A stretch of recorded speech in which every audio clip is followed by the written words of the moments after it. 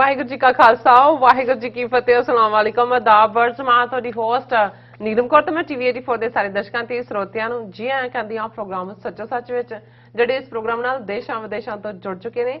ਖਾਲਸਾਨਾ fair centre ਦੇ ਸੰਚਾਲਕ doctor Amarjit Singh ਦੀ studio ਵਿੱਚ ਮੇਰੇ ਨਾਲ ਸ਼ਾਮਲ ਨੇ। ਆਉਣਾ ਨਾਲ ਗੱਲਬਾਤ ਕਰਕੇ ਅੱਜ ਦੇ ਐਮਿਸ਼ ਸੁਪਰ ਉਹਨਾਂ ਤੋਂ ਉਹਨਾਂ ਦਾ ਤਬਸਰਾ ਜਾਣਦੇ ਹਾਂ। ਜੀ ਡਾਕਟਰ ਸਾਹਿਬ ਵਾਹਿਗੁਰੂ ਜੀ ਕਾ ਖਾਲਸਾ ਵਾਹਿਗੁਰੂ ਜੀ ਕੀ ਫਤਿਹ। हाँ जी नीलम कौर जी ਤੁਹਾਨੂੰ भी ਤੇ ਦੁਨੀਆ ਭਰ ਚ ਬੈਠੇ ਸਾਡੇ ਬਹੁਤ ਹੀ ਪਿਆਰੇ ਸੋਹਣੇ ਸਿਆਣੇ ਟੀਵੀ 84 ਦੇ ਵਿਊਅਰਸ ਨੂੰ ਵੀ ਵਾਹਿਗੁਰੂ ਜੀ ਕਾ ਖਾਲਸਾ ਵਾਹਿਗੁਰੂ ਜੀ ਕੀ ਫਤਿਹ ਤੇ ਸਾਡੇ ਬਹੁਤ ਹੀ ਪਿਆਰੇ ਮੁਸਲਮਾਨ ਭੈਣਾਂ ਭਰਾਵਾਂ ਨੂੰ अस्सलाम वालेकुम। जी डॉक्टर साहब जी आनू प्रोग्राम सचो सच विच बहुत शुक्रिया जी डॉक्टर साहब अज 20 अप्रैल 2022 7 विसाख नानकशाही संमत 554 ਦਾ ਦਿਨ ਹੈ ਤੇ ਡਾਕਟਰ ਸਾਹਿਬ ਪ੍ਰੋਗਰਾਮ ਸ਼ੁਰੂ ਕਰਨ ਤੋਂ ਪਹਿਲਾਂ ਅਸੀਂ ਆਪਣੇ ਦਰਸ਼ਕਾਂ ਤੇ ਸਰੋਤਿਆਂ ਨੂੰ ਹਮੇਸ਼ਾ ਤਰ੍ਹਾਂ ਦਾ ਸੀ ਵੀਅਰਸ ਜੇ ਤੁਸੀਂ ਹੱਕ ਸੱਚ ਇਨਸਾਫ ਤੇ ਪੈਰਾ ਦਿਨ ਦਾ ਇੱਕ ਚੈਨਲ ਟੀਵੀ 84 ਨੂੰ ਦੇਖਣਾ ਚਾਹੁੰਦੇ ਹੋ ਤਾਂ ਤੁਸੀਂ ਦੇਖ ਸਕਦੇ ਹੋ ਸਪੈਕਟਰਮ ਕੇਬਲ ਆਸ਼ਿਨ ਕੇਬਲ ਬੈਲਫਾਗਨ ਕੈਨੇਡਾ roku ਜਾਦੂ ਬਾਕਸ ਅਸ਼ਾਵਾ ਫੇਸਬੁੱਕ ਟੀਵੀ 84 ਦੀ ਐਪ ਰਾਹੀਂ online streaming and IP box ਤੇ ਤੁਸੀਂ ਟੀਵੀ 84 ਨੂੰ ਦੇਖ ਸਕਦੇ ਹੋ। ਵਿਊਅਰਸ ਜੇ ਤੁਸੀਂ ਟੀਵੀ 84 ਨਾਲ ਜਾਂ ਪ੍ਰੋਗਰਾਮ ਸੱਚੋ ਸੱਚ ਨਾਲ ਫੇਸਬੁੱਕ ਰਾਹੀਂ ਜੁੜੇ ਹੋ ਤਾਂ ਇਸ ਨੂੰ ਵੱਧ ਤੋਂ ਵੱਧ ਲਾਈਕ ਕਰੋ ਤੇ ਸ਼ੇਅਰ ਕਰੋ ਅਤੇ ਨਾਲ ਹੀ YouTube ਤੇ ਸਬਸਕ੍ਰਾਈਬ ਵੀ ਕਰੋ। ਇਹ ਵੀ ਦੱਸ ਦਿਓ ਕਿ ਤੁਸੀਂ ਟੀਵੀ 84 ਦੀ ਐਪ ਨੂੰ ਐਂਡਰੋਇਡ ਐਂਡ ਐਪ ਸਟੋਰ ਤੇ ਡਾਊਨਲੋਡ ਕਰਕੇ ਜੋ ਟੀਵੀ 84 ਦੀ ਲਾਈਵ ਸਟ੍ਰੀਮ ਹੈ ਇਸ ਨੂੰ ਤੁਸੀਂ 24 ਆਵਰਸ ਦੇਖ ਸਕਦੇ ਹੋ।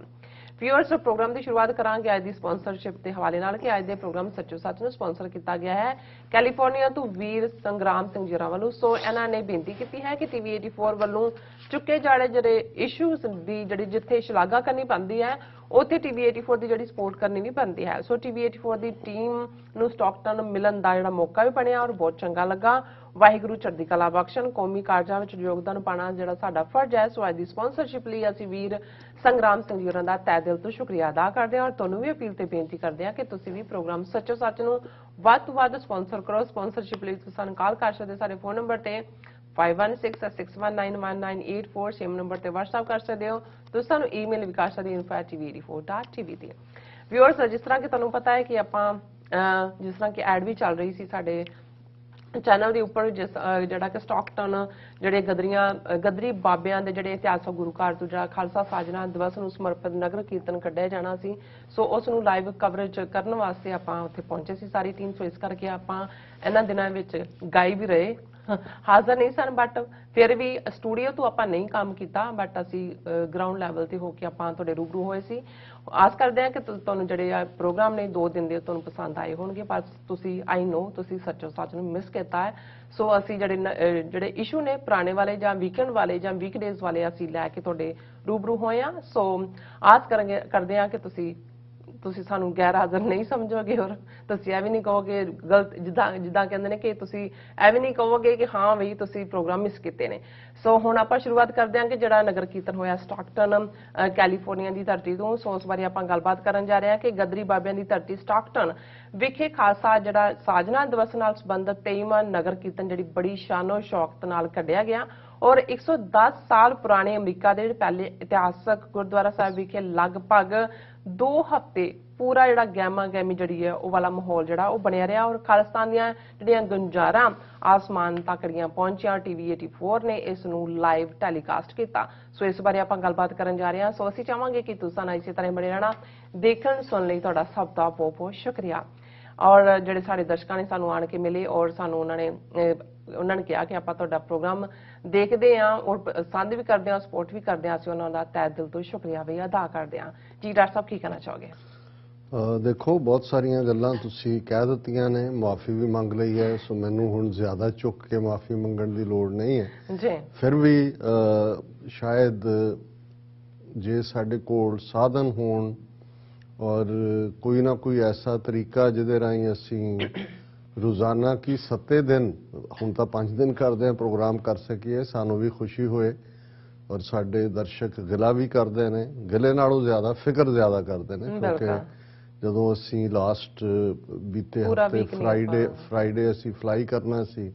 ਸੋ ਜ਼ਾਹਰ ਹੈ ਕਿ ਕੈਲੀਫੋਰਨੀਆ 3 ਘੰਟੇ ਦਾ ਟਾਈਮ ਡਿਫਰੈਂਸ 7 ਘੰਟੇ ਦੀ ਆਲਮੋਸਟ ਫਲਾਈਟ ਔਰ ਸੈਚਰਡੇ ਸੰਡੇ ਬੜੇ ਹੈਕਟਿਕ ਸੀ। ਸੈਚਰਡੇ ਸ਼ਾਮ ਦਾ ਦੀਵਾਨ ਜਿਹਨੂੰ ਕਿ ਉੱਥੇ ਬਿਲਕੁਲ ਇੱਕ ਮੇਨ ਇਵੈਂਟ ਦੇ ਤੌਰ ਤੇ ਹੀ ਦੇਖਿਆ ਜਾਂਦਾ। ਬੇਸ਼ੱਕ ਨਗਰ ਕੀਰਤਨ ਅਗਲੇ ਦਿਨ ਨਿਕਲਦਾ ਔਰ ਸਾਡੀ ਕੋਸ਼ਿਸ਼ ਸੀ ਕਿ ਅਸੀਂ ਉੱਥੋਂ ਲਾਈਵ ਕਰੀਏ, ਜਿਹੜਾ ਅਸੀਂ ਕੀਤਾ ਵੀ। ਲੇਕਿਨ ਇੱਕ ਜਿਹੜਾ ਪਾਰਟ ਅਮਰੀਕਾ 'ਚ ਪਹਿਲਾਂ ਨਹੀਂ ਸੀ ਦੇਖਿਆ ਜਾਂਦਾ, ਹੁਣ ਇਹ ਹੈ ਕਿ ਫਲਾਈਟਸ ਦੇ ਉੱਤੇ ਤੁਸੀਂ ਡਿਪੈਂਡ ਨਹੀਂ ਕਰ ਸਕਦੇ। ਭਾਵੇਂ ਸਾਡੀ ਕੋਸ਼ਿਸ਼ ਡਾਇਰੈਕਟ ਫਲਾਈਟਸ ਦੀ ਹੁੰਦੀ ਹੈ, ਕਨੈਕਟਿੰਗ ਫਲਾਈਟਸ ਅਸੀਂ ਅਵੋਇਡ ਕਰਦੇ ਹਾਂ, ਪਰ ਡਾਇਰੈਕਟ ਫਲਾਈਟਸ ਵੀ ਜੇ ਤੁਰਨ ਨਹੀਂ ਲੇਟ ਜਾਂ ਬਿਲਕੁਲ ਹੀ ਮਿਸ ਮਾਰ ਦੇਣ, ਸੋ ਉਹਦੇ ਕਰਕੇ ਵੀ ਕੁਝ ਇਨਕਨਵੀਨੀਅੰਸ ਹੁੰਦੀ ਹੈ। ਇਸ ਵਾਰ ਵੀ ਹੋਈ, ਸਾਡੀ ਟੀਮ 2 ਹਿੱਸਿਆਂ 'ਚ ਗਈ ਔਰ ਦੋਨੋਂ ਵਾਰ ਜਿਹੜਾ ਉਹ ਡਿਲੇ ਵਾਲਾ ਕੰਮ ਰਿਹਾ। ਲੇਕਿਨ ਫਿਰ ਵੀ ਸੈਚਰਡੇ ਸ਼ਾਮ ਮੈਂ ਪਹਿਲਾਂ ਐਪਰੀਸ਼ੀਏਟ ਵੀ ਕਰਦਾ ਆਪਣੀ ਟੀਮ ਨੂੰ ਜਿਹੜੇ ਸਾਡੇ ਨਾਲ ਗਏ, ਔਰ ਤੁਸੀਂ ਵੀ ਖਾਸ ਤੌਰ ਤੇ, ਔਰ ਪਿੱਛੋਂ ਸਟੂਡੀਓ ਚੋਂ ਜਿਨ੍ਹਾਂ ਨੇ ਹੈਂਡਲ ਕੀਤਾ ਦੋਨੋਂ ਦਿਨ ਔਡ ਆਵਰਸ ਦੇ ਵਿੱਚ ਵੀ। ਔਰ ਜ਼ਾਹਰ ਹੈ ਕਿ ਸਟਾਕਟਨ ਦਾ ਨਗਰ ਕੀਰਤਨ ਇਸ ਵੇਲੇ ਕੈਲੀਫੋਰਨੀਆ 'ਚ ਯੂਬਾ ਸਿਟੀ ਤੋਂ ਬਾਅਦ ਗਿਣਤੀ ਦੇ ਲਿਹਾਜ਼ ਨਾਲ, ਲੇਕਿਨ ਜੇ ਅਸੀਂ ਇਤਿਹਾਸਕਤਾ ਜਾਂ ਖਾਲਿਸਤਾਨ ਦੀ ਰੈਵੋਲੂਸ਼ਨਰੀ ਵਿਚਾਰਧਾਰਾ ਦੇ ਲਿਹਾਜ਼ ਨਾਲ ਦੇਖੀਏ ਤਾਂ ਮੈਂ ਸਮਝਦਾ ਵੀ ਸਮੁੱਚੇ ਨਾਰਥ ਅਮਰੀਕਾ 'ਚ ਹੀ ਨਹੀਂ, ਡਾਇਸਪੋਰਾ ਦੇ ਵਿੱਚ ਜਿਹੜਾ ਗੁਰਦੁਆਰਾ ਸਾਹਿਬ ਸਟਾਕਟਨ 'ਚ ਹੈ, Pacific cost Khalsa Diwan society Stockton ਜਿਸ ਦਾ ਨਾਂ ਹੈ, ਔਰ ਇਹ ਵਰਾ 110 ਸਾਲ ਮੁਕੰਮਲ ਹੋ ਗਏ ਨੇ ਇਸ ਗੁਰਦੁਆਰੇ ਦੇ ਸਥਾਪਿਤ ਹੋਇਆ। ਜ਼ਾਹਰ ਹੈ ਕਿ ਇਸ ਦੀ ਅਹਿਮੀਅਤ ਸਾਰੇ ਡਾਇਸਪੋਰਾ 'ਚ ਮੈਂ ਸਮਝਦਾ ਜੇ ਲਫ਼ਜ਼ ਅਸੀਂ ਇਤਿਹਾਸਕ ਜਾਂ ਹਿਸਟੋਰੀਕਲ ਕਹਿਣਾ ਹੋਏ, ਸੋ ਇਹ ਸਿਰਫ ਟਾਈਮ ਵਾਈਜ਼ ਹੀ ਹਿਸਟੋਰੀਕਲ ਨਹੀਂ ਹੈ ਕਿ 110 ਸਾਲ ਪਹਿਲਾਂ ਦਾ ਗੁਰਦੁਆਰਾ ਸਾਹਿਬ ਹੈ, ਪਰ ਕਿਉਂਕਿ ਇਸੇ ਹੀ ਧਰਤੀ ਤੋਂ ਉਹ ਜ਼ਮਾਨਾ ਜਦੋਂ ਕਿ ਅੰਗਰੇਜ਼ੀ ਸਾਮਰਾਜ ਜਿਸ ਬਾਰੇ ਕਿਹਾ ਜਾਂਦਾ ਸੀ ਕਿ ਉਹਨਾਂ ਦੇ ਰਾਜ 'ਚ ਸੂਰਜ ਡੁੱਬਦਾ ਨਹੀਂ ਹੈ, ਕਿਵੇਂ ਜਿਹੜੇ ਸਾਡੇ ਨੌਜਵਾਨ ਬੇਸ਼ੱਕ ਕਈ ਵਾਰ ਬਾਬਾ ਲਫ਼ਜ਼ ਸੁਣ ਕੇ ਬਹੁਤੇ ਸਮਝਦੇ ਨੇ ਵੀ ਸਾਰੇ 80 ਸਾਲਾਂ ਦੇ ਹੀ ਹੋਣੇ ਨੇ, ਉਹਨਾਂ ਦੇ ਵਿੱਚ ਜਵਾਨ ਬੱਚੇ 14-15 ਸਾਲ ਦਾ ਕਰਤਾਰ ਸਿੰਘ ਸਰਾਭਾ, ਬਹੁਤ ਸਾਰੇ 20ਵਿਆਂ 30ਵਿਆਂ ਦੇ ਵਿੱਚ, ਪਰ ਕਿਉਂਕਿ ਜਿਹੜਾ ਸ਼ਹੀਦੀ ਜਾਮ ਪੀਂਦੇ ਨੇ ਜਾਂ ਈਵਨ ਜਵਾਨੀ ਬਚਪਨ ਦੇ ਵਿੱਚ ਵੀ ਉਹਨਾਂ ਦੀ ਸੋਚ ਜਿਹੜੀ ਆ ਉਹ ਬਾਬਿਆਂ ਨੂੰ ਮਾਤ ਪਾਉਣ ਵਾਲੀ ਹੁੰਦੀ ਆ, ਉਹਨਾਂ ਨੂੰ ਅਸੀਂ ਸਤਿਕਾਰ ਨਾਲ ਬਾਬਾ ਕਹਿੰਦੇ ਆ। ਇਹੀ ਕਾਰਨ ਹੈ ਕਿ 7 ਤੇ 9 ਸਾਲ ਦੇ ਸਾਹਿਬਜ਼ਾਦਾ ਜ਼ੋਰਾਵਰ ਸਿੰਘ, ਸਾਹਿਬਜ਼ਾਦਾ ਫਤਿਹ ਸਿੰਘ ਵੀ ਬਾਬਾ ਜ਼ੋਰਾਵਰ ਸਿੰਘ, ਬਾਬਾ ਫਤਿਹ ਸਿੰਘ ਨੇ, ਔਰ 16 ਤੇ 18 ਸਾਲ ਦੇ ਜੁਝਾਰ ਸਿੰਘ, ਸਾਹਿਬਜ਼ਾਦਾ ਅਜੀਤ ਸਿੰਘ ਵੀ ਬਾਬਾ ਅਜੀਤ ਸਿੰਘ, ਬਾਬਾ ਜੁਝਾਰ ਸਿੰਘ ਨੇ। ਸੋ ਜਦੋਂ ਅਸੀਂ ਗਦਰੀ ਬਾਬਿਆਂ ਦੀ ਗਦਰ, ਜ਼ਾਹਰ ਹੈ ਉਹਨਾਂ ਦਾ ਨਾਰਾ ਹੀ ਇਹ ਸੀ ਕਿ ਅਸੀਂ ਗਦਰ ਬਚਾ ਕੇ ਭਾਰਤ ਚੋਂ ਕੱਢ ਦੇਣਾ। ਔਰ ਅੱਜ ਹੀ ਜਦੋਂ ਸਾਡੀ ਟੀਮ ਸਾਨੂੰ JFK 에ਅਰਪੋਰਟ ਤੋਂ ਲੈ ਕੇ ਆ ਰਹੇ ਸੀ ਵਾਪਸ ਸਟੂਡੀਓ, ਤੇ ਮੈਂ ਉਹਨਾਂ ਨੂੰ ਇਹ ਕਹਿ ਰਿਹਾ ਸੀ ਕਿ ਜੇ ਅਸੀਂ ਬਾਹਰਲੇ ਮੁਲਕਾਂ ਦੇ ਵਿੱਚ ਮਾਈਗ੍ਰੇਸ਼ਨ ਦੀ ਜਾਂ ਬਾਹਰ ਆਉਣ ਦੀ ਹਿਸਟਰੀ ਦੇਖਣੀ ਹੋਏ, ਬੇਸ਼ੱਕ 19ਵੀਂ ਸਦੀ ਦੇ ਅਖੀਰ ਦੇ ਵਿੱਚ ਜਿਹੜੇ ਸਿੱਖ ਇਨ ਪਾਰਟਿਕੂਲਰ ਔਰ ਪੰਜਾਬੀ ਇਨ ਜਨਰਲ, ਉਹਨਾਂ ਦੇ ਵਿੱਚ ਮੁਸਲਮਾਨ ਵੀ ਸਨ, ਸਿੱਖਾਂ ਤੋਂ ਬਾਅਦ ਦੂਸਰੀ ਗਿਣਤੀ ਉਹਨਾਂ ਦੀ, ਔਰ ਪੰਜਾਬੀ ਹਿੰਦੂ ਵੀ ਸਨ ਜਿਨ੍ਹਾਂ ਦੇ ਵਿੱਚ ਜਿਹੜੇ ਨੇ ਉਹ ਦਲਿਤ ਭਾਈਚਾਰੇ ਦੇ ਵੀ ਦੁਆਬੇ ਦੇ ਖਾਸ ਤੌਰ ਤੇ ਲੋਕ ਸਨ। ਲੇਕਿਨ ਜਦੋਂ ਅਸੀਂ 1912-13 ਤੱਕ ਦੇਖਦੇ ਹਾਂ, ਕਿਉਂਕਿ 19ਵੀਂ ਸਦੀ ਦੇ ਅਖੀਰ 1890ਵਿਆਂ ਦੇ ਵਿੱਚ ਪਹਿਲੇ ਕਦੋਂ ਕੈਨੇਡਾ ਦੇ ਵਿੱਚ ਸਿੱਖ ਆਏ, ਉਸ ਦਾ ਵੀ ਜ਼ਿਕਰ ਹੁੰਦਾ ਹੈ ਕਿ ਕਿਵੇਂ ਜਦੋਂ ਕੁਈਨ ਦੀ ਜਿਹੜੀ ਹੈ ਉਹ ਕੋਰੋਨੇਸ਼ਨ ਸੈਰੇਮਨੀ ਸੀ ਇੰਗਲੈਂਡ ਦੇ ਵਿੱਚ, ਔਰ ਉਹਦੇ 'ਚ ਪਾਰਟਿਸਿਪੇਸ਼ਨ ਦੇ ਲਈ ਸਿੱਖਾਂ ਦਾ ਬੈਂਡ ਔਰ ਕੁਝ ਘੋੜ ਚੜੇ ਆਏ, ਔਰ ਵਾਪਸੀ ਤੇ ਕਿਉਂਕਿ ਉਦੋਂ ਹਵਾਈ ਜਹਾਜ਼ ਤਾਂ ਹੈ ਨਹੀਂ ਸੀ, ਸਮੁੰਦਰੀ ਜਹਾਜ਼ ਹੀ ਸੀ, ਵਾਪਸੀ ਤੇ ਕੁਝ ਜਿਹੜੇ ਨੇ ਵਾਇਆ ਮੌਂਟਰੀਆਲ ਵੈਨਕੂਵਰ ਵੱਲ ਆਏ ਤਾਂ ਉਹਨਾਂ ਨੇ ਦੇਖਿਆ ਵੀ ਇਹ ਜ਼ਮੀਨ ਵੀ ਬੜੀ ਉਪਜਾਊ ਹੈ, ਔਰ ਦੂਸਰਾ ਉਹਨਾਂ ਨੇ ਉੱਥੇ ਕੁਝ ਰਿਟਾਇਰਮੈਂਟ ਤੋਂ ਬਾਅਦ ਜਦੋਂ ਫਿਰ ਉਹ ਜਿਨ੍ਹਾਂ ਕਾਲੋਨੀਜ਼ ਬ੍ਰਿਟਿਸ਼ ਸੀ ਉਹ ਉੱਥੇ ਆਏ। ਲੇਕਿਨ ਜਿਹੜਾ ਇਤਿਹਾਸਕ ਇਹ ਸਾਰੇ ਦੇ ਉੱਤੇ ਤਾਂ ਬਹੁਤ ਸਾਰੀਆਂ PhDs ਹੋਈਆਂ, ਸਟੱਡੀਜ਼ ਹੋਈਆਂ ਕਿ 1910-11 ਤੱਕ ਪਹੁੰਚਦਿਆਂ ਲਗਭਗ 8000 ਦੇ ਕਰੀਬ ਜਿਹੜੇ ਸਿੱਖ ਨੇ ਉਹ ਪਹੁੰਚ ਚੁੱਕੇ ਸੀ ਬ੍ਰਿਟਿਸ਼ ਕੋਲੰਬੀਆ ਔਰ ਕੈਲੀਫੋਰਨੀਆ ਦੇ ਇਸ ਹਿੱਸੇ 'ਚ, ਇਸ ਸਟਾਕਟਨ ਔਰ ਸੈਂਟਰਲ ਵੈਲੀ ਜਿਹਨੂੰ ਕਹਿੰਦੇ ਨੇ, ਫਰੈਜ਼ਨੋ ਤੋਂ ਲੈ ਕੇ ਐਲ ਸੈਂਟਰੋ ਤੱਕ ਖੇਤੀਬਾੜੀ। ਔਰ ਇਹ ਉਹ ਪੀਰੀਅਡ ਸੀ ਜਦੋਂ ਕਿ ਕੋਈ ਆਪਣੀ ਜ਼ਮੀਨ ਆਪਣੇ ਨਾਂ ਨਹੀਂ ਸੀ ਲੈ ਸਕਦਾ। ਕਾਨੂੰਨ ਇਥੋਂ ਦੇ ਇਦਾਂ ਦੇ ਸਨ ਕਿ ਵੀ ਜੇ ਈਵਨ ਕੋਈ ਵਾਈਟ ਗੋਰੀ ਕਿਸੇ ਦੇਸੀ ਦੇ ਨਾਲ ਵਿਆਹ ਕਰਦੀ ਤਾਂ ਉਹਦੀ ਸਿਟੀਜ਼ਨਸ਼ਿਪ ਖਤਮ ਹੋ ਜਾਂਦੀ ਸੀ। ਸੋ ਬਹੁਤ ਸਾਰਿਆਂ ਨੇ ਜਿਨ੍ਹਾਂ ਨੇ ਬਹੁਤ ਮਿਹਨਤ ਕਰਕੇ, ਹਾਰਡ ਵਰਕ ਕਰਕੇ ਜ਼ਮੀਨ ਵੀ ਲਈ, ਉਹ ਆਪਣੇ ਨਾਂ ਨਹੀਂ ਸੀ ਲੈ ਸਕਦੇ, ਉਹ ਗੋਰਿਆਂ ਦੇ ਨਾਂ ਹੀ ਲੈਂਦੇ ਸੀ। ਉਸ ਦੇ ਵਿੱਚ ਉਹ ਪਾਰਟਨਰ ਵੀ ਨਹੀਂ ਸੀ ਹੁੰਦੇ, ਉਹਨਾਂ ਦੇ ਫੇਥ ਤੇ ਹੀ ਸੀ ਕਿ ਬਈ ਉਹ ਉਹਨਾਂ ਨੂੰ ਮਾਲਕੀ ਦੇ ਹੱਕ ਦੇਣ ਜਾਂ ਨਾ ਦੇਣ। ਲੇਕਿਨ ਜਿਹੜੀ ਸਭ ਤੋਂ ਵੱਡੀ ਗੱਲ ਬਹੁਤ ਵਾਰ ਅਸੀਂ ਇਸ ਪਾਠ ਨੂੰ ਕਿਉਂਕਿ ਸੂਟ ਨਹੀਂ ਸੀ ਕਰਦਾ, ਇਹ ਉਹ ਪੀਰੀਅਡ ਸੀ ਜਦੋਂ ਕਿ ਭਾਰਤ ਦੇ ਵਿੱਚ ਇੱਕ ਵੱਡਾ ਹਿੱਸਾ ਜਿਨ੍ਹਾਂ ਨੇ ਨਾ ਸਿਰਫ ਗੁਲਾਮੀ ਨੂੰ ਕਬੂਲਿਆ ਹੋਇਆ ਸੀ, ਸਾਊਥ ਅਫਰੀਕਾ 'ਚ ਬੈਠਾ ਇਹਨਾਂ ਦਾ ਅਖੌਤੀ ਮਹਾਤਮਾ ਗਾਂਧੀ, ਉਹ ਅੰਗਰੇਜ਼ਾਂ ਦੀ ਸਰਵਿਸ ਦੇ ਵਿੱਚ ਜੁਟਿਆ ਹੋਇਆ ਸੀ। ਉਹ ਤਾਂ 1914 ਤੋਂ 1918 ਦੇ ਫਸਟ ਵਰਲਡ ਵਾਰ ਦੇ ਵਿੱਚ ਸਾਊਥ ਅਫਰੀਕਾ 'ਚ ਸਾਰਜੈਂਟ ਮੇਜਰ ਦੇ ਤੌਰ ਤੇ ਉਹਨਾਂ ਨੂੰ ਸਰਵਿਸਿਜ਼ ਦੇ ਰਿਹਾ ਸੀ। ਔਰ ਇਹ ਉਹ ਪੀਰੀਅਡ ਸੀ ਕਿ ਇੱਥੇ ਆ ਕੇ ਉਸ ਪੰਜਾਬ ਦੀ ਧਰਤੀ ਦੇ ਲੋਕਾਂ ਨੇ ਇਹ ਮਹਿਸੂਸ ਕੀਤਾ ਕਿ ਗੁਲਾਮੀ ਕਿਹਨੂੰ ਕਹਿੰਦੇ ਨੇ। ਔਰ ਉਸ ਪੀਰੀਅਡ 'ਚ ਉਹਨਾਂ ਨੇ ਇਹ ਮਨ ਬਣਾਇਆ ਕਿ ਭਾਈ ਅਸੀਂ ਇਸ ਗੁਲਾਮੀ ਨੂੰ ਨਹੀਂ ਕਬੂਲਣਾ। ਔਰ ਕਰਤਾਰ ਸਿੰਘ ਸਰਾਭਾ ਔਰ ਬਾਅਦ ਦੇ ਵਿੱਚ ਰਾਸ ਬਿਹਾਰੀ ਬੋਸ ਔਰ ਦੂਸਰੇ ਲੋਕ ਵੀ ਇੱਥੇ ਆਉਂਦੇ ਰਹੇ ਜਿਨ੍ਹਾਂ ਨੇ ਇੰਸਪਾਇਰ ਕੀਤਾ। ਔਰ ਗਦਰ ਪਾਰਟੀ ਨਾਂ ਦੀ ਪਾਰਟੀ ਇੱਥੇ ਜਿਹੜੀ ਉਹ ਸਥਾਪਿਤ ਕੀਤੀ ਗਈ। ਉਸ ਦੀ ਪਹਿਲੀ ਪਬਲੀਕੇਸ਼ਨ ਗਦਰ ਗੂੰਜਾਂ, ਜਿਹੜੀ ਪੰਜਾਬੀ ਦੇ ਵਿੱਚ, ਉਰਦੂ ਦੇ ਵਿੱਚ, ਹਿੰਦੀ ਦੇ ਵਿੱਚ ਐਨਸਾਈਕਲੋ ਸਟਾਈਲ ਕਰਕੇ ਉਹ ਮਸ਼ੀਨ ਅੱਜ ਵੀ ਸਟਾਕਟਨ ਦੇ ਗੁਰਦੁਆਰਾ ਸਾਹਿਬ 'ਚ ਰੱਖੀ ਹੋਈ ਹੈ। ਔਰ ਕਰਤਾਰ ਸਿੰਘ ਸਰਾਭਾ ਜਿਹੜਾ 14-15 ਸਾਲ ਦੀ ਉਮਰ ਦੇ ਵਿੱਚ ਬਰਕਲੀ ਦੇ ਵਿੱਚ ਪੜ੍ਹਨ ਆਉਂਦਾ ਹੈ, ਉਹ ਇੰਨਾ ਕੁ ਭਰਿਆ ਹੋਇਆ ਉਸ ਰੈਵੋਲੂਸ਼ਨਰੀ ਸਪਿਰਿਟ ਦੇ ਨਾਲ, ਇੰਨਾ ਕੁ ਟੈਲੈਂਟਡ ਹੈ। ਉਹ ਕਰਤਾਰ ਸਿੰਘ ਸਰਾਭਾ ਉਸ ਗਦਰ ਗੂੰਜਾਂ ਦਾ ਐਡੀਟਰ ਵੀ ਬਣਦਾ ਹੈ ਔਰ ਉਹ ਸਟੇਜ ਤੋਂ ਵੰਗਾਰਦਾ ਵੀ ਹੈ ਕਿ ਆਓ ਚੱਲੀਏ ਆਪਣੀ ਧਰਤੀ ਤੇ ਆਜ਼ਾਦ ਕਰਵਾਈਏ ਉਸ ਧਰਤੀ ਨੂੰ। ਔਰ ਉਹਨਾਂ ਦੀਆਂ ਹੀ ਕਰਤਾਰ ਸਿੰਘ ਸਰਾਭਾ ਦੀਆਂ ਉਹ 17 ਜਿਹੜੀਆਂ ਹਮੇਸ਼ਾ ਸ਼ਹੀਦ ਭਗਤ ਸਿੰਘ ਨੂੰ ਵੀ ਇਨਸਪਾਇਰ ਕਰਦੀਆਂ ਸੀ, ਉਹਨਾਂ ਦੀ ਸਟੱਡੀ ਟੇਬਲ ਦੇ ਉੱਤੇ ਹੁੰਦੀਆਂ ਸੀ, ਜਿਹੜੀ ਉਹਨਾਂ ਨੇ ਕਹੀਆਂ ਕਿ ਸੇਵਾ ਦੇਸ਼ ਦੀ ਜ਼ਿੰਦੜੀ ਹੈ ਬੜੀ ਔਖੀ, ਗੱਲਾਂ ਕਰਨੀਆਂ ਢੇਰ ਸੁਖੱਲੀਆਂ ਨੇ, ਜਿਨ੍ਹਾਂ ਦੇਸ਼ ਸੇਵਾ ਵੱਲ ਪੈਰ ਪਾਇਆ ਉਹਨਾਂ ਲੱਖ ਮੁਸੀਬਤਾਂ ਝੱਲੀਆਂ ਨੇ। ਔਰ ਇਹ ਇੱਕ ਪੂਰਾ ਜਿਸ ਗੁਰਦੁਆਰਾ ਸਾਹਿਬ ਦੇ ਵਿੱਚ 23ਵਾਂ ਨਗਰ ਕੀਰਤਨ ਜਿਸ ਦੇ ਵਿੱਚ ਅਸੀਂ ਸ਼ਮੂਲੀਅਤ ਕੀਤੀ ਔਰ ਆਪਣੇ ਦਰਸ਼ਕਾਂ ਨੂੰ ਅਸੀਂ ਉਹ ਨਜ਼ਾਰੇ ਦਿਖਾਏ, ਇਸ ਧਰਤੀ ਦੇ ਉੱਤੇ ਫਿਰ ਸੰਤ ਤੇਜਾ ਸਿੰਘ, ਬਾਬਾ ਵਿਸਾਖਾ ਸਿੰਘ, ਬਾਬਾ ਸੋਹਣ ਸਿੰਘ ਭਕਨਾ, ਬਾਬਾ ਜਵਾਲਾ ਸਿੰਘ, ਇਹ ਵੱਡੇ ਕਿਸਾਨ ਸਨ, ਜ਼ਮੀਨਾਂ ਦੇ ਮਾਲਕ। ਔਰ ਇਹ ਸਾਰੇ ਇਹਨਾਂ ਸਾਰਿਆਂ ਨੇ ਇਹ ਫੈਸਲਾ ਕੀਤਾ ਕਿ ਭਾਈ ਨਹੀਂ, ਅਸੀਂ ਇਸ ਗੁਲਾਮੀ ਦੇ ਵਿੱਚ ਨਹੀਂ ਜੀਣਾ। ਔਰ ਤੁਸੀਂ ਇਹ ਦੇਖੋ ਕਿ ਉਸ ਵੇਲੇ ਕੁੱਲ ਜਿਹੜੇ ਇੱਥੇ ਪਹੁੰਚੇ ਹੋਏ ਪੰਜਾਬੀ ਸਨ, ਉਹਨਾਂ ਦੀ ਗਿਣਤੀ ਲਗਭਗ 8000 ਸੀ। 8000 ਚੋਂ 7000 ਜਿਹੜੇ ਨੇ ਉਹ ਵਾਪਸ ਸਭ ਕੁਝ ਛੱਡ, ਕਿਹਨਾਂ ਤਕਲੀਫਾਂ 'ਚ ਇੱਥੇ ਪਹੁੰਚੇ ਹੋਣਗੇ, ਕਿੰਨੀ ਮਿਹਨਤ ਦੇ ਨਾਲ ਜ਼ਮੀਨਾਂ ਬਣਾਈਆਂ ਜਾਂ ਆਪਣਾ ਫਿਊਚਰ, ਕੋਈ ਲੰਬਰ ਸੀਐਟਲ ਜਾਂ ਪੋਰਟਲੈਂਡ ਜਾਂ ਬ੍ਰਿਟਿਸ਼ ਕੋਲੰਬੀਆ 'ਚ ਬਹੁਤ ਸਾਰੇ ਲੰਬਰ ਇੰਡਸਟਰੀ ਦੇ ਵਿੱਚ ਸੀ। 8000 ਚੋਂ 7000 ਸਭ ਕੁਝ ਛੱਡ ਛਡਾ ਕੇ ਜਿਹੜੇ ਨੇ ਉਹ ਭਾਰਤ ਪਰਤ ਗਏ। ਉਹਨਾਂ ਨੇ ਅੱਡ-ਅੱਡ ਰਾਊਟ ਲਏ। ਉਹਦੇ 'ਚ ਇੱਕ ਵੱਖਰੀ ਕਹਾਣੀ ਹੈ ਕਿ ਕਿਵੇਂ ਕਾਮਾਗਾਟਾ ਮਾਰੂ, ਜਿਹੜਾ ਇੱਕ ਜਾਪਾਨੀ ਜਹਾਜ਼ ਬਾਬਾ ਗੁਰਦਿੱਤ ਸਿੰਘ ਸਰਹਾਲੀ ਨੇ ਜਿਹੜਾ ਰੈਂਟ ਕੀਤਾ, ਉਹਦਾ ਨਾਂ ਗੁਰੂ ਨਾਨਕ ਜਹਾਜ਼ ਰੱਖਿਆ।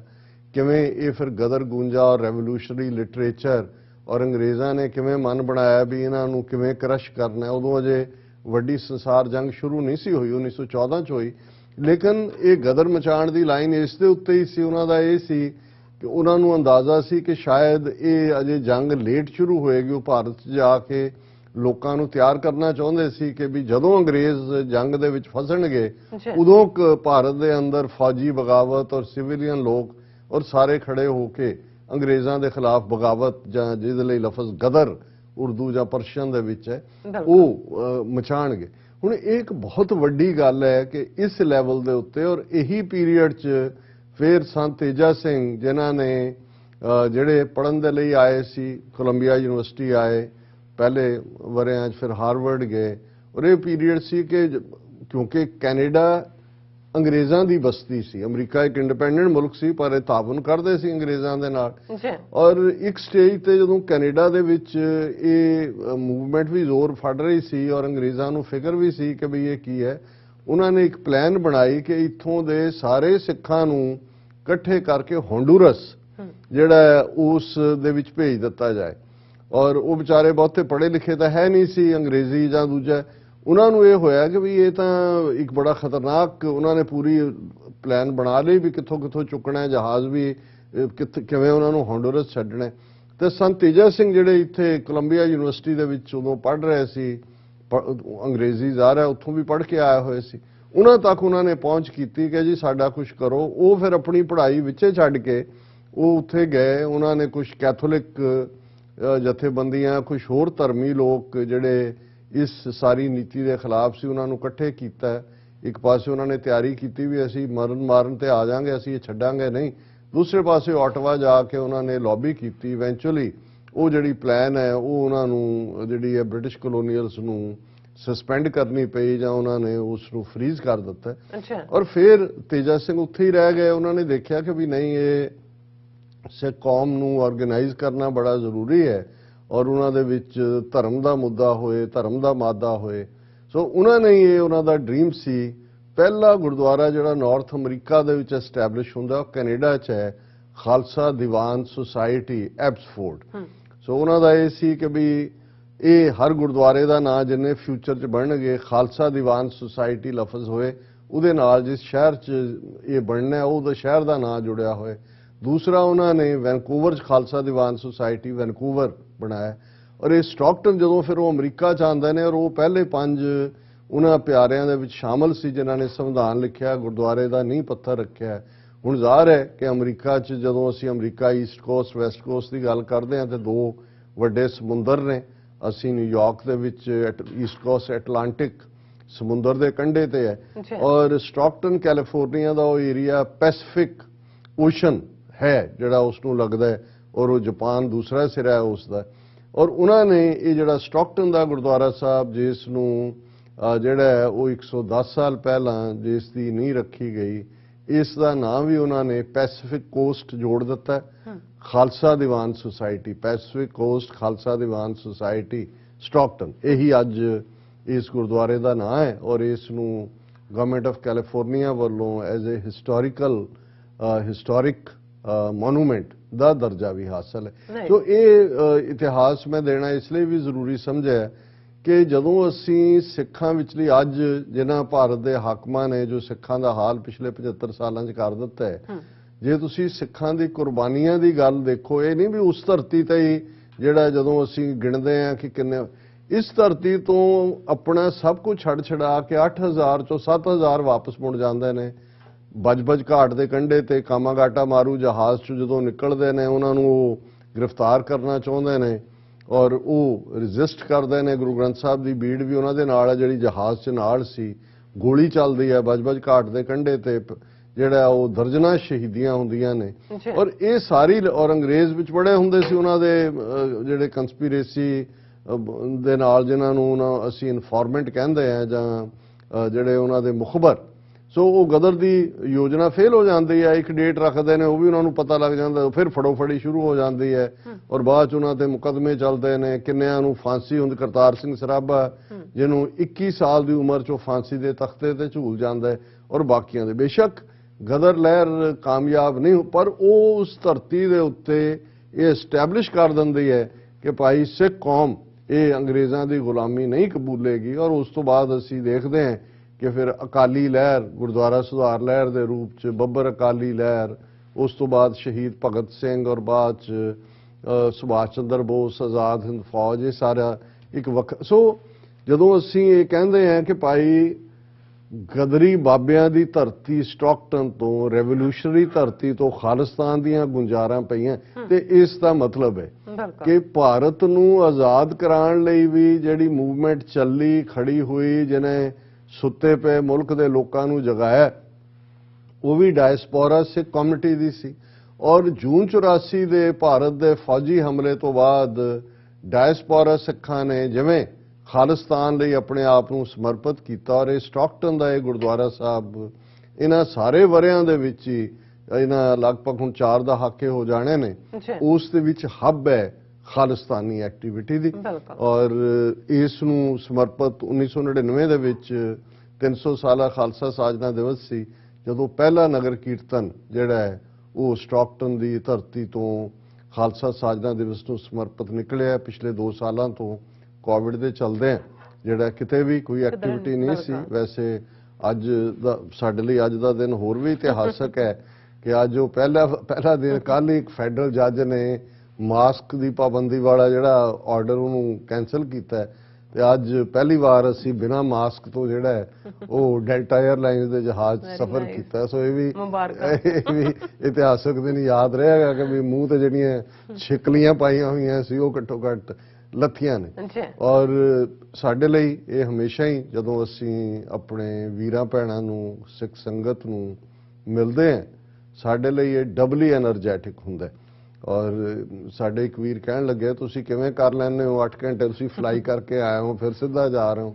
ਮੈਂ ਕਿਹਾ ਹੁਣ ਤਾਂ ਜਦੋਂ ਅਸੀਂ ਮਿਲ ਕੇ ਲੈਨੇ ਇੰਨੀ ਕਿ એનર્ਜੀ ਹੁੰਦੀ ਕਹੋ ਤਾਂ ਸਾਰੀ ਰਾਤ ਵੀ ਪ੍ਰੋਗਰਾਮ ਕਰ ਸਕਦੇ। ਔਰ ਇਹ ਸਾਡੇ ਵਿਊਅਰਸ ਦਾ, ਸਿੱਖ ਸੰਗਤ ਦਾ ਪਿਆਰ ਹੈ। ਔਰ ਦੋਵੇਂ ਦਿਨ ਜਿਵੇਂ ਤੁਸੀਂ ਵੀ ਇਹ ਦੇਖਿਆ ਹੋਵੇਗਾ ਕਿ ਕਿੰਨੀ ਵੱਡੀ ਗਿਣਤੀ 'ਚ ਸਾਡਾ ਕਿੰਨਾ ਵੱਡਾ ਪਰਿਵਾਰ ਹੈ TV84 ਦਾ। ਔਰ ਜਿਨ੍ਹਾਂ ਦੇ ਵਿੱਚ ਜਿਹੜੇ ਆ ਕੇ ਮਿਲਦੇ ਰਹੇ ਉਹਨਾਂ ਦੇ ਵਿੱਚ ਬੀਬੀਆਂ ਵੀ ਨੇ, ਬੱਚੇ ਵੀ ਨੇ, ਬਜ਼ੁਰਗ ਵੀ ਨੇ ਔਰ ਹਰ ਇੱਕ ਨੇ, ਕਈਆਂ ਨੇ ਤਾਂ ਇੰਨੀ ਮੁਹੱਬਤ ਦਿਖਾਈ ਉਹ ਕੋਲੋਂ ਜਾਣਦਾ ਨਾ ਨਹੀਂ ਸੀ ਲਿਆ। ਹਾਲਾਂ ਦੂਸਰੇ ਦੂਰ ਖੜੇ ਡੀਕ ਰਹੇ ਹੁੰਦੇ ਨੇ ਕਿ ਵੀ ਅਸੀਂ ਗੱਲਬਾਤ ਕਰਨੀ ਹੈ, ਪਰ ਇਹ ਮੈਂ ਸਮਝਦਾ ਹਾਂ ਵੀ ਖਾਲਸਾ ਪੰਥ ਦੀ ਆਜ਼ਾਦੀ ਦੀ ਗੱਲ, ਕੌਮੀ ਪਿਆਰ ਔਰ ਇਹ ਹੀ ਸਾਡਾ ਸਰਮਾਇਆ ਹੈ ਕਿ ਜਿਹਦੇ 'ਚ ਅਸੀਂ ਇਹ ਮਹਿਸੂਸ ਕਰਦੇ ਹਾਂ ਕਿ ਭਾਈ ਨਹੀਂ, ਬੇਸ਼ੱਕ ਨਾ ਪੱਖੀ ਲੋਕ ਵੀ ਨੇ, ਭਗੌੜੇ ਵੀ ਨੇ, ਲੇਕਿਨ ਕੌਮ ਨੂੰ ਪਿਆਰ ਕਰਨ ਵਾਲੇ, ਕੌਮ ਨੂੰ ਸਮਰਪਿਤ ਲੋਕ ਵੀ ਨੇ।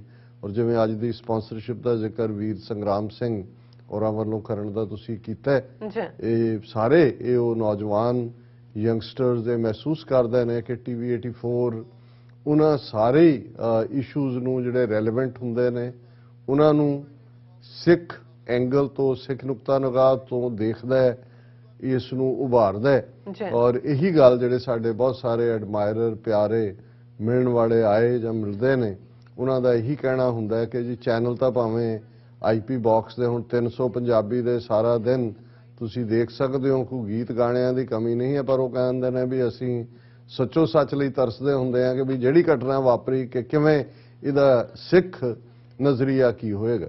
ਔਰ ਇਸ ਵਾਰ ਹੋਰ ਵੀ ਖੁਸ਼ੀ ਵਾਲੀ ਗੱਲ ਸੀ ਕਿ UK ਤੋਂ ਡਾਕਟਰ ਇਕਤਦਾਰ ਕਰਾਮਤ ਚੀਮਾ ਜਿਹੜੇ ਖਾਸ ਤੌਰ ਤੇ ਪ੍ਰਬੰਧਕਾਂ ਦੇ ਸੱਦੇ ਦੇ ਉੱਤੇ ਆਏ ਹੋਏ ਸੀ, ਉਹਨਾਂ ਦੀ ਪ੍ਰੈਜੈਂਟੇਸ਼ਨ ਵੀ ਸੈਟਰਡੇ ਸ਼ਾਮ ਨੂੰ ਸੀ। ਐਤਵਾਰ ਉਹਨਾਂ ਨੇ ਨਗਰ ਕੀਰਤਨ ਸ਼ਮੂਲੀਅਤ ਕੀਤੀ ਔਰ ਅੱਜ ਹੀ ਉਹਨਾਂ ਨੇ ਵੀ ਫਲਾਈ ਕੀਤਾ UK ਲਈ। ਉਹਨਾਂ ਦਾ ਵੀ ਇੱਕ ਆਪਣਾ ਅੰਦਾਜ਼ ਹੈ ਔਰ ਮੇਰੇ ਲਈ ਉਹਨਾਂ ਦੀ ਉਹ ਜਿੰਨਾ ਪਿਆਰ ਕਰਦੇ ਨੇ ਔਰ ਜਿੰਨਾ ਮਾਣ ਦਿੰਦੇ ਨੇ, ਔਰ ਅਸੀਂ 2-3 ਦਿਨ ਉਹਨਾਂ ਦੀ ਸੰਗਤ ਦਾ ਵੀ ਆਨੰਦ ਮਾਣਿਆ। ਔਰ ਪ੍ਰਬੰਧਕੀ ਨਿਜ਼ਾਮ ਮੈਂ ਸਮਝਦਾ ਵੀ ਬਹੁਤ ਵਾਰ ਘਰ 'ਚ 2 ਪ੍ਰਾਹੁਣੇ ਆ ਜਾਣ, ਭਾਵੇਂ 10 ਕੇ ਹੀ ਆਏ ਹੋਣ, ਪਹਿਲਾਂ ਤਾਂ ਵਕਤ ਪਿਆ ਹੁੰਦਾ ਕਿ ਸਵਾਣਾ ਕਿੱਥੇ ਹੈ, ਖਵਾਣਾ ਕੀ ਹੈ, ਕਿਵੇਂ ਕਰਨਾ ਹੈ। ਹਜ਼ਾਰਾਂ ਦੀ ਗਿਣਤੀ ਸਿੱਖ ਸੰਗਤਾਂ ਜਿਸ ਕਿਸਮ ਦੇ ਪ੍ਰਬੰਧ, ਸੇਵਾ ਦੀ ਗੱਲ ਮੈਂ ਇਹਨਾਂ 23 ਵਰਿਆਂ 'ਚ ਦੇਖਦਾ ਕਿ ਹਰ ਪਾਰਟ ਔਰ ਹਜ਼ਾਰਾਂ ਦੀ ਗਿਣਤੀ 'ਚ ਗੱਡੀਆਂ ਦੀ ਪਾਰਕਿੰਗ, ਕਿਵੇਂ ਤੁਸੀਂ ਕਿੱਥੋਂ ਬੱਸਾਂ ਦਾ ਪ੍ਰਬੰਧ ਹੈ, ਚੁੱਕਣਾ। ਹਾਲਾਂ ਬਹੁਤ ਸਾਰੀਆਂ ਗੱਡੀਆਂ ਫਿਰ ਵੀ ਟੋ ਹੋ ਜਾਂਦੀਆਂ ਔਰ ਉਹ ਕਿਉਂਕਿ ਕੋਈ ਬਹੁਤ ਰਿਚ ਨੇਬਰਹੁੱਡ ਨਹੀਂ ਨੇ ਸਟਾਕਟਨ ਦੇ। ਇਹੀ ਇੱਕ ਦਿਨ ਹੁੰਦਾ ਬਹੁਤ ਵਾਰੀ ਜਿਹੜੀ ਲੋਕਲ ਪੋਪੂਲੇਸ਼ਨ ਜਿਨ੍ਹਾਂ ਦੇ ਵਿੱਚ ਜ਼ਿਆਦਾ ਮੈਕਸੀਕਨ ਔਰੀਜਨ ਦੇ ਦੂਸਰੇ ਲੋਕ ਨੇ, ਉਹ ਆਪਣੇ ਘਰਾਂ ਦੇ ਬਾਹਰ ਵੀ ਜਿਹੜਾ ਗੱਡੀ ਖੜੀ ਕਰਨ ਦਾ 20-25 ਡਾਲਰ ਲੈਂਦੇ ਨੇ। ਉਹਨਾਂ ਲਈ ਵੀ ਕਮਾਈ ਦਾ ਸਾਧਨ ਹੁੰਦਾ, ਨਾਲੇ ਉਹ ਫੂਡ ਇਕੱਠਾ ਕਰ ਰਹੇ ਹੁੰਦੇ ਨੇ। ਪਰ ਕੋਈ ਨਹੀਂ ਹੈ, ਇਹ ਵੀ ਕੌਮ ਦੇ ਹਿੱਸੇ ਆਇਆ ਕਿ ਵੀ ਇਹ ਪਾਰਟ ਉਸ ਸਾਰੇ ਦਾ ਹੈ। ਔਰ ਇਹ ਵੀ ਇੱਕ ਜਿਹੜਾ ਆਪਣੇ ਆਪ ਦੇ ਵਿੱਚ ਫਿਰ ਜਿਹੜਾ ਕੋਈ ਗੰਨੇ ਦਾ ਰਸ ਪੀ ਰਿਹਾ ਤਾਜ਼ਾ, ਕੋਈ ਤਾਜ਼ਾ ਮੌਸਮੀਆਂ, ਜੀ ਮੇਰੇ ਬਾਗ ਦੀਆਂ ਮੌਸਮੀਆਂ ਨੇ, ਔਰ ਤੀਲੇ ਵਾਲੀ ਕੁਲਫੀ ਔਰ ਅਸਲੀ ਕੁਲਫੀ ਤੇ ਦੂਜਾ ਹਾਂ ਉਹ ਤਾਂ ਹੈ ਹੀ ਹੈ। ਸੋ ਇਹ ਵੀ ਇੱਕ ਆਪਣੇ ਆਪ 'ਚ ਔਰ ਜਿਸ ਬੇਪਰਵਾਹੀ ਦੇ ਨਾਲ ਔਰ ਜਿੰਨੀ ਵੱਡੀ ਗਿਣਤੀ 'ਚ ਉਹ ਵੰਡਿਆ ਜਾ ਰਿਹਾ ਹੁੰਦਾ। ਬੀਬੀ ਜੀ ਕਹਿ ਰਹੇ ਸੀ, ਕਹਿੰਦੇ ਜੀ ਉੱਥੇ ਤਾਂ ਉਹ ਡੱਬੇ ਕੁਲਫੀਆਂ ਦੇ ਮਾਈਆਂ ਘਰਾਂ ਨੂੰ ਲਈ ਜਾਂਦੀਆਂ ਸੀ ਭਰ ਕੇ ਡੱਬੇ। ਉਹ ਕਹਿੰਦੇ ਉਹਨੂੰ ਕਹਾਂ ਉਹ ਫਰੀਜ਼ਰ 'ਚ ਕੱਢ ਕੇ ਲਿਆ ਰਹੇ। ਮੈਂ ਕਿਹਾ ਵੀ ਇਹ ਵੀ ਗੁਰੂ ਨਾਨਕ ਦੇ, ਕਈਆਂ ਨੂੰ ਇਹ ਵੀ ਹੁੰਦਾ ਵੀ ਬਹੁਤ ਵੇਸਟ ਹੁੰਦਾ। ਮੈਂ ਕਿਹਾ ਨਹੀਂ, ਇਹ ਜਿਹੜੀ ਸਿੱਖ ਸਪਿਰਿਟ ਹੈ ਆਫ ਗਿਵਿੰਗ, ਇਹ ਜੇ ਤੁਸੀਂ ਖਾਲਸਾ ਸਾਜਨਾ ਦਿਵਸ ਔਰ ਇਸ ਨੂੰ ਵੀ ਯਾਦ ਕਰ ਰਹੇ ਹੋ, ਇਹਨੂੰ ਵੀ ਕੋਈ ਗੱਲ ਨਹੀਂ ਹੈ। ਇਹ ਇਸ ਕਿਸਮ ਦੇ ਮੌਕੇ ਤੁਹਾਡੀ ਤਾਕਤ ਦਿਖਾਣ ਦੇ ਵੀ ਹੁੰਦੇ ਨੇ, ਤੁਹਾਡੀ ਜਨਰੋਸਿਟੀ ਵੀ ਹੁੰਦੀ ਹੈ ਔਰ ਸ਼ਾਨੋ ਸ਼ੌਕਤ ਜ਼ਾਹਰ ਹੈ ਕਿ ਪੂਰਾ ਗੁਰਮਤ ਮਰਿਆਦਾ ਮੁਤਾਬਕ ਸਾਰਾ ਕੁਝ ਹੁੰਦਾ ਹੈ। ਔਰ ਹਾਲਾਂ ਯੂਬਾ ਸਿਟੀ ਜਾਂ ਦੂਸਰੀਆਂ ਕੁਝ ਥਾਵਾਂ ਤੇ ਤੁਹਾਨੂੰ ਮੇਲੇ ਵਰਗਾ ਮਾਹੌਲ ਵੀ ਲੱਗਦਾ ਹੈ। ਸਟਾਕਟਨ ਦੇ ਸਾਰੇ ਮਾਹੌਲ 'ਚੋਂ ਸਿੱਖੀ ਰਿਫਲੈਕਟ ਹੁੰਦੀ ਹੈ, ਕਿਉਂਕਿ ਉਹਨਾਂ ਨੇ 2-3 ਹਫ਼ਤੇ ਪਹਿਲਾਂ ਜਿਵੇਂ ਗਹਿਮਾ ਗਹਿਮ ਦੀ ਗੱਲ, ਧਾਰਮਿਕ ਮੁੱਦਿਆਂ ਦੇ ਉੱਤੇ ਕਥਾ ਵਿਚਾਰ ਗਤਕਾ ਅੱਡ-ਅੱਡ ਚੱਲ ਰਿਹਾ ਹੁੰਦਾ ਹੈ ਔਰ ਇੱਕ ਦਿਨ ਪਹਿਲਾਂ ਹੀ 80 ਦੇ ਕਰੀਬ ਜਿਹੜੇ ਪ੍ਰਾਣੀਆਂ ਨੇ ਮੈਨ ਐਂਡ ਵਿਮਨ ਉਹਨਾਂ ਨੇ ਅੰਮ੍ਰਿਤ ਛਕਿਆ, ਅੰਮ੍ਰਿਤਪਾਨ ਪੰਜ ਪਿਆਰਿਆਂ ਨੇ ਕਰਵਾਇਆ ਔਰ ਪੂਰੀ ਉਹਦੀ ਫਰਵਰ ਧਾਰਮਿਕ ਹੁੰਦੀ ਹੈ ਪਰ ਉਸ ਸਾਰੀ ਫਿਜ਼ਾ ਦੇ ਵਿੱਚ ਇੱਕ ਜਿਹੜੀ ਹੈ ਤੁਹਾਨੂੰ ਆਪਣੇ ਆਪ ਦੇ ਵਿੱਚ ਇੱਕ ਆਨੰਦ ਮਹਿਸੂਸ ਹੋ ਰਿਹਾ ਹੁੰਦਾ ਹੈ ਔਰ ਸੈਟਰਡੇ ਸ਼ਾਮ ਉਹਨਾਂ ਦਾ ਜਿੰਨੀਆਂ ਪੰਥਕ ਜਥੇਬੰਦੀਆਂ ਦੇ ਨੁਮਾਇੰਦੇ ਨੇ ਉਹਨਾਂ ਨੂੰ ਐਕੋਮੋਡੇਟ ਕਰਨ ਦਾ ਹੁੰਦਾ। ਸੰਡੇ ਐਤਵਾਰ ਜਦੋਂ ਕਿ ਨਗਰ ਕੀਰਤਨ 11 ਵਜੇ ਦੇ ਕਰੀਬ ਚੱਲਦਾ ਹੈ ਤੇ ਸਵੇਰੇ 9 ਤੋਂ 11 ਵਜੇ ਤੱਕ ਆਲਮੋਸਟ ਜਿੰਨੇ ਵੀ VIP ਨੇ ਔਰ ਤੁਸੀਂ ਦੇਖੋ ਕਿੰਨੀਆਂ ਸਿਟੀਜ਼ ਦੇ ਮੇਅਰ ਉੱਥੇ ਸੀ, ਲੈਥਰੋਪ ਹੈ, ਟ੍ਰੇਸੀ ਹੈ, ਸਟਾਕਟਨ ਹੈ, ਉਹਨਾਂ ਦੇ ਪੁਲਿਸ ਆਫੀਸ਼ੀਅਲਸ,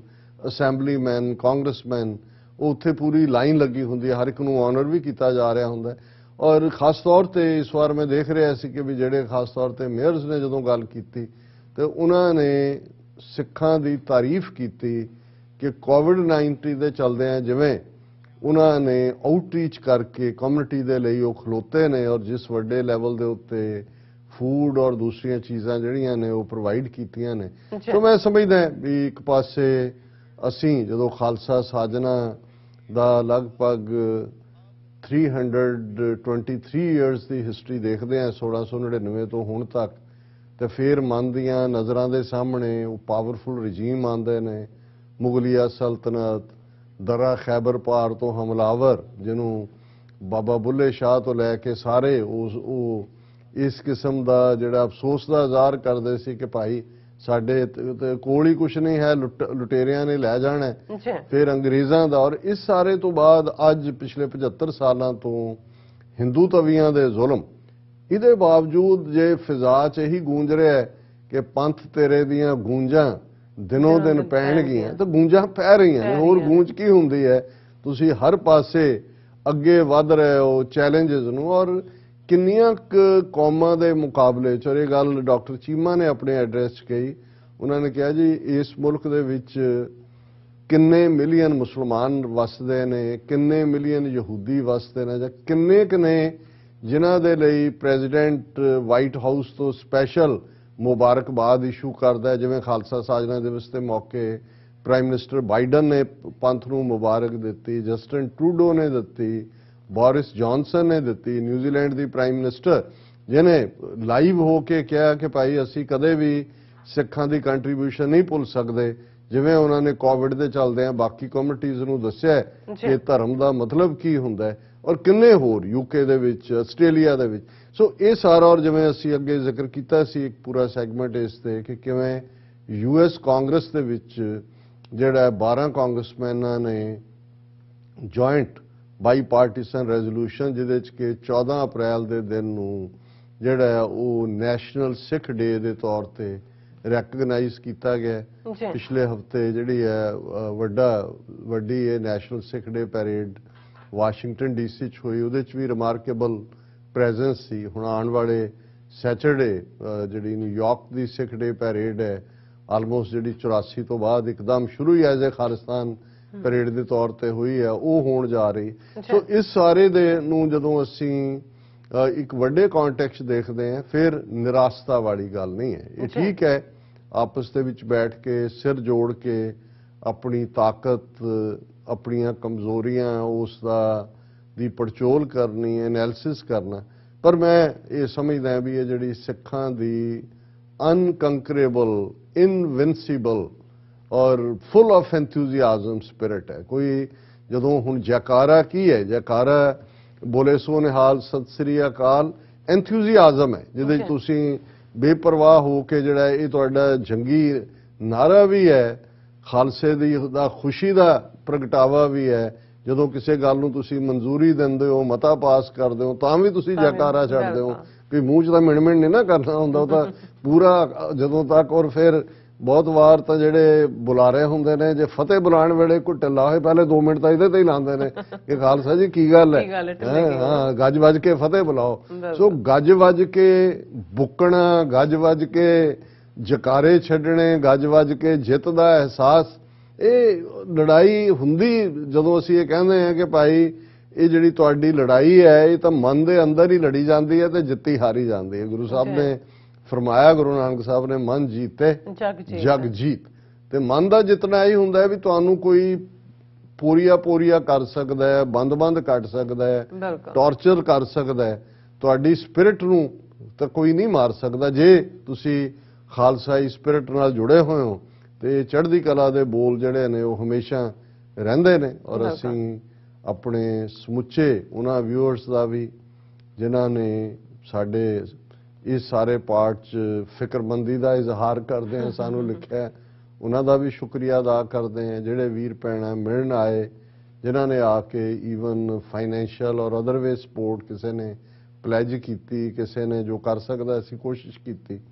ਔਰ ਇਸ ਸਾਰੇ ਦੇ ਨਾਲ ਸਟਾਕਟਨ ਦੇ ਪ੍ਰਬੰਧਕ ਜਿਨ੍ਹਾਂ ਨੇ ਟੀਵੀ 84 ਨੂੰ ਵਿਸ਼ੇਸ਼ ਸਨਮਾਨ ਦਿੱਤਾ। ਦਰਸ਼ਕਾਂ ਨੇ ਜਿਹੜੀ ਹੈ ਸਕਰੀਨ ਤੇ ਪਿਕਚਰਸ ਵੀ ਦੇਖੀਆਂ ਹੋਣਗੀਆਂ, ਉਹਦੇ 'ਚ ਜਿਹੜਾ ਹਾਈਲੀ ਉਹਨਾਂ ਨੇ ਐਪਰੀਸ਼ੀਏਟ ਕੀਤਾ ਔਰ ਟੀਵੀ 84 ਦੀ ਸਾਰੀ ਟੀਮ ਨੂੰ ਉਹਨਾਂ ਨੇ ਖੜੇ ਕਰਕੇ ਆਨਰ ਕੀਤਾ।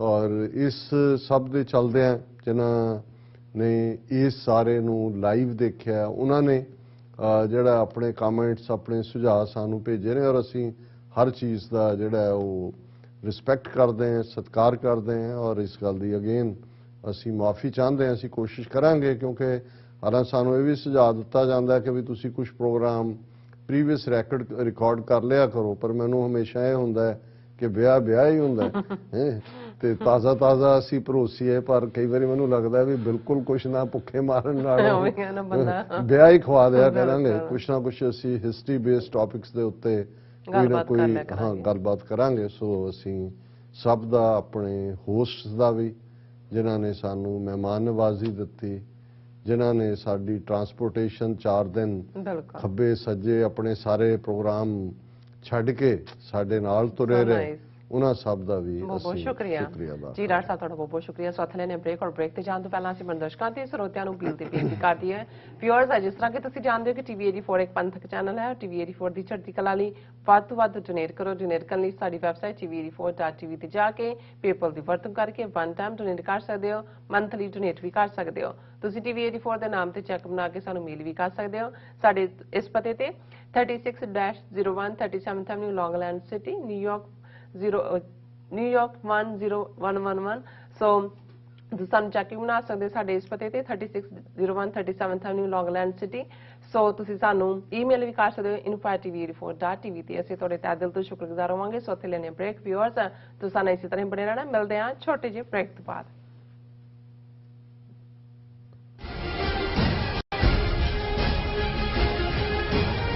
ਸਮੁੱਚੀਆਂ ਸੰਗਤਾਂ ਨੂੰ ਸਨੇਮਰ ਬੇਨਤੀ ਹੈ, Gurdwara Sikh culture society Richmond Hill, New York ਤੋਂ, ਜੋ ਹਰ ਸਾਲ ਸਮੁੱਚੀਆਂ ਗੁਰਦੁਆਰਾ ਸਾਹਿਬ ਦੀਆਂ ਪ੍ਰਬੰਧਕ ਕਮੇਟੀਆਂ, ਪੰਥਕ ਜਥੇਬੰਦੀਆਂ ਅਤੇ ਸਮੁੱਚੀਆਂ ਸੰਗਤਾਂ ਦੇ ਸਹਿਯੋਗ ਨਾਲ ਜੋ ਹਰ ਸਾਲ ਸਿੱਖ ਡੇ ਪਰੇਡ ਕੱਢੀ ਜਾਂਦੀ ਹੈ, ਇਸ ਸਾਲ 34ਵੀਂ ਸਿੱਖ ਡੇ ਪਰੇਡ 23 ਅਪ੍ਰੈਲ ਦਿਨ ਸ਼ਨੀਵਾਰ ਨੂੰ ਦਿਨੇ 12 ਵਜੇ ਮਨਹਟਨ ਸ਼ਹਿਰ ਦੇ ਵਿੱਚ ਆਰੰਭ ਹੋਵੇਗੀ। ਸਾਰੀਆਂ ਸੰਗਤਾਂ ਨੂੰ ਬੇਨਤੀ ਹੈ ਕਿ ਵੱਧ ਤੋਂ ਵੱਧ ਸਿੱਖ ਡੇ ਪਰੇਡ ਵਿੱਚ ਸ਼ਮੂਲੀਅਤ ਕਰਨੀ ਹੈ। ਵੀਰਾਂ ਨੂੰ ਬੇਨਤੀ ਹੈ ਕੇਸਰੀ ਦਸਤਾਰਾਂ ਸਜਾ ਕੇ, ਭੈਣਾਂ ਨੂੰ ਬੇਨਤੀ ਹੈ ਕੇਸਰੀ ਦੁਪੱਟੇ ਲੈ ਕੇ ਇਸ ਸਿੱਖ ਡੇ ਪਰੇਡ ਦੇ ਵਿੱਚ ਸ਼ਾਮਲ ਹੋਣਾ ਹੈ। ਸਤਿਗੁਰੂ ਸੱਚੇ ਪਾਤਸ਼ਾਹ ਜੀ ਦੀਆਂ ਖੁਸ਼ੀਆਂ ਪ੍ਰਾਪਤ ਕਰਨੀਆਂ। ਸਾਰੇ ਹੀ ਟਰਾਈ ਸਟੇਟ ਦੇ ਗੁਰਦੁਆਰਾ ਸਾਹਿਬਾਨਾਂ ਤੋਂ ਸਵੇਰੇ 9 ਵਜੇ ਉਸ ਦਿਨ ਬੱਸਾਂ ਚੱਲਣਗੀਆਂ। ਪਰਿਵਾਰਾਂ ਬੱਚਿਆਂ ਸਮੇਤ ਹਾਜ਼ਰੀਆਂ ਭਰ ਕੇ ਸਤਿਗੁਰੂ ਸੱਚੇ ਪਾਤਸ਼ਾਹ ਜੀ ਦੀਆਂ ਖੁਸ਼ੀਆਂ ਪ੍ਰਾਪਤ ਕਰੋ ਜੀ। ਵਾਹਿਗੁਰੂ ਜੀ ਕਾ ਖਾਲਸਾ, ਵਾਹਿਗੁਰੂ ਜੀ ਕੀ ਫਤਿਹ। ਯੂਕੇ ਅਤੇ ਜਨੇਵਾ ਤੋਂ ਬਾਅਦ ਖਾਲਿਸਤਾਨ ਰੈਫਰੈਂਡਮ ਦੀਆਂ ਵੋਟਾਂ ਦਾ ਅਗਲਾ ਪੜਾਅ ਇਟਲੀ। ਇਟਲੀ ਵਿੱਚ ਖਾਲਿਸਤਾਨ ਰੈਫਰੈਂਡਮ ਦੀਆਂ ਵੋਟਾਂ ਬ੍ਰੇਸ਼ੀਆ ਦੇ ਬ੍ਰਿਕਸੀਆ ਫੋਰਮ ਵਿੱਚ 8 ਮਈ ਦਿਨ ਐਤਵਾਰ ਨੂੰ ਪੈਣਗੀਆਂ। ਹੋਰ ਜਾਣਕਾਰੀ ਲਈ ਸੰਪਰਕ ਕਰੋ +39 345 500 9516 ਜਾਂ +39 327 583 0424।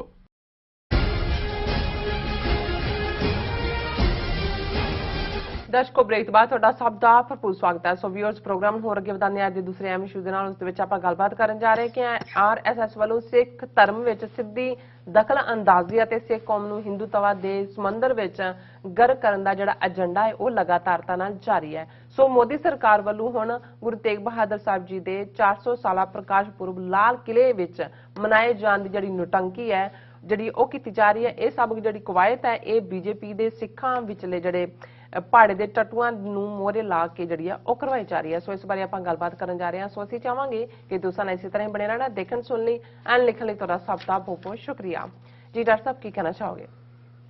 ਦੇਖੋ, ਸਾਡੇ ਮਿੱਤਰ ਸ਼ੇਖ ਸਾਹਿਬ ਜਿਹੜੇ ਅੱਜ ਤੋਂ ਠੀਕ 9 ਸਾਲ ਪਹਿਲਾਂ 20 ਅਪ੍ਰੈਲ 2013 ਨੂੰ ਇਸ ਫਾਨੀ ਸੰਸਾਰ ਨੂੰ ਅਲਵਿਦਾ ਕਹਿ ਗਏ ਸਨ, ਉਹ ਅਕਸਰ ਜਦੋਂ RSS ਜਾਂ ਹਿੰਦੂਤਵਾ ਜਾਂ ਬ੍ਰਾਹਮਣਵਾਦ ਵਾਲੀ ਆਈਡੀਓਲੋਜੀ ਵਾਲਿਆਂ ਦੀ ਗੱਲ ਕਰਦੇ ਸੀ ਤੇ ਉਹਨਾਂ ਨੇ ਇੱਕ ਗੱਲ ਕਹਿਣੀ, ਖਾਸ ਤੌਰ ਤੇ ਉਹਨਾਂ ਨੇ ਪਰਸ਼ੀਅਨ ਦਾ ਇੱਕ ਸ਼ੇਅਰ ਕੋਟ ਕਰਕੇ ਕਹਿਣਾ ਕਿ ਕਈ ਵਾਰ ਅੱਲਾ ਮੀਆਂ ਵੀ ਆਪਣੀਆਂ ਦੰਦਾਂ ਥੱਲੇ ਉਂਗਲ ਦੇ ਲੈਂਦਾ ਹੈ ਕਿ ਸ਼ੈਤਾਨ ਨੂੰ ਰੋਜ਼ੀ ਕਿੱਥੋਂ ਮਿਲ ਰਹੀ ਹੈ।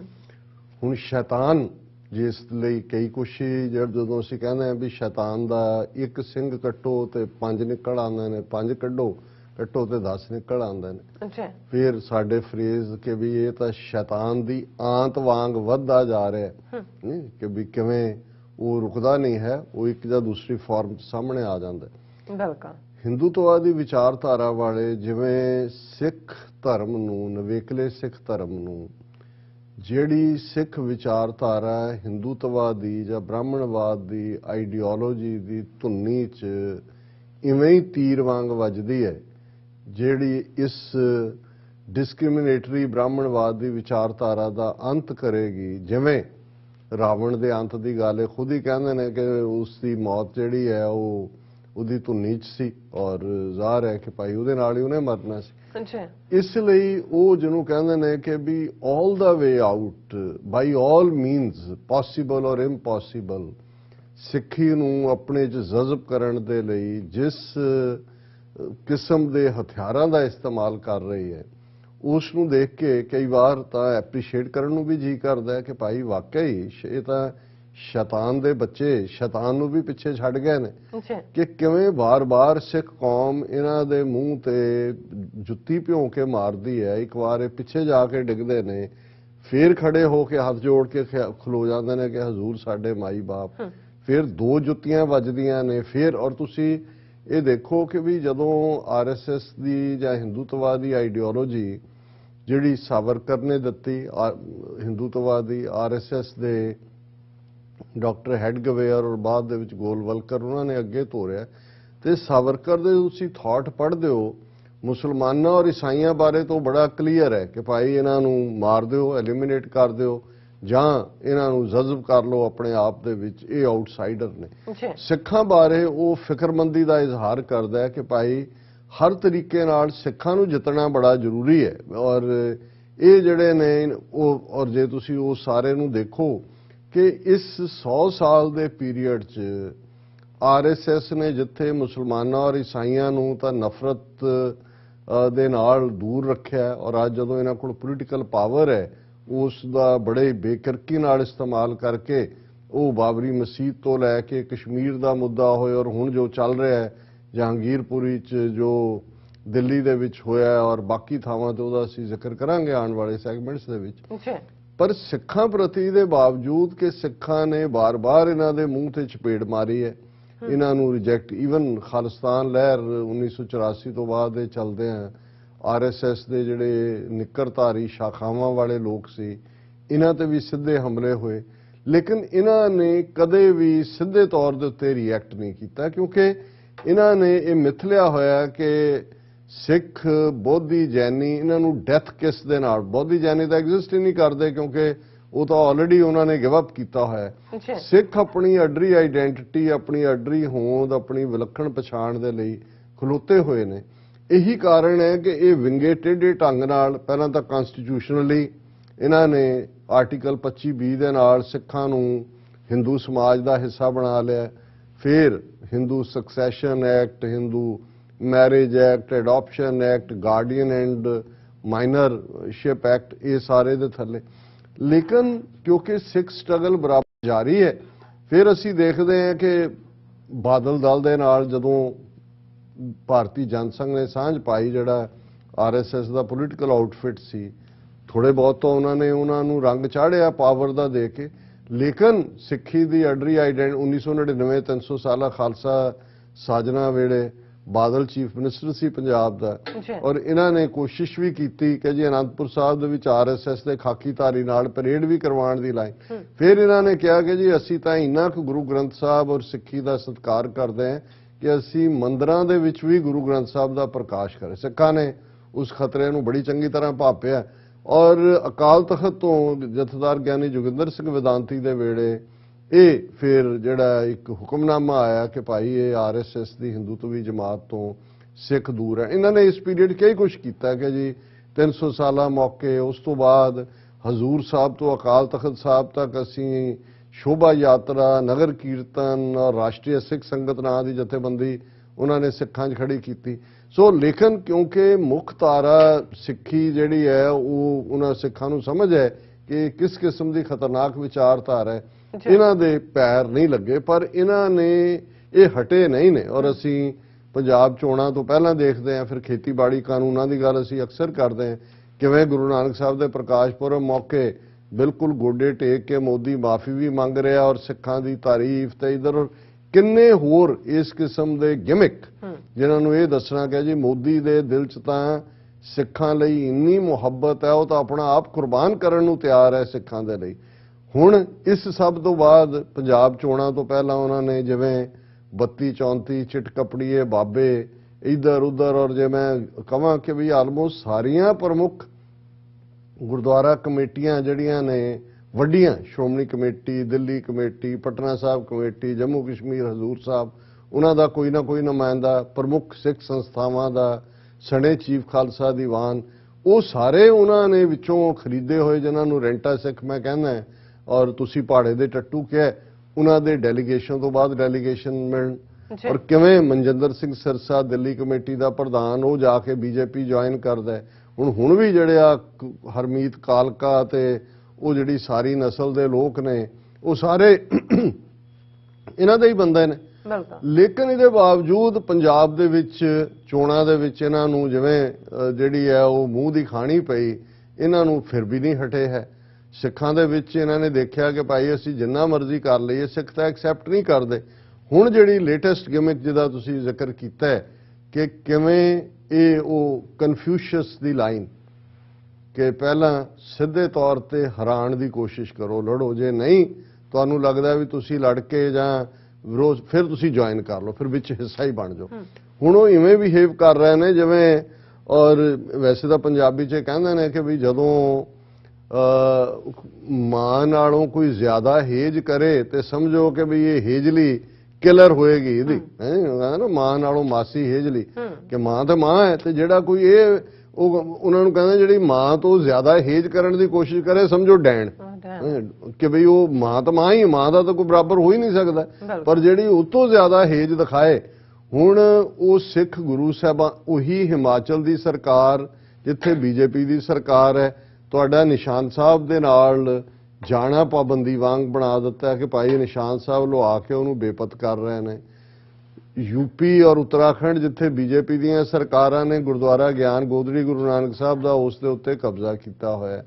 ਕੋਈ ਦਿਨ ਐਸਾ ਨਹੀਂ ਹੈ ਜਿਸ ਦਿਨ ਕਿਤੇ ਨਾ ਕਿਤੇ ਇਹ ਨਹੀਂ ਹੁੰਦਾ ਕਿ ਸਿੱਖ ਨੌਜਵਾਨ ਦੇ ਕੇਸ ਬੇਅਦਬ ਕੀਤੇ, ਫਲਾਂ ਥਾਂ ਮਾਰਿਆ, ਰਾਜਸਥਾਨ 'ਚ ਹੋਇਆ, ਫਲਾਣੇ ਐਗਜ਼ਾਮੀਨੇਸ਼ਨ ਸੈਂਟਰ 'ਚ ਕੜੇ ਉਤਾਰੇ, ਫਲਾਣੇ 'ਚ ਜਿਹੜਾ ਇਹ ਸਿਲੇਬਸ ਕਿਸ ਕਿਸਮ ਦੇ ਸਕੂਲਾਂ ਕਾਲਜਾਂ ਦੇ ਲਈ। ਹੁਣ ਆਲ ਆਫ ਏ ਸਡਨ ਜਿਹੜੀ ਪਿਛਲੇ ਇੱਕ ਹਫ਼ਤੇ ਤੋਂ ਅਸੀਂ ਵੀਕਐਂਡ ਤੇ ਕਿਉਂਕਿ ਪ੍ਰੋਗਰਾਮ ਨਹੀਂ ਕੀਤਾ, ਔਰ ਸਾਡੇ ਵੀ ਬਹੁਤ ਸਾਰੇ ਵਿਊਅਰਸ ਨੇ ਫਿਕਰ ਦਾ ਇਜ਼ਹਾਰ ਕੀਤਾ, ਸਰ ਗੁਰਚਰਨ ਸਿੰਘ ਹਿਊਸਟਨ ਤੋਂ, ਉਹਨਾਂ ਨੇ ਵੀ ਇਹ ਕਿਹਾ ਵੀ ਆਹ ਦੇਖੋ ਕਿ ਭਾਈ ਸਾਡਾ, ਉਹਨਾਂ ਨੇ ਤਾਂ ਉਹ ਭੇਜ ਕੇ ਆਰਟੀਕਲ ਕਿ ਵੀ ਇਹ ਲਾਲ ਕਿਲੇ ਤੇ 400 ਸਾਲਾ ਗੁਰੂ ਤੇਗ ਬਹਾਦਰ ਸਾਹਿਬ ਦਾ ਪ੍ਰਕਾਸ਼ ਪੁਰਬ ਮਨਾਉਣ ਜਾ ਰਹੇ ਨੇ। ਉਹਨਾਂ ਨੇ ਤਾਂ ਟਾਈਟਲ ਹੀ ਦਿੱਤਾ ਪਲਾਈਟ ਆਫ ਦਾ ਸਿੱਖਸ, ਕਿ ਜੀ ਦੇਖੋ ਸਾਡਾ ਕੀ ਹੈ। ਔਰ ਇਸ ਸਾਰੇ ਦੇ ਚੱਲਦੇ ਆ, ਇਸ ਤੋਂ ਪਹਿਲਾਂ ਕਿ ਮੈਂ ਜ਼ਿਕਰ ਕਰਾਂ ਵੀ ਇਹ ਕੀ ਇਵੈਂਟ ਹੈ ਔਰ ਕਿੰਨੀ ਵੱਡੀ ਇਹ ਨੌਟੰਕੀ ਹੈ, ਈਵਨ ਇਹਨਾਂ ਦੇ ਮੀਡੀਆ ਨੇ ਵੀ ਜਿਹੜੀਆਂ ਹੈਡਲਾਈਨਸ ਦਿੱਤੀਆਂ ਕਿ ਬਈ ਇਹ ਸਾਰੀ ਜਿਹੜੀ ਕਵਾਇਦ ਹੈ ਇੱਕ ਘਟੀਆ ਸਿਆਸੀ ਕਵਾਇਦ ਹੈ ਸਿੱਖਾਂ ਨੂੰ ਫਾਹਣ ਲਈ। ਚਿਹਰੇ ਅੱਗੇ ਉਹੀ ਕੀਤੇ ਨੇ ਜਿਹੜੇ ਰੈਂਟਾ ਸਿੱਖ ਨੇ, ਪਹਾੜੇ ਦੇ ਟੱਟੂ, ਜੀ ਉਹ ਮਨਜਿੰਦਰ ਸਰਸਾ ਹੋਏ, ਉਹ ਤਰਲੋਚਨ ਸਿੰਘ ਹੋਏ ਮਾਈਨੋਰਿਟੀ ਕਮਿਸ਼ਨ ਵਾਲਾ, ਉਹ ਦਿੱਲੀ ਕਮੇਟੀ ਵਾਲੇ, ਕੋਈ ਕਾਲਕਾ ਹੋਏ, ਕੋਈ ਦੂਜਾ ਹੋਏ, ਉਹ ਸਾਰੇ ਨੇ। ਔਰ ਇਹਨਾਂ ਦੇ ਆਪਣੇ ਮੀਡੀਆ ਦੀਆਂ ਖਬਰਾਂ ਤੋਂ ਮੈਂ ਗੱਲ ਜੇ ਸ਼ੁਰੂ ਕਰਾਂ, BJP pulls out all stops for Guru Tegh Bahadur event, hopes to surmount RSS hump.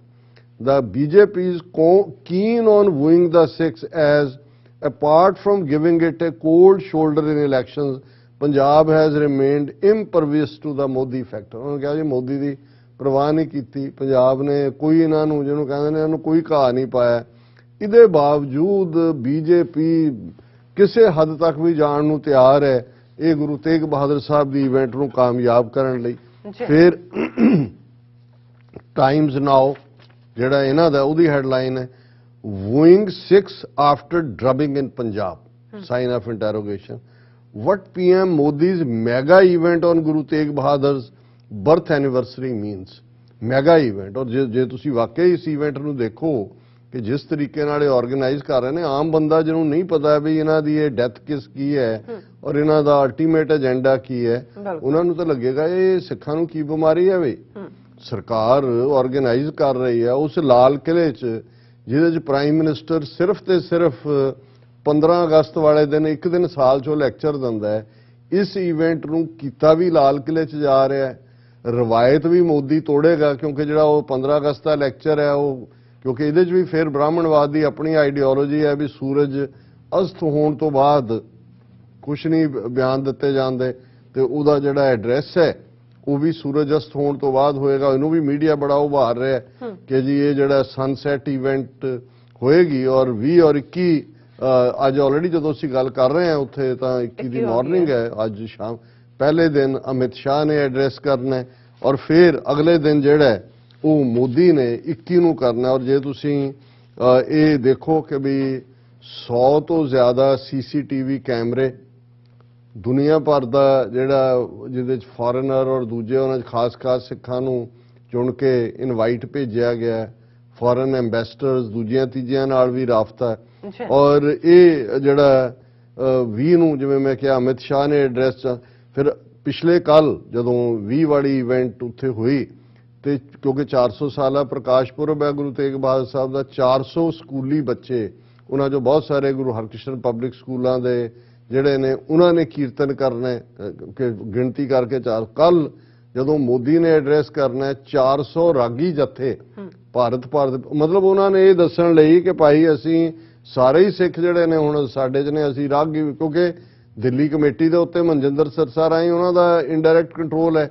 ਪਿਛਲੀ ਵਾਰ ਉਹਨਾਂ ਨੇ ਬਹੁਤ ਤਾਲ ਕਟੋਰਾ ਦੇ ਵਿੱਚ ਵੱਡੀ ਇਵੈਂਟ ਰੱਖਣੀ ਚਾਹੀ ਸੀ, ਪਰ ਸਿੱਖਾਂ 'ਚ ਔਰ ਡਾਇਸਪੋਰਾ ਸਿੱਖਾਂ ਦਾ ਇੰਨਾ ਜ਼ੋਰ ਪੈ ਗਿਆ ਸੀ ਕਿ ਉਹ ਬੈਕਆਊਟ ਕਰਨਾ ਪਿਆ ਸੀ ਉਹਨਾਂ ਨੂੰ। ਇਸ ਲਈ ਸਵਾਏ ਕੁਝ ਨਾਮਧਾਰੀਆਂ ਦੇ ਜਾਂ ਚਿੱਟੀ ਸਿਉਂਕ ਜਾਂ ਦੂਜੇ ਦੇ ਉੱਥੇ ਕੋਈ ਵੀ ਨਹੀਂ ਸੀ ਗਿਆ। ਲੇਕਿਨ ਇਸ ਵਾਰ ਇਹਨਾਂ ਨੇ RSS ਆਪ ਥੋੜਾ ਜਿਹਾ ਪਿੱਛੇ ਰਹਿ ਕੇ ਇਹਨੂੰ ਮੋਦੀ ਇਵੈਂਟ ਗਵਰਨਮੈਂਟ ਲੈਵਲ ਤੇ ਬਣਾ ਦਿੱਤਾ। ਰੈੱਡ ਫੋਰਟ ਦਿੱਲੀ ਕਮੇਟੀ ਨੂੰ ਐਜ਼ ਏ ਕੋ ਸਪਾਂਸਰ ਬਣਾ ਲਿਆ ਕਿ ਜੀ ਦੇਖੋ ਇਹ ਤਾਂ ਅਸੀਂ ਸਿੱਖਾਂ ਦੇ ਮਾਮਲੇ 'ਚ ਅਸੀਂ ਰੈਕਗਨਾਈਜ਼ ਕਰ ਰਹੇ ਹਾਂ, ਗੁਰੂ ਤੇਗ ਬਹਾਦਰ ਸਾਹਿਬ ਨੇ ਹਿੰਦੂ ਧਰਮ ਦੀ ਰੱਖਿਆ ਦੇ ਲਈ ਆਪਣੀ ਕੁਰਬਾਨੀ ਕੀਤੀ। ਔਰ ਆਇਰਨੀ ਆਫ ਦਾ ਸਿਚੁਏਸ਼ਨ ਹੈ ਕਿ ਜਿਹੜੀ ਗੁਰੂ ਤੇਗ ਬਹਾਦਰ ਸਾਹਿਬ ਦੀ ਆਈਡੀਓਲੋਜੀ ਭੈ ਕਾਹੂ ਕੋ ਦੇਤ ਨੇ ਨਹਿ ਭੈ ਮਾਨਤ ਆਨ ਦੇ ਉੱਤੇ ਖੜੀ ਹੈ।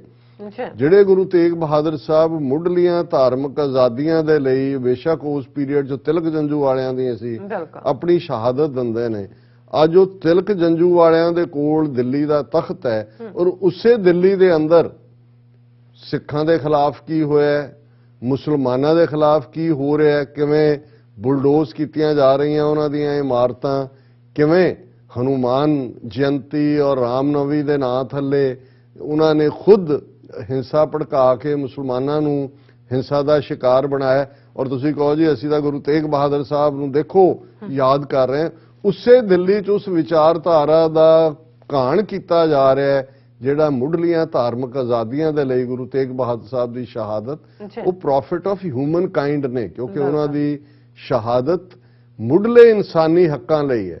ਜੇ ਅੱਜ ਗੁਰੂ ਤੇਗ ਬਹਾਦਰ ਸਾਹਿਬ ਫਿਜ਼ੀਕਲ ਰੂਪ 'ਚ ਹੋਣ, ਉਹ ਉਵੇਂ ਹੀ ਆਪਣਾ ਆਪ ਜਿਹੜਾ ਉਹ ਕੁਰਬਾਨ ਕਰਨ, ਸ਼ਹਾਦਤ ਦੇਣ ਕਿ ਭਾਈ ਤੁਸੀਂ ਮੁਸਲਮਾਨਾਂ ਦੇ ਨਾਲ, ਈਸਾਈਆਂ ਦੇ ਨਾਲ, ਦਲਿਤਾਂ ਦੇ ਨਾਲ ਜੋ ਕਰ ਰਹੇ ਹੋ। ਔਰ ਇਸੇ ਤਰ੍ਹਾਂ ਇਹ ਕੱਲਾ ਇਹੀ ਨਹੀਂ ਹੈ ਕਿ ਬਈ 400 ਸਕੂਲੀ ਬੱਚੇ ਔਰ 400 ਰਾਗੀ ਜਥੇ, ਫਿਰ ਗੱਤਕੇ ਦੀ ਪੇਸ਼ਕਾਰੀ, 14 ਟੀਮਾਂ ਵੱਡੀਆਂ ਗੱਤਕੇ ਦੀਆਂ, ਔਰ ਵੱਡੀਆਂ ਸਕਰੀਨਾਂ ਦੇ ਉੱਤੇ ਸਾਰਾ ਨੈਸ਼ਨਲ ਮੀਡੀਆ ਇਹਨੂੰ ਦਿਖਾ ਰਿਹਾ ਹੋਏਗਾ। ਔਰ ਖਾਸ ਤੌਰ ਤੇ ਇਸ ਮੌਕੇ ਤੇ 21 ਅਪ੍ਰੈਲ ਨੂੰ ਡਾਕ ਟਿਕਟ ਜਾਰੀ ਹੋਏਗੀ ਗੁਰੂ ਤੇਗ ਬਹਾਦਰ ਸਾਹਿਬ ਦੇ ਨਾਂ ਤੇ, ਸਪੈਸ਼ਲ ਕੋਇਨ ਸਿੱਕਾ ਜਾਰੀ ਹੋਏਗਾ, ਔਰ ਲਾਈਟ ਐਂਡ ਸਾਊਂਡ ਪ੍ਰੋਗਰਾਮ ਜਿਹੜਾ ਉੱਥੋਂ ਦਿੱਲੀ ਤੋਂ ਲਾਈਵ ਚੱਲ ਰਿਹਾ ਹੋਏਗਾ। ਇਸ ਸਾਰੇ ਦੇ ਨਾਲ ਨਾਲ ਉਹਨਾਂ ਨੇ ਇੱਕ ਹਿਸਟੋਰੀਕਲ ਫੈਮਿਲੀ ਹੋਈ ਹੈ ਭਾਈ ਰੂਪਾ ਜੀ ਦੀ, ਉਹਨਾਂ ਦੇ ਡਿਸੈਂਡੈਂਟ ਨੇ ਅੱਗੋਂ, ਉਹਨਾਂ ਦੇ ਕੋਲ ਜਿਹੜੀਆਂ ਕੁਝ ਇਤਿਹਾਸਕ ਚੀਜ਼ਾਂ ਜਿਹੜੀਆਂ ਗੁਰੂ ਸਾਹਿਬਾਨ ਨਾਲ, ਮਾਤਾ ਗੁਜਰੀ ਜੀ ਦੇ ਸੈਂਡਲ ਨੇ, ਉਹਨਾਂ ਦੇ ਖੜਾਵਾਂ ਜਿਹੜੇ ਪੁਰਾਤਨ ਜਿਸ ਕਿਸਮ ਦੇ ਪਾਈ ਜਾਂਦੀ ਸੀ। ਇਸੇ ਤਰ੍ਹਾਂ ਗੁਰੂ ਦਸਵੇਂ ਪਾਤਸ਼ਾਹ ਦਾ ਕੜਾ ਹੈ, ਗੁਰੂ ਤੇਗ ਬਹਾਦਰ ਸਾਹਿਬ ਦੀ ਕਿਰਪਾਨ ਹੈ, ਰੁਮਾਲਾ ਸਾਹਿਬ ਹੈ, ਔਰ ਭਾਈ ਰੂਪਾ ਜੀ ਦੇ ਜਿਹੜੇ ਪਰਿਵਾਰ ਨੂੰ ਗੁਰੂ ਸਾਹਿਬ ਦਾ ਹੁਕਮਨਾਮਾ, ਇਹ ਸਾਰੇ ਜਿਹੜੇ ਜਿਨ੍ਹਾਂ ਨੂੰ ਅਸੀਂ ਰੈਲਿਕਸ ਕਹਿੰਦੇ ਆ, ਹਿਸਟੋਰੀਕਲ ਚੀਜ਼ਾਂ ਨੇ, ਇਹਨਾਂ ਦਾ ਵੀ ਜਿਹੜਾ ਉੱਥੇ ਉਸ ਨੂੰ ਉਹਨਾਂ ਦੇ ਦਰਸ਼ਨ ਕਰਾਏ ਜਾਣਗੇ। ਸੋ ਇਸ ਸਾਰੇ ਦੇ ਚੱਲਦੇ ਆ ਦੂਸਰਾ ਪਾਰਟ ਅਸੀਂ ਦੇਖ ਰਹੇ ਹਾਂ ਵੀ ਗੱਲ ਕੱਲੀ ਇਹ ਨਹੀਂ ਹੈ ਵੀ ਉਹਨਾਂ ਨੇ ਇੱਕ ਪਾਸੇ ਤਾਂ ਇੰਨੀ ਵੱਡੀ ਪੋਪ ਲੀਲਾ ਰਚੀ ਹੈ। ਹੁਣ ਜਿਹੜੇ ਲੋਕ ਉਹ 32 34 ਜਿਹੜੀ ਚਿੱਟੀ ਸਿਉਂਕ ਔਰ ਵਿਖੇ ਹੋਏ ਲੋਕ ਰੈਂਟਾ ਸਿੱਖਾਂ ਦਾ ਡੈਲੀਗੇਸ਼ਨ ਚੋਣਾਂ ਤੋਂ ਪਹਿਲਾਂ ਮਿਲਿਆ ਸੀ ਉਹਨਾਂ ਨੂੰ, ਉਹਨਾਂ ਦੇ ਵਿੱਚ ਇੱਕ ਪਟਨਾ ਸਾਹਿਬ ਦਾ ਜਥੇਦਾਰ ਰਣਜੀਤ ਸਿੰਘ ਗੌਹਰ ਵੀ ਸ਼ਾਮਲ ਸੀ। ਔਰ ਹੁਣ ਐਨ ਜਦੋਂ ਕਿ ਇਹ ਹੋਣ ਜਾ ਰਿਹਾ, ਇਸ ਤੋਂ 2 ਦਿਨ ਪਹਿਲਾਂ ਰਣਜੀਤ ਸਿੰਘ ਗੌਹਰ ਦਾ ਇਹ ਸਟੇਟਮੈਂਟ ਉਹ ਮਲੇਰਕੋਟਲੇ ਚ ਆਉਂਦਾ ਹੈ। ਉਹ ਇਹ ਕਹਿੰਦਾ ਕਿ ਗੁਰੂ ਘਰਾਂ ਦੇ ਪ੍ਰਬੰਧਾਂ ਤੇ ਸਿੱਖ ਸੰਸਥਾਵਾਂ 'ਚ ਹਿੰਦੂ ਤੇ ਮੁਸਲਿਮ ਭਾਈਚਾਰੇ ਦੇ ਲੋਕ ਵੀ ਸ਼ਾਮਲ ਕੀਤੇ ਜਾਣ। ਉਹ ਮੁਸਲਿਮ ਤਾਂ ਉਹਨਾਂ ਨੇ ਐਵੇਂ ਉਹਨੂੰ ਬੈਲੈਂਸ ਕਰਨ ਲਈ ਕਿਹਾ। ਹੁਣ ਇੱਕ ਪਟਨਾ ਸਾਹਿਬ ਦਾ ਇਹ ਕਹਿ ਰਿਹਾ ਕਿ ਤੁਸੀਂ ਗੁਰਦੁਆਰਿਆਂ ਦੇ ਪ੍ਰਬੰਧਕੀ ਨਿਜ਼ਾਮ ਦੇ ਵਿੱਚ ਹਿੰਦੂਆਂ ਨੂੰ ਸ਼ਾਮਲ ਕਰੋ। ਮੁਸਲਮਾਨਾਂ ਤੋਂ ਤਾਂ ਉਹਨਾਂ ਦੇ ਤੁਸੀਂ ਮਸੀਤਾਂ ਦੇ ਉੱਤੇ ਭਗਵੇਂ ਝੰਡੇ ਲਾ ਰਹੇ ਹੋ, ਉਹਨਾਂ ਦੇ ਅਜ਼ਾਨ ਦੇ ਬਰਾਬਰ ਜਾ ਕੇ ਹਨੂਮਾਨ ਚਾਲੀਸੇ ਪੜ੍ਹ ਰਹੇ ਹੋ, ਮਸੀਤਾਂ ਦੇ ਉੱਤੇ ਤੁਸੀਂ ਕਬਜ਼ੇ ਕਰ ਰਹੇ ਹੋ। ਹੁਣ ਇਹ ਜਦੋਂ ਇਹ ਮਲੇਰਕੋਟਲੇ ਆਂਦਾ ਜਥੇਦਾਰ ਪਟਨਾ ਸਾਹਿਬ ਦਾ ਗਿਆਨੀ ਰਣਜੀਤ ਸਿੰਘ ਗੌਰ, ਤੇ ਉਹਨਾਂ ਨੇ ਕਿਹਾ ਜੀ ਦੇਖੋ ਗੁਰੂ ਸਾਹਿਬ ਗੁਰੂ ਨਾਨਕ ਸਾਹਿਬ ਤਾਂ ਸਰਬੱਤ ਦਾ ਭਲਾ ਮੰਗਦੇ ਸੀ, ਸਿੱਖੀ ਦੇ ਸਿਧਾਂਤ ਮਾਨਵਤਾ ਨੂੰ ਪਿਆਰ ਕਰਨ ਵਾਲੇ ਔਰ ਸਾਰੇ ਨੇ, ਇਸ ਲਈ ਸਿੱਖਾਂ ਦੇ ਗੁਰਦੁਆਰਿਆਂ ਦੇ ਪ੍ਰਬੰਧਾਂ 'ਚ ਹਿੰਦੂ ਸੰਸਥਾਵਾਂ ਨੂੰ ਵੀ ਨੁਮਾਇੰਦਗੀ ਦੇਣੀ ਚਾਹੀਦੀ ਹੈ, ਇਹਨਾਂ ਨੂੰ ਵੀ ਸ਼ਾਮਲ ਕਰਨਾ ਚਾਹੀਦਾ। ਸੋ ਇਹ ਅਸੀਂ ਦੇਖ ਸਕਦੇ ਹਾਂ ਕਿ ਭਾਈ ਇਹ ਗੱਲ ਕਿੱਧਰ ਨੂੰ ਜਾ ਰਹੀ ਹੈ। ਔਰ ਇਹ ਇਕੱਲਾ ਇਹ ਨਹੀਂ ਹੈ, ਜੇ ਇੱਕ ਉਸ ਵਿਵੇਕ ਅਗਨੀਹੋਤਰੀ ਤੋਂ ਕਸ਼ਮੀਰ ਫਾਈਲਸ ਫਿਲਮ ਬਣਾ ਕੇ ਮੁਸਲਮਾਨਾਂ ਦੇ ਖਿਲਾਫ ਨਫ਼ਰਤ, ਜਿਵੇਂ ਕਸ਼ਮੀਰੀ ਪੰਡਤ ਉਹਨਾਂ ਨੇ ਕੱਢੇ ਹੋਣ, ਜਿਹੜੀ ਕਿ ਹਾਲਾਂਕਿ ਸਰਕਾਰ ਦੀ ਆਪਣੀ ਨੀਤੀ ਸੀ, ਤਾਂ ਹੁਣ ਐਨ ਇਸ ਮੌਕੇ ਤੇ ਇੱਕ ਹਫ਼ਤਾ ਪਹਿਲਾਂ ਇਸ ਤੋਂ ਵਿਵੇਕ ਅਗਨੀਹੋਤਰੀ ਇਹ ਡਿਕਲੇਅਰ ਕਰਦਾ ਹੈ ਆਪਣੇ ਟਵਿੱਟਰ ਹੈਂਡਲ ਦੇ ਉੱਤੇ ਕਿ ਜੀ ਮੈਂ ਹੁਣ ਅਗਲੀ ਫਿਲਮ ਜਿਹੜੀ ਹੈ ਦਿੱਲੀ ਫਾਈਲਸ ਬਣਾ ਰਿਹਾ ਨਵੰਬਰ 84 ਦੇ ਉੱਤੇ। ਹੁਣ ਔਰ ਇਹੀ ਆਰਐਸਐਸ ਦਾ ਅਡਵਾਨੀ ਆਪਣੀ ਆਟੋਬਾਇਓਗ੍ਰਾਫੀ 'ਚ ਕਹਿੰਦਾ ਜੀ ਮੈਂ ਇੰਦਰਾ ਗਾਂਧੀ ਨੂੰ ਇਹ ਕਿਹਾ ਕਿ ਭਈ ਹਮਲਾ ਕਰੋ ਦਰਬਾਰ ਸਾਹਿਬ ਤੇ। ਇਹ ਹਿੰਦੂ ਤਵੀਆਂ ਦੀ ਜਮਾਤ बीजेपी ਮਤਾ ਕਰਦੀ ਹੈ ਕਿ ਇਹ ਤਾਂ 6 ਮਹੀਨੇ ਪਹਿਲੇ ਹੋਣਾ ਚਾਹੀਏ ਥਾ। ਦਿੱਲੀ ਔਰ ਹਰ ਥਾਂ ਦੇ ਉੱਤੇ ਜਿਹੜੇ ਹਮਲੇ ਹੁੰਦੇ ਨੇ ਉਹਨਾਂ 'ਚ ਆਰਐਸਐਸ ਜਿਹੜਾ ਉਹ ਅੱਗੇ ਨੇ। ਔਰ ਇਹੀ ਨਹੀਂ, ਉਹਨਾਂ ਦੇ ਮਿਸਟਰ ਫੜਨਵੀਸ ਜਿਹਨੂੰ ਇਹਨਾਂ ਨੇ, ਨਾਨਾ ਜੀ ਦੇਸ਼ਮੁਖ ਜਿਹਨੂੰ ਇਹਨਾਂ ਨੇ ਭਾਰਤ ਰਤਨ ਅਵਾਰਡ ਦਿੱਤਾ ਹੈ, ਉਹਨੇ ਤਾਂ ਪੂਰਾ 9 ਨਵੰਬਰ 1984 'ਚ ਲਿਖਿਆ ਵੀ ਸਿੱਖ ਇਹ ਡਿਜ਼ਰਵ ਕਰਦੇ ਸੀ ਜੋ ਇਹਨਾਂ ਦੇ ਨਾਲ ਹੋਇਆ। ਪਰ ਹੁਣ ਉਹਨਾਂ ਨੂੰ ਲੱਗਦਾ ਹੈ ਵੀ ਜਿਵੇਂ ਉਹਨਾਂ ਨੇ ਕਸ਼ਮੀਰ ਫਾਈਲਸ ਬਣਾ ਕੇ ਵਿੱਚ ਹੀ ਨਫ਼ਰਤ ਫੈਲਾਈ, ਕਿਉਂਕਿ ਨਵੰਬਰ 84 ਕਾਂਗਰਸ ਦੇ ਖਾਤੇ 'ਚ ਪੈਂਦਾ ਤੇ ਇਹਨਾਂ ਨੂੰ ਇਹ ਲੱਗਦਾ ਵੀ ਸਿੱਖਾਂ ਨੂੰ ਇਹ ਦੱਸਣ ਲਈ ਕਿ ਦੇਖੋ ਜੀ ਅਸੀਂ ਕਿੰਨੀ ਹਮਦਰਦੀ ਕਰਦੇ, ਕਿੰਨਾ ਪਿਆਰ ਕਰਦੇ ਹਾਂ ਤੁਹਾਨੂੰ। ਔਰ ਇਹ ਇਕੱਲਾ ਇਹੀ ਨਹੀਂ ਵੀ ਉਹਨੇ ਐਲਾਨ ਕੀਤਾ, ਨਾਲ ਦੀ ਨਾਲ ਜਿਵੇਂ ਆਰਪੀ ਸਿੰਘ ਨਾਂ ਦਾ ਬੰਦਾ ਹੈ, ਇਹਨਾਂ ਦਾ ਸਪੋਕਸਮੈਨ ਹੈ BJP the. Delhi Files, BJP's RP Singh welcomes movie alleges 1984 riots were planned। ਉਹਨੂੰ ਫਿਰ ਰਾਇਟ ਵੀ ਕਹਿੰਦੇ ਨੇ, ਖਾਤੇ ਵੀ ਕਾਂਗਰਸ ਪਾਣੇ ਔਰ ਫਿਲਮ ਦਾ ਇਸਤੇਮਾਲ ਕਰਕੇ ਕਿਸ ਹੱਦ ਤੱਕ ਜਾਣਗੇ। ਸੋ ਇਹ ਅਸੀਂ ਸਮਝਦੇ ਹਾਂ ਵੀ ਜਿਹੜੇ ਤਾਂ ਜਾਗਰੂਕ ਸਿੱਖ ਨੇ ਉਹ ਇਸ ਸਾਰੀ ਖੇਡ ਨੂੰ ਬਹੁਤ ਚੰਗੀ ਤਰ੍ਹਾਂ ਸਮਝਦੇ ਨੇ, ਪਰ ਇਹਦੇ ਬਾਵਜੂਦ ਇਹ ਇੱਕ ਇਸ ਕਿਸਮ ਦਾ ਦੀ ਡੈਥ ਕੇਸ ਹੈ, ਕਿਉਂਕਿ ਜਿਹੜੇ ਸਿਰਫ ਧਰਮੀ ਆਪਣੇ ਆਪ ਨੂੰ ਧਰਮੀ ਸਿੱਖ ਕਹਾਉਂਦੇ ਨੇ ਉਹਨਾਂ ਨੂੰ ਬਹੁਤ ਵਾਰ ਲੱਗਣ ਲੱਗ ਜਾਂਦਾ ਹੈ ਕਿ ਜੀ ਹਰ ਗੱਲ ਦਾ ਵਿਰੋਧ ਕਿਉਂ ਕਰਨਾ ਹੈ। ਚਲੋ ਚੰਗਾ ਕੰਮ ਹੀ ਕਰ ਰਹੇ ਨੇ। ਜੇ ਉਹ ਵੀ ਗੁਰੂ ਤੇਗ ਬਹਾਦਰ ਸਾਹਿਬ ਨੂੰ ਯਾਦ ਕਰ, ਦੇਖੋ ਜੀ ਲਾਲ ਕਿਲੇ 75 ਸਾਲ 'ਚ ਪਹਿਲਾਂ ਕਿਸੇ ਪ੍ਰਾਈਮ ਮਿਨਿਸਟਰ ਨੇ ਗੁਰੂ ਤੇਗ ਬਹਾਦਰ ਸਾਹਿਬ ਨੂੰ ਯਾਦ ਨਹੀਂ ਕੀਤਾ। ਪਹਿਲੀ ਵਾਰ ਹੋਏਗਾ ਕਿ 15 ਅਗਸਤ ਤੋਂ ਬਿਨਾਂ ਮੋਦੀ ਕਰੇਗਾ। ਦੇਖੋ ਜੀ ਡਾਕ ਟਿਕਟ, ਦੇਖੋ ਜੀ ਸਿੱਕਾ, ਤੁਸੀਂ ਇਹਨਾਂ ਦਾ ਇਰਾਦਾ ਦੇਖੋ ਕੀ ਹੈ, ਕਿਸ ਹੱਦ ਤੱਕ ਇਹਨਾਂ ਨੇ ਸਿੱਖਾਂ ਨੂੰ, ਸਿੱਖੀ ਨੂੰ, ਇਹਨਾਂ ਦਾ ਲਿਟਰੇਚਰ ਜੋ ਛਾਪ ਰਹੇ ਨੇ, ਇਹਨਾਂ ਦੇ ਲੋਕ ਜਿਹੜੇ ਬੈਠੇ ਹੋਏ ਨੇ ਸੋਸ਼ਲ ਮੀਡੀਆ ਤੇ, ਉਹ ਸਿੱਖਾਂ ਪ੍ਰਤੀ ਕਿੰਨੀ ਨਫ਼ਰਤ ਫੈਲਾ ਰਹੇ ਨੇ। ਬਾਹਰਲੇ ਮੁਲਕਾਂ 'ਚ ਯੂਕੇ ਤੋਂ ਲੈ ਕੇ ਇੱਥੇ ਤੱਕ ਇੱਕ ਉਹਨਾਂ ਨੇ ਪੱਗਾਂ ਵਾਲੇ ਜਿਹੜੇ ਆਪਣੇ ਆਪ ਨੂੰ ਫਖਰ ਨਾਲ ਕਹਿੰਦੇ ਨੇ ਕਿ ਜੀ ਅਸੀਂ ਸਨਾਤਨੀ ਸਿੱਖ ਹਾਂ। ਹੁਣ ਇਹੀ ਆਰਐਸਐਸ ਦਾ ਕਨਸੈਪਟ ਹੈ ਕਿ ਭਾਈ ਹਿੰਦੂ ਧਰਮ ਇੱਕ ਸਮੁੰਦਰ ਹੈ, ਸਮੁੰਦਰ ਦੇ ਵਿੱਚ ਲਹਿਰਾਂ ਨੇ, ਇੱਕ ਬੁੱਧ ਦੀ ਲਹਿਰ ਹੈ, ਇੱਕ ਜੈਨ ਦੀ ਹੈ, ਇੱਕ ਤੁਹਾਡੀ ਵੀ ਹੈ। ਉਹ ਸਾਨੂੰ ਕੋਈ ਨਹੀਂ ਹੈ, ਤੁਸੀਂ ਕੇਸ ਵਾਲ ਰੱਖੋ, ਪੱਗਾਂ ਬੰਨੋ। ਰਾਮਦੇਵ ਨੇ ਕਿਹੜੇ ਵਾਲ ਨਹੀਂ ਰੱਖੇ ਹੋਏ, ਜਾਂ ਸ਼੍ਰੀ ਰਵੀ ਸ਼ੰਕਰ ਨੇ ਕਿਹੜੇ ਨਹੀਂ ਰੱਖੇ ਹੋਏ। ਇੰਦਰਾ ਗਾਂਧੀ ਜਿਹਦੀ ਚੇਲੀ ਸੀ ਧਰਮਿੰਦਰ ਕੀ ਉਹਦਾ ਨਾਂ ਸੀ, ਧਰਿੰਦਰ ਬ੍ਰਹਮਚਾਰੀ, ਸਾਰੇ ਹੀ ਵਾਲਾਂ ਵਾਲੇ, ਦੂਜਿਆਂ ਵਾਲੇ। ਉਹ ਆਸਾਰਾਮ ਤੋਂ ਲੈ ਕੇ ਆ ਜਿਹੜਾ ਇੱਕ ਹੋਰ ਸਤਿਗੁਰੂ ਬਣਿਆ ਹੁੰਦਾ ਹੈ, ਸਾਰੇ ਉਹਨਾਂ ਨੂੰ ਕੀ ਫਰਕ ਪੈਂਦਾ ਇਸ ਸਾਰੇ ਦੇ ਨਾਲ। ਪਰ ਜਦੋਂ ਤੁਸੀਂ ਕਹਿੰਦੇ ਹੋ ਕਿ ਖਾਲਸਾ ਪੰਥ ਪੰਜਵਾਂ ਦੁਨੀਆ ਦਾ ਯੂਨੀਕ ਧਰਮ ਹੈ, ਜਾਬੇ ਗਹਿ ਵਿਪਰਨ ਕੀ ਰੀਤ, ਮੈਂ ਨਾ ਕਰੋ ਇਨਕੀ ਪ੍ਰਤੀਤ। ਹੁਣ 10ਵੇਂ ਪਾਤਸ਼ਾਹ ਦਾ ਫਰਮਾਨ ਹੈ, ਜਬ ਲਗ ਖਾਲਸਾ ਰਹੇ ਨਿਆਰਾ, ਤਬ ਲਗ ਤੇਜ ਦਿਓ ਮੈਂ ਸਾਰਾ, ਜਾਬੇ ਗਹਿ ਵਿਪਰਨ ਦਾ ਮਤਲਬ ਬ੍ਰਾਹਮਣ ਹੈ, ਬ੍ਰਾਹਮਣਵਾਦ, ਕਿ ਜਿਹੜਾ ਉਸ ਵਿਚਾਰ ਸੋ ਸਿੱਖੀ ਤਾਂ ਮੁੱਢਲੇ ਤੌਰ ਤੇ ਬ੍ਰਾਹਮਣਵਾਦ ਦੀ ਧੁਨੀ ਦੇ ਵਿੱਚ ਤੀਰ ਹੈ। ਸੋ ਅਸੀਂ ਸਮਝਦੇ ਹਾਂ ਕਿ ਭਾਈ ਇਹ ਵੀ ਇਹਨਾਂ ਦੀ ਜਿਹੜੀ ਨੋਟੰਕੀ ਹੈ ਵੱਡਾ ਹਿੱਸਾ ਸਿੱਖਾਂ ਦਾ ਸਮਝਦਾ, ਪਰ ਅਸੀਂ ਫਿਰ ਵੀ ਆਪਣਾ ਫਰਜ਼ ਨਿਭਾ ਰਹੇ ਹਾਂ ਦੱਸਣ ਦੇ ਲਈ ਕਿ ਭਾਈ ਇਹ ਨਾ ਦੇਖੋ ਵੀ ਸ਼ੈਤਾਨ ਨੂੰ ਰੋਜ਼ੀ ਕਿੱਥੋਂ ਮਿਲ ਰਹੀ ਹੈ। ਸ਼ੈਤਾਨ ਦੀ ਆਂਤ ਦੇਖੋ ਰੇ ਇਵੇਂ ਹੀ ਹੈ ਜਿਹਨੂੰ ਗੁਰੂ ਨਾਨਕ ਸਾਹਿਬ ਨੇ ਫਰਮਾਇਆ ਸੀ ਕਿ ਕਾਜ਼ੀਆਂ ਬਾਹਮਣਾ ਕੀ ਗੱਲ ਥੱਕੀ, ਅਗਦ ਪੜੈ ਸ਼ੈਤਾਨ ਵੇ ਲਾਲੋ। ਜੇ ਸ਼ੈਤਾਨ ਰੱਬ ਦੇ ਗੁਣਾਂ ਨੂੰ ਇੰਟਰਪ੍ਰੀਟ ਕਰਨ ਲੱਗ ਜਾਏ ਤਾਂ ਫਿਰ ਹੋਰ ਵੀ ਖਤਰਨਾਕ ਹੋ ਜਾਂਦਾ ਹੈ। ਇਹੀ ਕੁਝ ਆਰਐਸਐਸ ਕਰ ਰਿਹਾ। ਬਿਲਕੁਲ ਰਾਸਾ, ਤੁਹਾਡਾ ਬਹੁਤ ਬਹੁਤ ਸ਼ੁਕਰੀਆ। ਸਾਥ ਲੈਣੇ ਬ੍ਰੇਕ ਵਿਊਅਰਸ, ਤੁਸੀਂ ਇਸੇ ਤਰ੍ਹਾਂ ਹੀ ਜੁੜੇ ਰਹਿਣਾ। ਮਿਲਦੇ ਹਾਂ ਆਫਟਰ ਦਿਸ ਸ਼ਾਰਟ ਬ੍ਰੇਕ।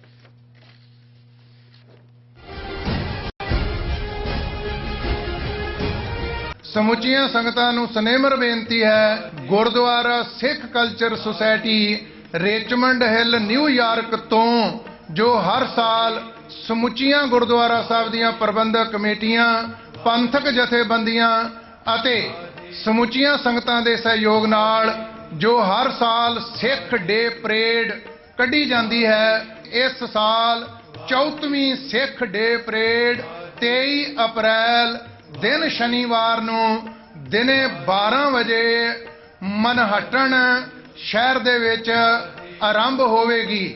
ਸਾਰੀਆਂ ਸੰਗਤਾਂ ਨੂੰ ਬੇਨਤੀ ਹੈ ਕਿ ਵੱਧ ਤੋਂ ਵੱਧ ਸਿੱਖ ਡੇ ਪਰੇਡ ਵਿੱਚ ਸ਼ਮੂਲੀਅਤ ਕਰਨੀ ਹੈ। ਵੀਰਾਂ ਨੂੰ ਬੇਨਤੀ ਹੈ ਕੇਸਰੀ ਦਸਤਾਰਾਂ ਸਜਾ ਕੇ, ਭੈਣਾਂ ਨੂੰ ਬੇਨਤੀ ਹੈ ਕੇਸਰੀ ਦੁਪੱਟੇ ਲੈ ਕੇ ਇਸ ਸਿੱਖ ਡੇ ਪਰੇਡ ਦੇ ਵਿੱਚ ਸ਼ਾਮਲ ਹੋਣਾ ਹੈ। ਸਤਿਗੁਰੂ ਸੱਚੇ ਪਾਤਸ਼ਾਹ ਜੀ ਦੀਆਂ ਖੁਸ਼ੀਆਂ ਪ੍ਰਾਪਤ ਕਰਨੀਆਂ। ਸਾਰੇ ਹੀ ਟਰਾਈ ਸਟੇਟ ਦੇ ਗੁਰਦੁਆਰਾ ਸਾਹਿਬਾਨਾਂ ਤੋਂ ਸਵੇਰੇ 9 ਵਜੇ ਉਸ ਦਿਨ ਬੱਸਾਂ ਚੱਲਣਗੀਆਂ। ਪਰਿਵਾਰਾਂ ਬੱਚਿਆਂ ਸਮੇਤ ਹਾਜ਼ਰੀਆਂ ਭਰ ਕੇ ਸਤਿਗੁਰੂ ਸੱਚੇ ਪਾਤਸ਼ਾਹ ਜੀ ਦੀਆਂ ਖੁਸ਼ੀਆਂ ਪ੍ਰਾਪਤ ਕਰੋ ਜੀ। ਵਾਹਿਗੁਰੂ ਜੀ ਕਾ ਖਾਲਸਾ, ਵਾਹਿਗੁਰੂ ਜੀ ਕੀ ਫਤਿਹ।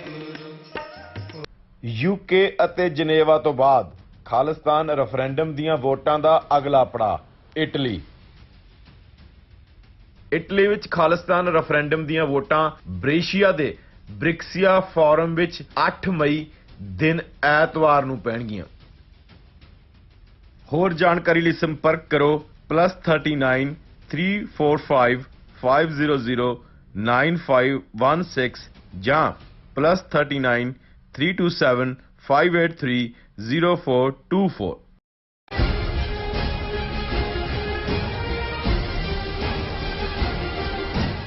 Viewers welcome back on program. So viewers ਹੁਣ ਆਪਾਂ ਗੱਲਬਾਤ ਕਰਾਂਗੇ ਕਿ ਆਰਐਸਐਸ ਦੇ ਮੁਸਲਿਮ ਵਿਰੋਧੀ ਏਜੰਡੇ ਨੂੰ ਬੜੀ ਬੇਸ਼ਰਮੀ ਨਾਲ ਲਾਗੂ ਕੀਤਾ ਜਾ ਰਿਹਾ ਹੈ। ਮੁਸਲਮਾਨ ਘਰਾਂ ਅਤੇ ਦੁਕਾਨਾਂ ਤੇ ਬਲਡੋਜ਼ਰ ਜਿਹੜੇ ਨੇ ਉਹ ਚਲਾਏ ਜਾ ਰਹੇ ਨੇ ਔਰ ਮਸਜਿਦਾਂ ਤੇ ਭਗਵੇਂ ਜਿਹੜੇ ਝੰਡੇ ਨੇ ਉਹ ਫਹਿਰਾਏ ਜਾ ਰਹੇ ਨੇ ਅਤੇ ਮੁਸਲਮਾਨਾਂ ਨੂੰ ਦੰਗਿਆਂ ਦਾ ਸ਼ਿਕਾਰ ਬਣਾਇਆ ਜਾ ਰਿਹਾ ਹੈ। ਸੋ ਹਾਲ ਹੀ ਵਿੱਚ ਰਾਮਨੌਮੀ ਅਤੇ ਹਨੂਮਾਨ ਜਯੰਤੀ ਦੇ ਮੌਕੇ ਖੁੱਲ ਕੇ ਮੁਸਲਮਾਨਾਂ ਨੂੰ ਹਿੰਸਾ ਦਾ ਜਿਹੜਾ शिकार है वह बनाया गया है। सो इस बारे आप गलबात करन जा रहे हैं। सो असं चाहांगे कि तुसीं इसी तरह जुड़े रहना, देखण सुन लई एंड लिखण लई तुहाडा सब दा बहुत बहुत शुक्रिया जी। डॉक्टर साहब की कहना चाहोगे? देखो, पिछले दिनों च भारत के दोवें वजीर डिफेंस मिनिस्टर और फॉरेन मिनिस्टर एस जयशंकर और राजनाथ सिंह 2+2 डायलॉग ਲਈ वाशिंगटन DC आए और टूर के कंक्लूजन ते जदों mister Blinken secretary of state ने जॉइंट प्रेस कॉन्फ्रेंस की और उन्हें आउट ऑफ द वे जाके जिहड़ी है जदों जर्नलिस्टां दे सवाल जवाब का सैशन चल रहा सी उसने कहा भी इंडिया दे विच जो माइनॉरिटीज़ दे नाल हो रहा है, जो ह्यूमन राइट्स वायलेशनस और जिस किस्म का वरतारा है उस दे उत्ते असीं अख रखी हुई है और उस नूं असीं क्लोजली वॉच कर रहे हैं। अच्छा। और ये दोनों ही जिहड़े ने वो मौन खड़े रहे, किसी ने कोई इस दे उत्ते रिएक्ट नहीं किया और ज्यों ही इत्थों गए 2 दिन बाद स्टेट डिपार्टमेंट ने अपनी रिपोर्ट खास तौर पर जी कंट्री रिपोर्ट हुंदी है वो जारी की कि भारत दे विच किवें इंस्टीट्यूशनलाइज तरीके दे नाल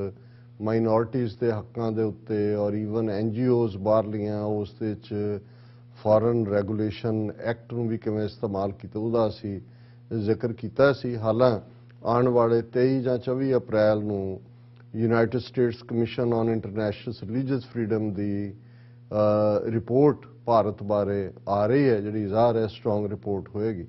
पर एक पासा असीं ये देखते हैं कि दुनिया दीयां निगाहां नज़रां यूक्रेन वाल लगियां हुई हैं। इस सारे नूं लैके एक कंपैशन भी है, यूक्रेन के लोग लड़ भी रहे हैं और ये भी है कि भाई किवें ह्यूमन राइट्स वायलेट हो रहे हैं और इस मुद्दे के उत्ते भी भारत का स्टैंड तो बिल्कुल न्यारा, मतलब ये है कि एग्रैसर रशिया के नाल खलोण दा, लेकिन इस दे बावजूद कि भारत वायलेट कर रहा है सारे ही UN के चार्टर नूं जिहड़ा कि मुढ़ले तौर के उत्ते सॉवरनिटी और टैरीटोरीअल इंटैग्रिटी की गल करदा जदों तुसीं एक एग्रैसर की मदद कर रहे हो पर तुसीं विद इन कंट्री जिहदे ते तुसीं सिग्नेटरी हो चार्टर ऑफ ह्यूमन राइट्स के उत्ते तुसीं वो जुल्म कर रहे हो।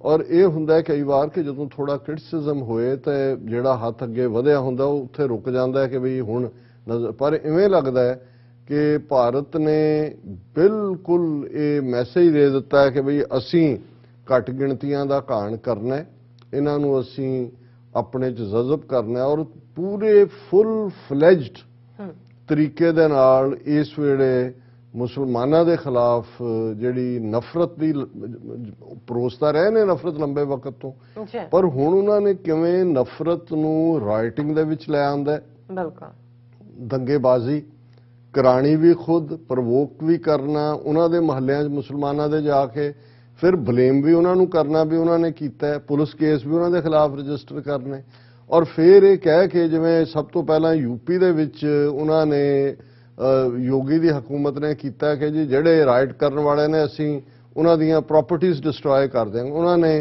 बुलडोज करके जिहड़ियां मुसलमानां दे घर उन्हां दीयां फैक्ट्रियां जां उन्हां दे कारोबारी अदारे वो बुलडोज करके डिस्ट्रॉय करने शुरू किए और असीं इन्हां पिछले हफ्तियां दे विच देखिआ कि यही कहानी फिर मध्य प्रदेश के विच शिवराज सिंह चौहान ने रिपीट की कि जी फलां थां करता जी मुसलमानां ने दंगा और उन्होंने कहा जी उन्होंने दीयां प्रॉपर्टीज़ ढा दिओ। यही काम गुजरात दे विच और हुण पिछले 2 हफ्ते तो आलमोस्ट पिछला ये हफ्ता तो पूरा इंटेंस रहा है जहांगीरपुरी, क्योंकि पहला असीं यही हालां राजस्थान दे विच कांग्रेस की हुकूमत है पर करौली नां दी थां ते और ये दोनों ही जिहड़ा इस इन्हां पिछले 5 दिनां दे विच जिहड़ी मुसलमानां दे खिलाफ वड्डे पैमाने ते हिंसा हुई वो करौली राजस्थान दे विच होए, खरगोन नां दे थां ते मध्य प्रदेश होए, खंबात जिहड़ी है गुजरात च होए जां हुण जहांगीरपुरी दिल्ली दे विच होए। हुण 2 हिंदू कैलेंडर दे विच जिहड़े त्योहार मनाए जांदे ने हनुमान जयंती और रामनवमी, ਜੀ। ਰਾਮਨਵਮੀ ਜ਼ਾਹਰ ਹੈ ਕਿ ਨਵਰਾਤਰਿਆਂ ਨਾਲ ਜੁੜਿਆ ਹੈ। ਹੁਣ ਇਹਨਾਂ ਦੋਨਾਂ ਨੂੰ ਦੇਖੋ, ਜਦੋਂ ਵੀ ਜਿਵੇਂ ਅਸੀਂ ਖਾਲਸਾ ਸਾਜਨਾ ਦਿਵਸ ਦੀ ਗੱਲ ਕੀਤੀ, 4 ਚੁਫੇਰੇ, ਇਹ ਅਪ੍ਰੈਲ ਦਾ ਮਹੀਨਾ ਸਾਰਾ ਹੀ ਉਸ ਸਪਿਰਿਟ ਦੇ ਨਾਲ ਹੈ। ਔਰ ਸਪਿਰਿਟ ਸਿੱਖਾਂ ਦੀ ਕੀ ਹੈ? ਬੇਸ਼ੱਕ ਅਸੀਂ ਖਾਲਸੇ ਦੇ 323 ਸਾਲਾਂ ਦੇ ਸਫ਼ਰ ਨੂੰ ਯਾਦ ਕਰਦੇ ਹਾਂ, ਸ਼ਹੀਦੀਆਂ ਨੂੰ ਯਾਦ ਕਰਦੇ ਹਾਂ, ਜ਼ੁਲਮ ਕਰਨ ਵਾਲਿਆਂ ਨੂੰ ਜਿਹੜਾ ਉਹ ਉਹਨਾਂ ਦੇ ਉੱਤੇ ਵਿਚਾਰ ਕਰਦੇ ਹਾਂ ਕਿ ਭਾਈ ਅਸੀਂ ਜ਼ੁਲਮ ਦੇ ਸਾਹਮਣੇ ਝੁਕੇ ਨਹੀਂ, ਅੱਛਾ, ਪਰ ਕੋਈ ਨਫ਼ਰਤ ਨਹੀਂ ਹੈ ਕਿਸੇ ਲਈ। ਰਾਦਰ ਬਿਲਕੁਲ। ਰਾਹ ਜਾਂਦਿਆਂ ਨੂੰ ਵੀ ਆਵਾਜ਼ਾਂ ਮਾਰ ਕੇ ਅਸੀਂ ਖਵਾਉਂਦੇ ਹਾਂ, ਉਹਨਾਂ ਦਾ ਸਤਿਕਾਰ ਕਰਦੇ ਹਾਂ, ਉਹਨਾਂ ਦੀਆਂ ਲੋੜਾਂ ਪੂਰੀਆਂ ਕਰਦੇ ਹਾਂ ਕਿ ਭਾਈ ਖਾਲਸੇ ਦਾ ਸਫ਼ਰ ਹੀ ਇਹ ਹੈ ਕਿ ਬੇਸ਼ੱਕ ਅਸੀਂ ਦੁਸ਼ਟਾਂ ਨੂੰ ਸਜ਼ਾ ਯਾਫਤਾ ਵੀ ਕੀਤਾ। ਖਾਲਸਾ ਸੋਏ ਜੋ ਨਿਰਧਨ ਕੋ ਪਾਲੇ, ਖਾਲਸਾ ਸੋਏ ਜੋ ਦੁਸ਼ਟ ਕੋ ਗਾਲੇ। ਪ੍ਰੋਟੈਕਟਰ ਹੈ ਖਾਲਸਾ ਨਿਰਧਨਾਂ ਦਾ, ਗਰੀਬਾਂ ਦਾ, ਪਰ ਟਾਇਰੈਂਟਸ ਨੂੰ ਅਸੀਂ ਸਜ਼ਾ ਵੀ ਦਿੰਦੇ ਹਾਂ। ਪਰ ਇਸ ਲਈ ਕਿ ਜ਼ੁਲਮ ਕਰਨ ਵਾਲੇ ਮੁਗਲ ਜਿਹੜੇ ਨੇ ਉਹ ਇਸਲਾਮ 'ਚ ਯਕੀਨ ਰੱਖਣ ਵਾਲੇ ਸੀ, ਜਾਂ ਹਿੰਦੂ 22 ਤਾਰ ਦੇ ਪਹਾੜੀ ਰਾਜੇ ਜਿਹੜੇ ਹਮਲਾਵਰ ਸੀ ਉਹ ਹਿੰਦੂ ਸੀ।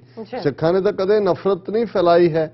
ਰਾਦਰ ਕੰਟਰਰੀ ਟੂ ਦੈਟ ਅਸੀਂ ਇਹ ਸਮਝਦੇ ਹਾਂ ਕਿ ਭਾਈ ਜੇ ਅੱਜ ਦੇ ਪੀਰੀਅਡ 'ਚ ਸੀਏ ਕਾਨੂੰਨ ਆਇਆ ਕਸ਼ਮੀਰ ਦੇ ਵਿੱਚ, ਜੋ ਕਸ਼ਮੀਰੀ ਬੱਚੀਆਂ ਨਾਲ ਭਾਰਤ ਭਰ ਦੀਆਂ ਯੂਨੀਵਰਸਿਟੀਆਂ ਕਾਲਜਾਂ 'ਚ ਹੋਣ ਜਾ ਰਿਹਾ ਸੀ, ਕਿਵੇਂ ਸਿੱਖਾਂ ਨੇ ਅੱਗੇ ਆ ਕੇ ਜਿਹੜਾ ਇੱਕ ਆਪਣਾ ਆਪਾ ਜਿਹੜਾ ਉਹ ਚੰਗੇ ਪਾਸੇ ਤੋਰਦੇ ਆ, ਉਹਨਾਂ ਨੂੰ ਘਰੀ ਸੇਫਲੀ ਪਹੁੰਚਾਇਆ ਥਾਂ। ਔਰ ਇਹ ਹਰ ਇੱਕ ਦੇ ਲਈ ਇਹ ਵਰਤਾਰਾ ਹੈ। ਕੋਵਿਡ ਦੇ ਚੱਲਦੇ ਆ ਦੁਨੀਆ ਭਰ 'ਚ ਸਿੱਖ ਬਾਹਰ ਨਿਕਲੇ ਬਿਨਾਂ ਇਹ ਜਾਣੇ। ਲੇਕਿਨ ਤੁਸੀਂ ਇਹ ਦੇਖੋ ਵੀ ਰਾਮਨੌਮੀ ਹੋਏ, ਰਾਮਚੰਦਰ ਜੀ ਜਿਹੜੇ ਇੱਕ ਸਿੰਬਲ ਆਫ ਨੋਬਿਲਿਟੀ ਨੇ, ਆਮ ਫੋਕਲੋਰ ਦੇ ਵਿੱਚ ਵੀ ਗੱਲ ਕੱਲੀ ਇਹ ਨਹੀਂ ਹੈ ਜੋ ਇੱਕ ਧਰਮ ਹੁੰਦਾ, ਇੱਕ ਉਹ ਕਲਚਰ ਦੇ ਵਿੱਚ ਉਸ ਦੀ ਐਕਸੈਪਟੈਂਸ ਹੁੰਦੀ ਹੈ। ਹਨੂਮਾਨ ਜਿਹੜੇ ਇੱਕ ਜੋ ਵੀ ਉਹਨਾਂ ਦੀ ਕਹਾਣੀ ਇਤਿਹਾਸ ਨਾਲ ਭਾਵੇਂ ਜੋੜ ਲਓ ਜਾਂ ਇਤਿਹਾਸ ਨਾਲ ਜੋੜ ਲਓ, ਉਹ ਇੱਕ ਨੋਬਿਲਿਟੀ ਦੇ ਲਈ, ਵੰਗਾਰਨ ਦੇ ਲਈ ਈਵਲ ਨੂੰ। ਪਰ ਜੇ ਤੁਸੀਂ ਹਨੂਮਾਨ ਜਯੰਤੀ ਨੂੰ ਔਰ ਰਾਮਨੌਮੀ ਨੂੰ ਮੁਸਲਮਾਨਾਂ ਦੇ ਉੱਤੇ ਹਮਲੇ ਕਰਨ ਲਈ ਵਰਤਦੇ ਹੋ, ਜਿਹਨਾਂ ਇਹ ਚਾਰੋਂ ਹੀ ਮੈਂ ਸਟੇਟਾਂ ਦਾ ਜ਼ਿਕਰ ਕੀਤਾ ਹੈ, ਇੱਥੇ ਇਸ ਕਿਸਮ ਦੀ ਗੁੰਡਾਗਰਦੀ ਕੀਤੀ ਗਈ। ਮੁਸਲਮਾਨਾਂ ਦੇ ਉੱਤੇ ਹਮਲੇ, ਮਸਜਿਦਾਂ ਦੇ ਉੱਤੇ ਜਾ ਕੇ ਭਗਵੇ ਝੰਡੇ ਲਹਿਰਾਣਾ, ਅਜ਼ਾਨ ਜਿੱਥੇ ਉਹ ਦਿੰਦੇ ਨੇ ਕਿਉਂਕਿ 5 ਵੇਲੇ ਦੀ ਨਮਾਜ਼ ਦਾ ਹੁੰਦਾ, ਅਜ਼ਾਨ ਇੱਕ ਆਵਾਜ਼ ਨੂੰ ਕਹਿੰਦੇ ਨੇ ਕਿ ਭਾਈ ਰੱਬ ਦੇ ਪਿਆਰਿਓ ਆ ਜਾਓ, ਬੰਦਗੀ ਦਾ ਟਾਈਮ ਹੈ, ਨਮਾਜ਼ ਦਾ ਟਾਈਮ ਹੈ, ਮਸਜਿਦ 'ਚ ਆ ਜਾਓ। ਔਰ ਉਸ ਨੂੰ ਬੰਦ ਕਰਾਉਣ ਦੀ ਲਾਈਨ ਉਹਨਾਂ ਦੇ ਅੱਗੇ ਜਾ ਕੇ ਸਪੀਕਰ ਲੈ ਕੇ ਜੀ ਅਸੀਂ ਹਨੂਮਾਨ ਚਾਲੀਸਾ ਪੜ੍ਹ ਰਹੇ ਹਾਂ। ਔਰ ਜੋ ਵਰਤਾਰਾ ਜਹਾਂਗੀਰਪੁਰੀ ਦੇ ਵਿੱਚ, ਦਿੱਲੀ ਦੇ ਵਿੱਚ ਪਿਛਲੇ ਦਿਨਾਂ ਦੇ ਵਿੱਚ ਹੋਇਆ, ਔਰ ਆਲ ਆਫ ਏ ਸਡਨ ਕਿ ਜੀ ਅਸੀਂ ਇਹ ਜਿਹੜੀਆਂ ਇਲੀਗਲੀ ਇਹਨਾਂ ਨੇ ਐਨਕਰੋਚਮੈਂਟਸ ਕੀਤੀਆਂ ਹੋਈਆਂ, ਅਸੀਂ ਉਹਨਾਂ ਸਾਰਿਆਂ ਨੂੰ ਢਾਣ ਜਾ ਰਹੇ ਹਾਂ। ਔਰ ਬੁਲਡੋਜ਼ਰ ਫੇਰਨ ਦੀ ਲਾਈਨ ਇੰਨੀ ਤੇਜ਼ੀ ਨਾਲ ਉਹਨਾਂ ਨੇ ਇਹੀ ਕੰਮ ਸੰਜੇ ਗਾਂਧੀ ਨੇ ਜਦੋਂ ਤੁਰਕਮਾਨ ਗੇਟ 'ਚ ਕੀਤਾ ਸੀ ਡਿਊਰਿੰਗ ਐਮਰਜੈਂਸੀ, ਔਰ ਉਸ ਦੇ ਲਈ ਈਵਨ ਕਿਸ ਹੱਦ ਤੱਕ ਪੇ ਕਰਨਾ ਪਿਆ ਸੀ ਪੋਲੀਟੀਕਲੀ ਵੀ ਇਲੈਕਸ਼ਨਾਂ 'ਚ ਕਾਂਗਰਸ ਨੂੰ। ਪਰ ਅੱਜ ਡੈਮੋਕ੍ਰੈਟਿਕ ਨਾਂ ਦੇ ਥੱਲੇ ਉਹ ਦਿੱਲੀ ਜਿੱਥੇ ਕੇਜਰੀਵਾਲ ਬੈਠਾ ਹੈ, ਹੁਣ ਇਹਨੂੰ ਕੋਈ ਕੇਜਰੀਵਾਲ ਨੂੰ ਕੋਈ ਪੁੱਛੇ ਕਿ ਪੰਜਾਬ 'ਚ ਤਾਂ ਤੂੰ ਤਿਰੰਗਾ ਯਾਤਰਾਵਾਂ, ਹਿਮਾਚਲ ਗੁਜਰਾਤ ਤਿਰੰਗਾ ਯਾਤਰਾ, ਉੱਥੇ ਹਜ਼ਾਰਾਂ ਮੁਸਲਮਾਨ ਸਫ਼ਰ ਕਰ ਰਹੇ ਨੇ ਜਹਾਂਗੀਰਪੁਰੀ ਦੇ ਵਿੱਚ, ਉਹਨਾਂ ਦੇ ਨੂੰ ਤਬਾਹ ਬਰਬਾਦ ਕਰ ਦਿੱਤਾ ਗਿਆ। ਕਿੱਥੇ ਵੜਿਆ ਹੋਇਆ ਕੇਜਰੀਵਾਲ ਔਰ ਉਹਦੀ ਸਾਰੀ ਕੈਬਨਿਟ? ਕਿੱਥੇ ਹੈ ਸ਼ਾਂਤੀ ਮਾਰਚ? ਕਿੱਥੇ? ਔਰ ਜਿਹੜੇ ਕੋਈ ਨੇਕ ਕਿਸਮ ਦੇ ਹਿੰਦੂ ਭਾਈਚਾਰੇ ਦੇ ਲੋਕ ਜਾ ਕੇ ਉੱਥੇ ਮਦਦ ਕਰਨਾ ਚਾਹੁੰਦੇ ਨੇ, ਉਹਨਾਂ ਦੇ ਉੱਤੇ ਜਿਹੜਾ ਉਹ ਰਾਈਟਿੰਗ ਦਾ ਕੇਸ ਦਰਜ ਕਰਕੇ ਉਹਨਾਂ ਨੂੰ ਜੇਲ੍ਹਾਂ ਦੇ ਵਿੱਚ ਰੱਖਿਆ ਹੋਇਆ। ਔਰ ਸ਼ਰੇਆਮ ਕੋਈ ਨਹੀਂ ਹੈ। ਅੱਜ ਪਿਛਲੇ ਕੱਲ ਸੁਪਰੀਮ ਕੋਰਟ ਨੇ ਸਟੇ ਦਿੱਤਾ ਹੈ ਕਿ ਜੀ ਇਹ ਢਾਣਾ ਬੰਦ ਕਰੋ। ਪਰ ਹੁਣ ਇਹੀ ਗੱਲ ਜੇ ਇੱਕ ਕਾਂਗਰਸੀ ਲੀਡਰ ਕਹਿੰਦਾ ਹੈ ਕਿ ਜੀ ਇਹ ਬੁਲਡੋਜ਼ਰ ਆਫ ਹੇਟਰਡ ਨਾ ਚਲਾਓ, ਇਹ ਪਿਆਰ ਦਾ ਕਰੋ, ਤੇ ਉਹਦੇ ਤੇ ਵੀ ਬੀਜੇਪੀ ਜਾਂ ਦੂਜੇ ਕਹਿ ਰਹੇ ਨੇ ਜੀ ਇਹ ਜਿਹੜਾ ਇਵੇਂ ਕਹਿਣਾ ਵੀ ਜਿਹੜਾ ਇਹ ਅਸੀਂ ਤਾਂ ਕਾਨੂੰਨ ਦੇ ਰਾਖੇ ਹਾਂ, ਇਹ ਸਾਨੂੰ ਇਵੇਂ ਕਿਹਾ ਜਾ ਰਿਹਾ। ਸੋ ਇਸ ਦੇ ਉੱਤੇ ਮੈਂ ਸਮਝਦਾ ਵੀ ਅਸੀਂ ਆਪਣੇ ਮੁਸਲਮਾਨ ਭੈਣਾਂ ਭਰਾਵਾਂ ਦੇ ਨਾਲ ਖੜੇ, ਔਰ ਆਵਾਜ਼ਾਂ ਜਿਹੜੀਆਂ ਜਸਟਿਸ ਲਵਿੰਗ ਨੇ ਉਹ ਸਿੱਖ ਕੌਮ ਦੀਆਂ ਦੁਨੀਆ ਭਰ ਚੋਂ ਨੇ। ਇਸੇ ਬਾਰੇ ਜਮਹੂਰੀ ਅਧਿਕਾਰ ਸਭਾ ਪੰਜਾਬ ਨੇ ਵੀ ਸਟੇਟਮੈਂਟ ਦਿੱਤੀ ਹੈ, ਔਰ ਉਹਨਾਂ ਨੇ ਇਹਨਾਂ ਤਿੰਨੋਂ ਚਾਰੋਂ ਥਾਵਾਂ ਦਾ ਹੀ ਉਹਨਾਂ ਨੇ ਕਿਹਾ ਵੀ ਕਿਵੇਂ ਇਹ ਇੱਕ ਚਿੰਤਾ ਦੀ ਗੱਲ ਹੈ ਕਿ, ਔਰ ਇਹ ਕੁਝ ਆਪ ਮੁਹਾਰਾ ਨਹੀਂ ਹੈ, ਇੱਕ ਗਿਣੀ ਮਿੱਥੀ ਸਾਜ਼ਿਸ਼ ਦੇ ਨਾਲ ਆਰਐਸਐਸ ਵੱਲੋਂ, ਬੀਜੇਪੀ ਵੱਲੋਂ ਕੀਤਾ ਜਾ ਰਿਹਾ। ਮੁਸਲਮਾਨਾਂ ਦੇ ਅੰਦਰ ਖੌਫ, ਡਰ ਪੈਦਾ ਕਰਕੇ ਔਰ ਉਹਨਾਂ ਨੂੰ ਆਰਥਿਕ ਤੌਰ ਤੇ ਇਕਨੋਮਿਕਲੀ ਤਬਾਹ ਕਰਨਾ ਉਹਨਾਂ ਦਾ ਏਜੰਡਾ ਹੈ। ਔਰ ਇਸ ਦੇ ਨਾਲ ਉਹ ਹਿੰਦੂ ਭੀੜਾਂ ਪਹਿਲਾਂ ਨਫ਼ਰਤ ਫੈਲਾਈ ਗਈ, ਹੁਣ ਉਹਨਾਂ ਨੂੰ ਲਾਮਬੱਧ ਕਰਕੇ ਔਰ ਉਹਨਾਂ ਨੇ ਕਿਹਾ ਵੀ ਇਹ ਉਹੀ ਪੈਟਰਨ ਹੈ ਜੋ 2002 ਚ ਗੁਜਰਾਤ ਦੇ ਵਿੱਚ ਮੋਦੀ ਅਮਿਤ ਸ਼ਾਹ ਨੇ ਕੀਤਾ ਸੀ, ਜਦੋਂ ਮੁਸਲਮਾਨਾਂ ਦੀ ਨਸਲਕੁਸ਼ੀ ਕੀਤੀ ਗਈ। ਗੋਧਰਾ ਰੇਲਵੇ ਕਾਂਡ ਨੂੰ ਬਹਾਨੇ ਦੇ ਤੌਰ ਤੇ ਵਰਤਿਆ ਗਿਆ ਸੀ ਜੀ ਕਿ ਉਹ ਮੁਸਲਮਾਨਾਂ ਨੇ ਦੇਖੋ ਜੀ ਉਹ ਗੱਡੀ ਨੂੰ ਅੱਗ ਲਾਤੀ, ਕਾਰ ਸੇਵਕ ਸਾੜ ਤੇ 2002 ਚ ਗੁਜਰਾਤ 'ਚ ਕੀਤਾ ਗਿਆ। ਫਿਰ ਯੂਪੀ ਮੁਜ਼ੱਫਰਨਗਰ 'ਚ ਅਗਸਤ ਸਤੰਬਰ ਦੇ ਮਹੀਨੇ 2013 ਚ ਉਦੋਂ ਵੀ ਇਹੀ ਬਹਾਨਾ, ਉਦੋਂ ਇਹ ਹੋਇਆ ਜੀ ਕਿ ਹਿੰਦੂ ਕੁੜੀ ਜਿਹੜੀ ਆ ਉਹ ਮੁਸਲਮਾਨ ਲੜਕੇ ਨਾਲ ਅਲੋਪ ਹੋ ਗਈ, ਦੌੜ ਗਈ। ਉਹਦਾ ਬਹਾਨਾ ਬਣਾ ਕੇ ਜਿਹੜਾ ਜਾਟਾਂ ਔਰ ਮੁਸਲਮਾਨਾਂ ਦਾ ਭਾਈਚਾਰਾ ਸੀ ਉਹਨੂੰ ਤੋੜਿਆ ਗਿਆ। ਫਿਰ ਜਦੋਂ ਟਰੰਪ ਦਿੱਲੀ ਦੇ ਵਿੱਚ ਬੈਠਾ ਸੀ 2020 ਚ, ਦਿੱਲੀ ਦੇ ਵਿੱਚ ਵੀ ਇਹੀ ਕਹਾਣੀ ਰਿਪੀਟ ਕੀਤੀ ਗਈ।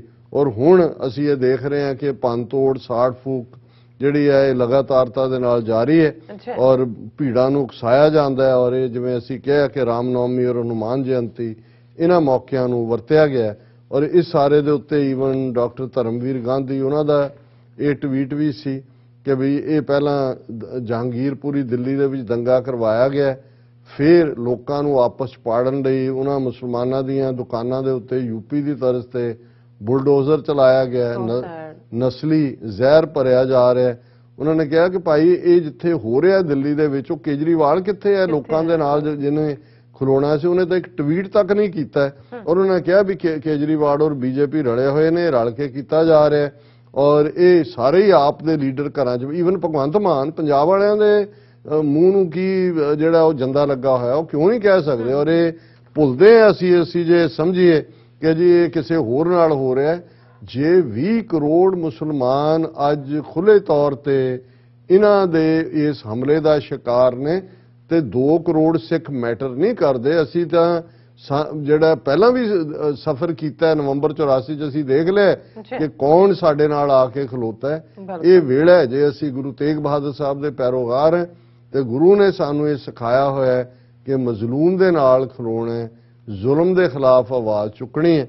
ਲੇਕਿਨ ਇਹ ਜਿਹੜੀ ਨਫ਼ਰਤ ਦਾ ਬੁਲਡੋਜ਼ਰ ਹੈ, ਜੇ ਅੱਜ ਬੁਲਡੋਜ਼ਰ ਪ੍ਰੈਕਟੀਕਲੀ ਫਿਰ ਰਿਹਾ, ਉਸ ਤੋਂ ਪਹਿਲਾਂ ਇਹ ਨਫ਼ਰਤ ਦਾ ਬੁਲਡੋਜ਼ਰ ਇਹਨਾਂ ਨੇ ਫੇਰਿਆ।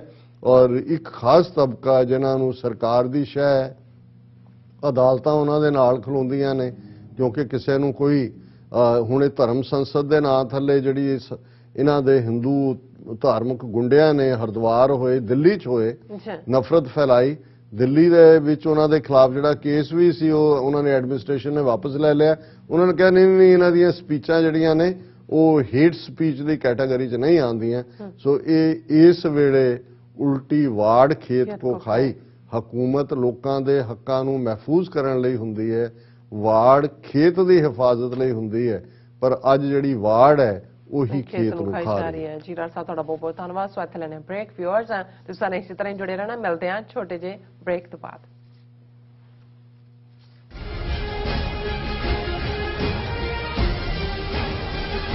ਕੀ ਤੁਸੀਂ ਆਪਣੇ ਟੈਕਸਸ ਨੂੰ ਲੈ ਕੇ ਚਿੰਤਤ ਹੋ? ਤੁਸੀਂ ਆਪਣੀ ਕਮਾਈ ਲਈ ਮਿਹਨਤ ਕਰਦੇ ਹੋ, ਭਾਵੇਂ ਤੁਸੀਂ ਨੌਕਰੀ ਵਿੱਚ ਹੋਵੋ ਜਾਂ ਆਪਣਾ ਬਿਜ਼ਨਸ ਚਲਾਉਂਦੇ ਹੋ।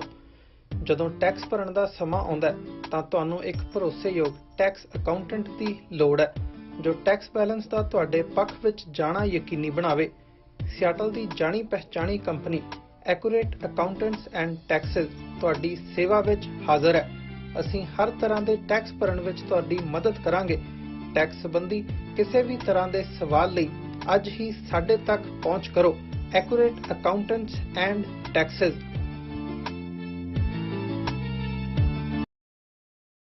ਸਮੁੱਚੀਆਂ ਸੰਗਤਾਂ ਨੂੰ ਸਨੇਮਰ ਬੇਨਤੀ ਹੈ, Gurdwara Sikh culture society Richmond Hill New York ਤੋਂ ਜੋ ਹਰ ਸਾਲ ਸਮੁੱਚੀਆਂ ਗੁਰਦੁਆਰਾ ਸਾਹਿਬ ਦੀਆਂ ਪ੍ਰਬੰਧਕ ਕਮੇਟੀਆਂ, ਪੰਥਕ ਜਥੇਬੰਦੀਆਂ ਅਤੇ ਸਮੁੱਚੀਆਂ ਸੰਗਤਾਂ ਦੇ ਸਹਿਯੋਗ ਨਾਲ ਜੋ ਹਰ ਸਾਲ ਸਿੱਖ ਡੇ ਪਰੇਡ ਕੱਢੀ ਜਾਂਦੀ ਹੈ, ਇਸ ਸਾਲ 34ਵੀਂ ਸਿੱਖ ਡੇ ਪਰੇਡ 23 ਅਪ੍ਰੈਲ ਦਿਨ ਸ਼ਨੀਵਾਰ ਨੂੰ ਦਿਨੇ 12 ਵਜੇ ਮਨਹੱਟਨ ਸ਼ਹਿਰ ਦੇ ਵਿੱਚ ਆਰੰਭ ਹੋਵੇਗੀ। ਸਾਰੀਆਂ ਸੰਗਤਾਂ ਨੂੰ ਬੇਨਤੀ ਹੈ ਕਿ ਵੱਧ ਤੋਂ ਵੱਧ ਸਿੱਖ ਡੇ ਪਰੇਡ ਵਿੱਚ ਸ਼ਮੂਲੀਅਤ ਕਰਨੀ ਹੈ।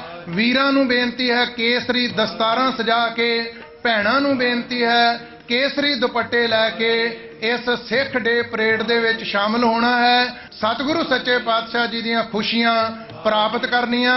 ਸਾਰੇ ਹੀ ਟਰਾਈ ਸਟੇਟ ਦੇ ਗੁਰਦੁਆਰਾ ਸਾਹਿਬਾਨਾਂ ਤੋਂ ਸਵੇਰੇ 9 ਵਜੇ ਉਸ ਦਿਨ ਬੱਸਾਂ ਚੱਲਣਗੀਆਂ। ਪਰਿਵਾਰਾਂ ਬੱਚਿਆਂ ਸਮੇਤ ਹਾਜ਼ਰੀਆਂ ਭਰ ਕੇ ਸਤਿਗੁਰੂ ਸੱਚੇ ਪਾਤਸ਼ਾਹ ਜੀ ਦੀਆਂ ਖੁਸ਼ੀਆਂ ਪ੍ਰਾਪਤ ਕਰੋ ਜੀ। ਵਾਹਿਗੁਰੂ ਜੀ ਕਾ ਖਾਲਸਾ, ਵਾਹਿਗੁਰੂ ਜੀ ਕੀ ਫਤਿਹ।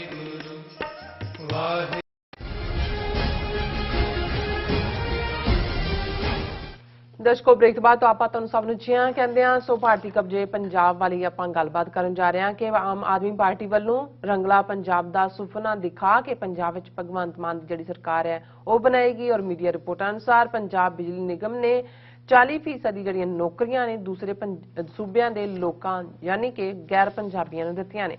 ਔਰ ਪੰਜਾਬ ਦੇ ਪਾਣੀਆਂ ਦੀ ਜਿਹੜੀ ਲੁੱਟ ਹੈ ਹੋਰ ਵੀ ਤੇਜ਼ੀ ਨਾਲ ਜਾਰੀ ਹੈ ਅਤੇ ਕਾਨੂੰਨ ਵਿਵਸਥਾ ਦਾ ਕੋਈ ਵਾਲੀ ਵਾਰਸ ਨਹੀਂ ਹੈ। ਸੋ ਕਿ ਇਹੀ ਰੰਗਲਾ ਪੰਜਾਬ ਮਾਡਲ ਸੀ, ਇਸ ਬਾਰੇ ਆਪਾਂ ਗੱਲਬਾਤ ਕਰਨ ਜਾ ਰਹੇ ਹਾਂ। ਸੋ ਅਸੀਂ ਚਾਹਾਂਗੇ ਕਿ ਤੁਸੀਂ ਨਾਲ ਇਸੇ ਤਰ੍ਹਾਂ ਜੁੜੇ ਰਹਿਣਾ। ਦੇਖਣ ਸੁਣਨੀ ਐਂਡ ਲਿਖਣ ਲਈ ਤੁਹਾਡਾ ਸਭ ਦਾ ਬਹੁਤ ਬਹੁਤ ਧੰਨਵਾਦ ਜੀ। ਡਾਕਟਰ ਸਾਹਿਬ ਕੀ ਕਹਿਣਾ ਚਾਹੋਗੇ? ਦੇਖੋ, ਵੈਸੇ ਤਾਂ ਜਦੋਂ ਅਸੀਂ ਕਲੈਕਟਿਵ ਫੈਸਲੇ ਦੀ ਗੱਲ ਕਰਦੇ ਹਾਂ ਤੇ ਫਿਰ ਕਈ ਵਾਰ ਅਫਸੋਸ ਵੀ ਹੁੰਦਾ ਹੈ ਕਿ ਲੋਕ ਝੂਠੇ ਪ੍ਰਚਾਰ ਦੇ ਵਿੱਚ ਵੀ ਫਸਦੇ ਨੇ। ਕਈ ਵਾਰ ਇੱਕ ਸੈਟਅਪ ਤੋਂ ਅੱਕੇ ਹੋਏ, ਜਿਵੇਂ ਅਕਸਰ ਇਹ ਸੀ ਕਿ ਭਈ ਭਾਵੇਂ ਕਾਲਾ ਚੋਰ ਆ ਜਾਏ, ਕਾਲਾ ਵੀ ਹੈ ਤੇ ਚੋਰ ਵੀ ਹੈ, ਉਹ ਕੇਜਰੀਵਾਲ ਲਿਆ ਕੇ ਆਪਣੇ ਸਿਰ ਤੇ ਬਿਠਾ ਲਿਆ। ਉਹਨੇ ਵੀ ਅੱਗੋਂ, ਜਿਹਨੂੰ ਡਾਕਟਰ ਧਰਮਵੀਰ ਗਾਂਧੀ ਕਹਿੰਦੇ ਨੇ ਕਿ 92 ਗੂੰਗਿਆਂ ਬੋਲਿਆਂ ਦੀ ਫੌਜ ਜਿਹੜੀ ਹੈ ਉਹ ਭਰਤੀ ਕਰ ਲਈ ਹੈ। ਐਮਐਲਏ ਜਿਨ੍ਹਾਂ ਨੂੰ ਬਣਾਇਆ ਉਹ ਕਿਵੇਂ ਗੂੰਗੇ ਬੋਲੇ ਜਿਹੜੇ ਨੇ ਉਹ ਬਣ ਕੇ ਬੈਠੇ ਹੋਏ ਨੇ। ਔਰ ਇਸ ਇੱਕ ਮਹੀਨੇ ਦੇ ਵਿੱਚ ਹੀ ਸਾਹਮਣੇ ਆ ਗਿਆ ਕਾਨੂੰਨ ਲਾਅ ਐਂਡ ਆਰਡਰ ਦੀਆਂ ਤਾਂ ਧੱਜੀਆਂ ਉੱਡੀਆਂ ਹੀ ਹੋਈਆਂ ਨੇ। ਕਿਵੇਂ 5 ਚੋਂ 4 ਸੀਟਾਂ ਰਾਜ ਸਭਾ ਦੀਆਂ ਵੇਚੀਆਂ ਕਰੋੜਾਂ ਰੁਪਏ ਲੈ ਕੇ।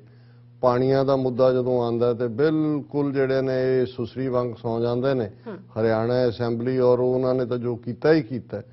ਫਿਰ ਇਸ ਸਭ ਦੇ ਚੱਲਦੇ ਆ ਜਦੋਂ ਪੰਜਾਬ ਦੇ ਲੋਕ ਐਕਸਪੈਕਟ ਕਰਦੇ ਨੇ ਕਿ ਭਾਈ ਹੁਣ ਰੁਜ਼ਗਾਰ ਦੀ ਗੱਲ ਸਭ ਤੋਂ ਵੱਡੀ, ਅੱਜ 1.5 ਤੋਂ 2 ਲੱਖ ਨੌਜਵਾਨ ਬੱਚੇ ਬੱਚੀਆਂ ਪੰਜਾਬ ਛੱਡ ਰਹੇ ਨੇ ਹਰ ਸਾਲ। ਔਰ ਇਹ ਭਗਵੰਤ ਮਾਨ ਜਿਹੜਾ ਕਹਿੰਦਾ ਸੀ ਅਸੀਂ ਪੰਜਾਬ ਨੂੰ ਐਸਾ ਖੁਸ਼ਹਾਲ ਬਣਾਵਾਂਗੇ ਕਿ ਬਾਹਰਲੇ ਗੋਰੇ ਆ ਕੇ ਪੰਜਾਬ 'ਚ ਨੌਕਰੀਆਂ ਕਰਨਗੇ। ਤੇ ਹਾਲਤ ਅਜੀਤ ਅਖਬਾਰ ਨੇ ਇੱਕ ਇਨਵੈਸਟੀਗੇਟਿਵ ਸਟੋਰੀ ਕੀਤੀ ਹੈ ਕਿ ਕਿਵੇਂ ਪੰਜਾਬ ਦੇ ਵਿੱਚ ਜਿਹੜੀਆਂ ਨੌਕਰੀਆਂ ਨਿਕਲੀਆਂ ਵੀ ਨੇ ਉਹਨਾਂ ਨੂੰ ਕਿਵੇਂ ਜਿਹੜੀਆਂ ਨੌਕਰੀਆਂ ਉਹ ਗੈਰ ਪੰਜਾਬੀਆਂ ਨੂੰ ਦਿੱਤੀਆਂ ਜਾ ਰਹੀਆਂ। ਔਰ ਇਹ ਪੂਰੀ ਖਬਰ ਹੈ ਕਿ ਇਹ ਬਿਜਲੀ ਨਿਗਮ ਜਿਹੜਾ ਇਲੈਕਟ੍ਰਿਸਿਟੀ ਬੋਰਡ ਹੈ ਉਹਨਾਂ ਦੇ ਜਿਹੜੀਆਂ ਉਹਨਾਂ ਨੇ ਔਰ ਭਗਵੰਤ ਮਾਨ ਨੇ ਖੁਦ ਅਪਾਇੰਟਮੈਂਟ ਲੈਟਰ ਜਿਹੜੇ ਨੇ ਹੈਂਡਲ ਕੀਤੇ ਨੇ। ਔਰ ਪੰਜਾਬ ਰਾਜ ਪਾਵਰ ਕਾਰਪੋਰੇਸ਼ਨ ਦੇ ਸਹਾਇਕ ਸਬ ਸਟੇਸ਼ਨ ਅਟੈਂਡੈਂਟ 290 ਪੋਸਟਾਂ ਨਿਕਲੀਆਂ ਅਤੇ ਉਸ ਚੋਂ ਜਿਹੜੇ ਨੇ ਇਸੇ ਤਰ੍ਹਾਂ ਹੋਰ ਰਾਜ ਟਰਾਂਸਮਿਸ਼ਨ ਕਾਰਪੋਰੇਸ਼ਨ ਲਈ 718 ਉਮੀਦਵਾਰਾਂ ਨੂੰ ਨੌਕਰੀ ਲਈ ਚੁਣਿਆ ਗਿਆ। ਔਰ ਇਹਦੇ ਚੋਂ 40% ਤੋਂ ਜ਼ਿਆਦਾ ਉਮੀਦਵਾਰ ਜਿਹੜੇ ਚੁਣੇ ਗਏ ਨੇ ਉਹ ਹਰਿਆਣੇ ਤੇ ਰਾਜਸਥਾਨ ਦੇ ਨੇ। ਹੁਣ ਫਿਰ ਇਹ ਸਵਾਲ ਆਇਆ ਕਿ ਵੀ 10ਵੀਂ ਤੱਕ ਦੀ ਪੰਜਾਬ 'ਚ ਨੌਕਰੀ ਲੈਣ ਲਈ 10ਵੀਂ ਤੱਕ ਦੀ ਪੰਜਾਬੀ ਆਣੀ ਜ਼ਰੂਰੀ ਹੈ? ਉਹਨਾਂ ਨੂੰ ਸਵਾਲ ਹੀ ਨਹੀਂ ਪੁੱਛੇ ਜਾਂਦੇ।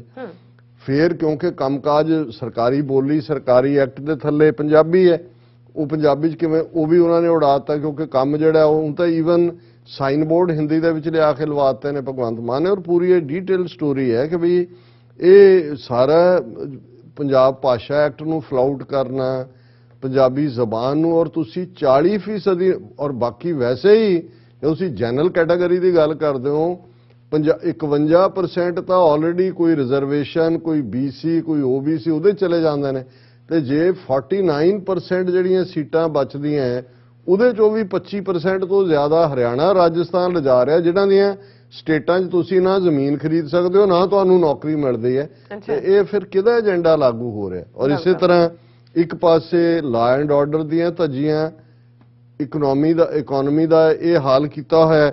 ਔਰ ਇਹ ਜਿਹੜਾ ਐਲਾਨ ਕੇਜਰੀਵਾਲ ਨੇ ਕੀਤਾ ਸੀ ਅੰਮ੍ਰਿਤਸਰ ਰੋਡ ਸ਼ੋਅ ਵੇਲੇ, ਉਹੀ ਆਮ ਆਦਮੀ ਪਾਰਟੀ ਦਾ ਇਹ ਕਰ ਰਿਹਾ ਕਿ Punjab to give ₹1 crore ex gratia to kin of police personnel killed in line of duty, ਕਿ ਜੀ ਜਿਹੜਾ ਪੁਲਸੀਆ ਕਿਸੇ ਐਕਸ਼ਨ ਦੇ ਵਿੱਚ ਮਾਰਿਆ ਜਾਏਗਾ ਉਹਨੂੰ 1 ਕਰੋੜ ਰੁਪਈਆ। ਹੁਣ ਇਹਦਾ ਮਤਲਬ ਕੀ ਹੈ ਕਿ ਵੀ ਆਮ ਲਾਅ ਐਂਡ ਆਰਡਰ ਤੁਹਾਡੇ ਤੋਂ ਕੰਟਰੋਲ ਨਹੀਂ ਹੁੰਦਾ, ਸਪੈਸ਼ਲ ਤੁਸੀਂ ਪੁਲਸੀ ਗੁੰਡੇ ਔਰ ਉਹ ਲੋਕ ਲਿਆ ਕੇ ਲਾਏ ਜਿਨ੍ਹਾਂ ਦਾ ਟਰੈਕ ਰੈਕਡ ਇਹਨਾਂ ਦਾ ਆਪਣਾ ਜਿਹੜਾ ਕੁੰਵਰ ਵਿਜੇ ਪ੍ਰਤਾਪ ਸਿੰਘ ਜਿਹੜਾ ਡੀਜੀਪੀ ਦਾ ਰਿਹਾ ਉਹਨੇ ਆਬਜੈਕਟ ਕੀਤਾ ਵੀ ਗੁਰੂ ਗ੍ਰੰਥ ਸਾਹਿਬ ਬੇਅਦਬੀ ਦੇ ਮਾਮਲੇ 'ਚ ਇਹਨਾਂ ਨੂੰ ਤੁਸੀਂ ਲਾਇਆ। ਉਹ ਤਾਂ ਪਹਿਲੇ ਹੀ ਰਲੇ ਹੋਏ ਸੀ ਸਰਕਾਰਾਂ ਦੇ ਨਾਲ, ਲੇਕਿਨ ਕਿਸੇ ਨੇ ਪਰਵਾਹ ਨਹੀਂ ਕੀਤੀ। ਹੁਣ ਇਹ ਬਾਰ-ਬਾਰ 1 ਕਰੋੜ ਮਰੇ ਪੁਲਸੀਆਂ ਨੂੰ ਦੇਣ ਦੀ ਗੱਲ ਹੈ, ਪਰ ਨੌਕਰੀਆਂ, ਪਾਣੀ ਦੀ ਲੁੱਟ, ਔਰ ਹੁਣ ਤਾਂ ਵੇਰਵੇ ਆ ਰਹੇ ਨੇ ਕਿ ਭਾਈ ਕਿਵੇਂ ਜਿਹੜਾ ਪਾਣੀ ਦਿੱਲੀ ਨੂੰ ਜਾ ਰਿਹਾ ਸੀ, ਹਰਿਆਣੇ ਦੇ ਤਰਲੇ ਕਰਦਾ ਸੀ ਕੇਜਰੀਵਾਲ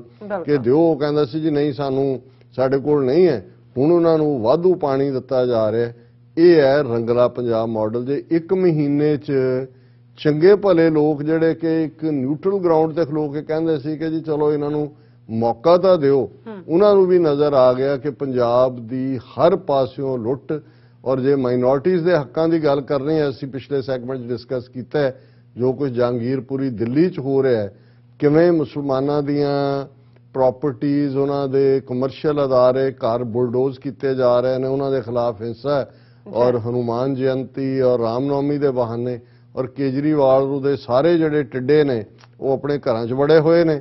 ਔਰ ਇਹ ਭਗਵੰਤ ਮਾਨ ਔਰ ਪੰਜਾਬ ਦੀ ਟੀਮ, ਦੇਖੋ ਪੰਜਾਬ ਗੁਰੂਆਂ ਨੇ ਸਾਨੂੰ ਜ਼ੁਲਮ ਦੇ ਖਿਲਾਫ ਆਵਾਜ਼ ਚੁੱਕਣੀ ਸਿਖਾਈ ਹੈ, ਔਰ ਜੇ ਇਹ ਜ਼ੁਲਮ ਹੋ ਰਹੇ ਨੇ ਔਰ ਇਹ ਪੰਜਾਬ ਨੂੰ ਵੀ ਬਰਬਾਦ ਕਰ ਰਹੇ ਨੇ, ਔਰ ਈਵਨ ਕੋਈ ਆਵਾਜ਼ ਜਿਹੜੀ ਹੈ ਉਹ ਇਸ ਵੇਲੇ ਉੱਠੀ ਨਹੀਂ ਹੈ ਇਹਨਾਂ ਦੇ ਆਮ ਆਦਮੀ ਪਾਰਟੀ ਦੇ ਲੈਵਲ ਤੇ ਕਿ ਭਾਈ ਇਹ ਕੀ, ਉਹ ਇੱਕ ਦੂਜੇ ਨੂੰ ਬਲੇਮ ਗੇਮ ਜ਼ਰੂਰ ਹੈ, ਬੀਜੇਪੀ ਕਹਿ ਰਹੀ ਹੈ ਜੀ ਉਹ ਉਹਨੂੰ ਐਨਕਰੇਜ ਕਰ ਰਿਹਾ ਉਹਨੂੰ, ਲੇਕਿਨ ਕੇਜਰੀਵਾਲ ਜਾਂ ਉਹਦਾ ਕੋਈ ਵਜ਼ੀਰ ਜਾ ਕੇ ਮੌਕੇ ਦੇ ਉੱਤੇ ਜਿਹੜਾ ਹੈ ਉਹ ਈਵਨ ਲੋਕਾਂ ਦੇ ਨਾਲ ਤਾਂ ਦੂਰ ਦੀ ਖੜੋ। ਵੈਸੇ ਹੀ ਤੁਸੀਂ ਜਾਣਦੇ ਹੋ ਜੀ ਕਿ ਅਮਨ ਮਾਰਚ ਕਰੋ, ਤੁਸੀਂ ਕਹੀ ਜਾਓ ਜੀ ਦਿੱਲੀ ਲਾਅ ਐਂਡ ਆਰਡਰ ਸਾਡੇ ਕੋਲ ਨਹੀਂ ਹੈ, ਤਾਂ ਹੋਮ ਮਿਨਿਸਟਰੀ ਕੋਲ ਹੈ, ਪਰ ਤੁਹਾਨੂੰ ਕਿਹਨੇ ਰੋਕਿਆ ਵੀ ਤੁਸੀਂ ਜਾ ਕੇ ਲੋਕਾਂ ਦਾ ਦੁੱਖ ਦਰਦ ਨਹੀਂ ਵੰਡਾ ਸਕਦੇ।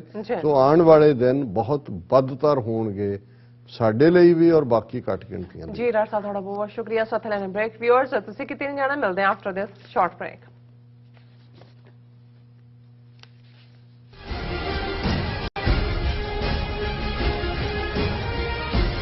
ਯੂਕੇ ਅਤੇ ਜਨੇਵਾ ਤੋਂ ਬਾਅਦ ਖਾਲਿਸਤਾਨ ਰੈਫਰੈਂਡਮ ਦੀਆਂ ਵੋਟਾਂ ਦਾ ਅਗਲਾ ਪੜਾਅ ਇਟਲੀ। ਇਟਲੀ ਵਿੱਚ ਖਾਲਿਸਤਾਨ ਰੈਫਰੈਂਡਮ ਦੀਆਂ ਵੋਟਾਂ ਬ੍ਰੇਸ਼ੀਆ ਦੇ ਬ੍ਰਿਕਸੀਆ ਫੋਰਮ ਵਿੱਚ 8 ਮਈ ਦਿਨ ਐਤਵਾਰ ਨੂੰ ਪੈਣਗੀਆਂ। ਹੋਰ ਜਾਣਕਾਰੀ ਲਈ ਸੰਪਰਕ ਕਰੋ +39 345 500 9516 ਜਾਂ +39 327 583 0424।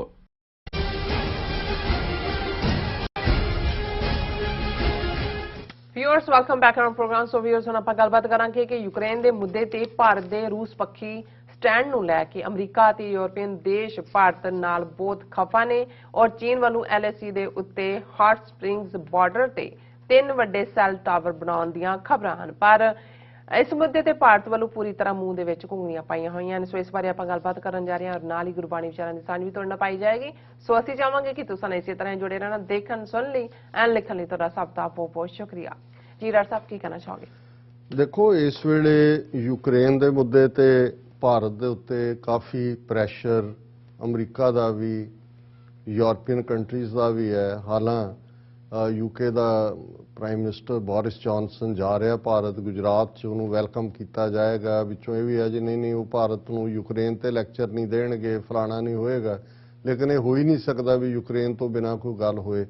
ਸੋ ਇਸ ਸਾਰੇ ਦੇ ਚੱਲਦਿਆਂ ਇੱਕ ਜਿਸ ਨੂੰ ਤੁਸੀਂ ਕਹੋ ਕਿ ਵੀ ਯੂਨੀਕ ਸਿਚੁਏਸ਼ਨ ਜਾਂ ਆਇਰਨੀ ਆਫ ਦਾ ਸਿਚੁਏਸ਼ਨ ਕਹੋ ਕਿ ਇਸ ਵੇਲੇ ਯੂਕਰੇਨ ਦੇ ਮੁੱਦੇ ਤੇ ਰਸ਼ੀਆ, ਚਾਈਨਾ, ਭਾਰਤ ਇੱਕ ਪੇਜ ਤੇ ਆ ਗਏ ਕਿਉਂਕਿ ਕੋਈ ਵੀ ਕੰਡੈਮ ਕਰਨ ਨੂੰ ਤਿਆਰ ਨਹੀਂ ਹੈ ਰੂਸ ਨੂੰ।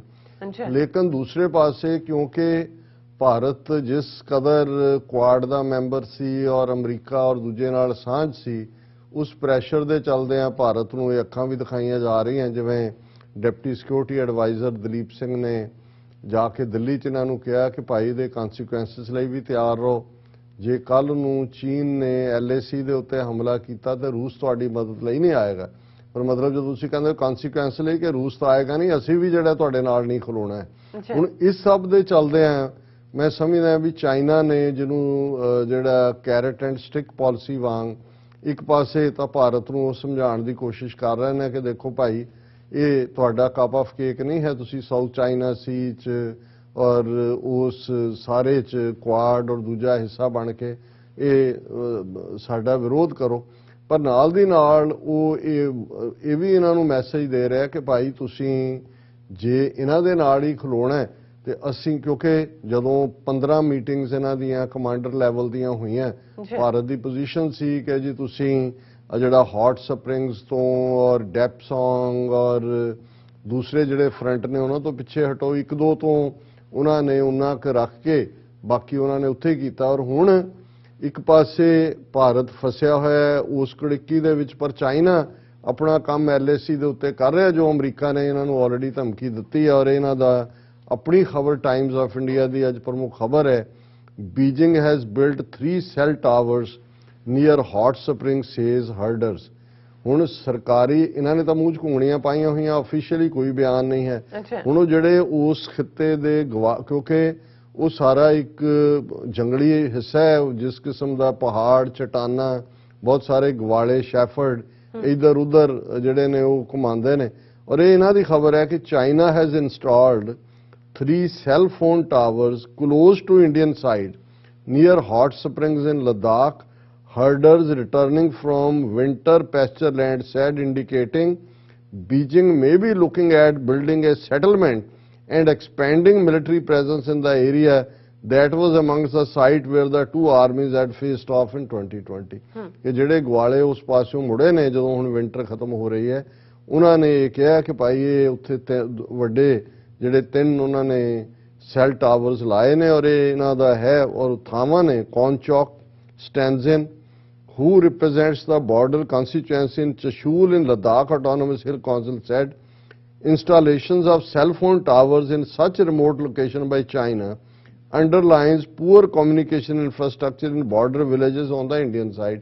ਕਿ ਉਹਨਾਂ ਨੇ ਤਾਂ ਉਹ ਆਪਣੀ ਮਿਲਟਰੀ ਛਾਉਣੀ ਵੀ ਬਣਾਉਣਗੇ, ਸੈੱਲ ਟਾਵਰਸ ਉਹਨਾਂ ਦਾ ਸਫਿਸਟੀਕੇਟ ਕਮਿਊਨੀਕੇਸ਼ਨ ਟੂਲ ਹੈ, ਤੇ ਸਾਡੇ ਹਾਲ ਉਹ ਕਹਿੰਦਾ ਵੀ ਇਹ ਹੈ ਕਿ they are setting up 4G towers ਇਨ ਸੱਚ ਆਈਸੋਲੇਟਿਡ ਏਰੀਆਜ਼, ਕਿ ਉਹ ਤਾਂ 4G ਟਾਵਰ ਬਣਾਏ ਨੇ।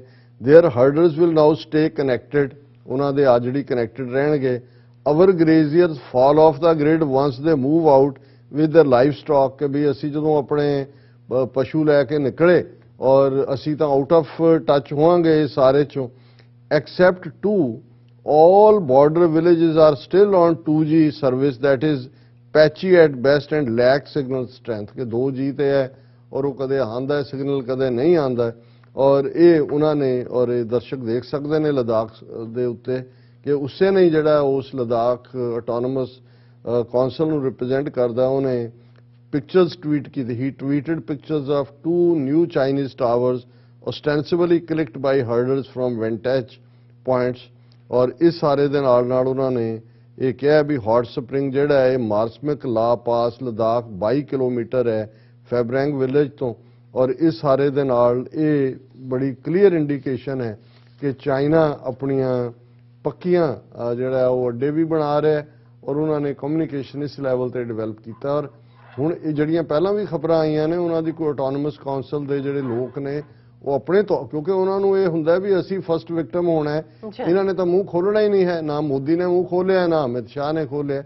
ਪਰ ਇਸ ਦਾ ਮਤਲਬ ਹੈ ਵੀ ਚਾਈਨਾ ਇਹਨਾਂ ਨੂੰ ਇਹ ਮੈਸੇਜ ਦੇ ਰਿਹਾ ਹੈ। ਇਹ ਵੀ ਇੱਕ ਪ੍ਰੈਸ਼ਰ ਟੈਕਟਿਕ ਵੀ ਹੈ, ਲੇਕਿਨ ਚਾਈਨਾ ਨੇ 15 ਮੀਟਿੰਗਸ ਕਮਾਂਡਰ ਲੈਵਲ ਦੇ ਬਾਵਜੂਦ ਇੱਥੋਂ ਆਪਣੀ ਪੋਜੀਸ਼ਨ ਵਿਦਡਰਾ ਨਹੀਂ ਕੀਤੀ। ਸੋ ਉਹਨਾਂ ਨੇ ਮੈਸੇਜ ਦਿੱਤਾ ਹੈ ਕਿ ਭਾਈ ਇਹ ਥਾਵਾਂ ਸਾਨੂੰ ਹੀ ਬਿਲੋਂਗ ਕਰਦੀਆਂ ਨੇ ਔਰ ਅਸੀਂ ਹੀ ਇਸ ਦੇ ਮਾਲਕ ਹਾਂ। ਔਰ ਜਿਵੇਂ ਅਸੀਂ ਸਾਡਾ ਫਾਈਨਲ ਸੈਗਮੈਂਟ ਰੂਹਾਨੀਅਤ ਦਾ ਹੁੰਦਾ, ਤੀਸਰੇ ਪਾਤਸ਼ਾਹ ਗੁਰੂ ਅਮਰਦਾਸ ਸਾਹਿਬ ਜੀ ਦਾ ਸ੍ਰੀ ਰਾਗ ਦੇ ਵਿੱਚ ਇਹ ਸ਼ਬਦ ਹੈ, ਗੋਬਿੰਦ ਗੁਣੀ ਨਿਧਾਨ ਹੈ ਅੰਤ ਨ ਪਾਇਆ ਜਾਏ, ਕਥਨੀ ਬਦਨੀ ਨ ਪਾਈਐ ਹਉਮੈ ਵਿੱਚੋਂ ਜਾਏ, ਸਤਿਗੁਰ ਮਿਲੀਐ ਸਦ ਭੈ ਰਚੈ ਆਪ ਵਸੈ ਮਨ ਆਏ, ਭਾਈ ਰੇ ਗੁਰਮੁਖ ਬੂਝੈ ਕੋਏ ਬਿਨ ਬੂਝੇ ਕਰਮ ਕਮਾਵਣੇ ਜਨਮ ਪਦਾਰਥ ਖੋਏ।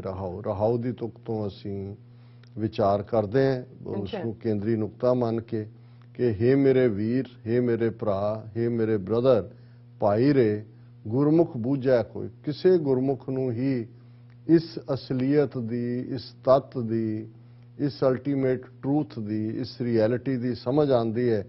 ਬਿਨ ਬੂਝੇ ਕਰਮ ਕਵਾਵਣੇ ਜਨਮ ਪਦਾਰਥ ਖੋਏ।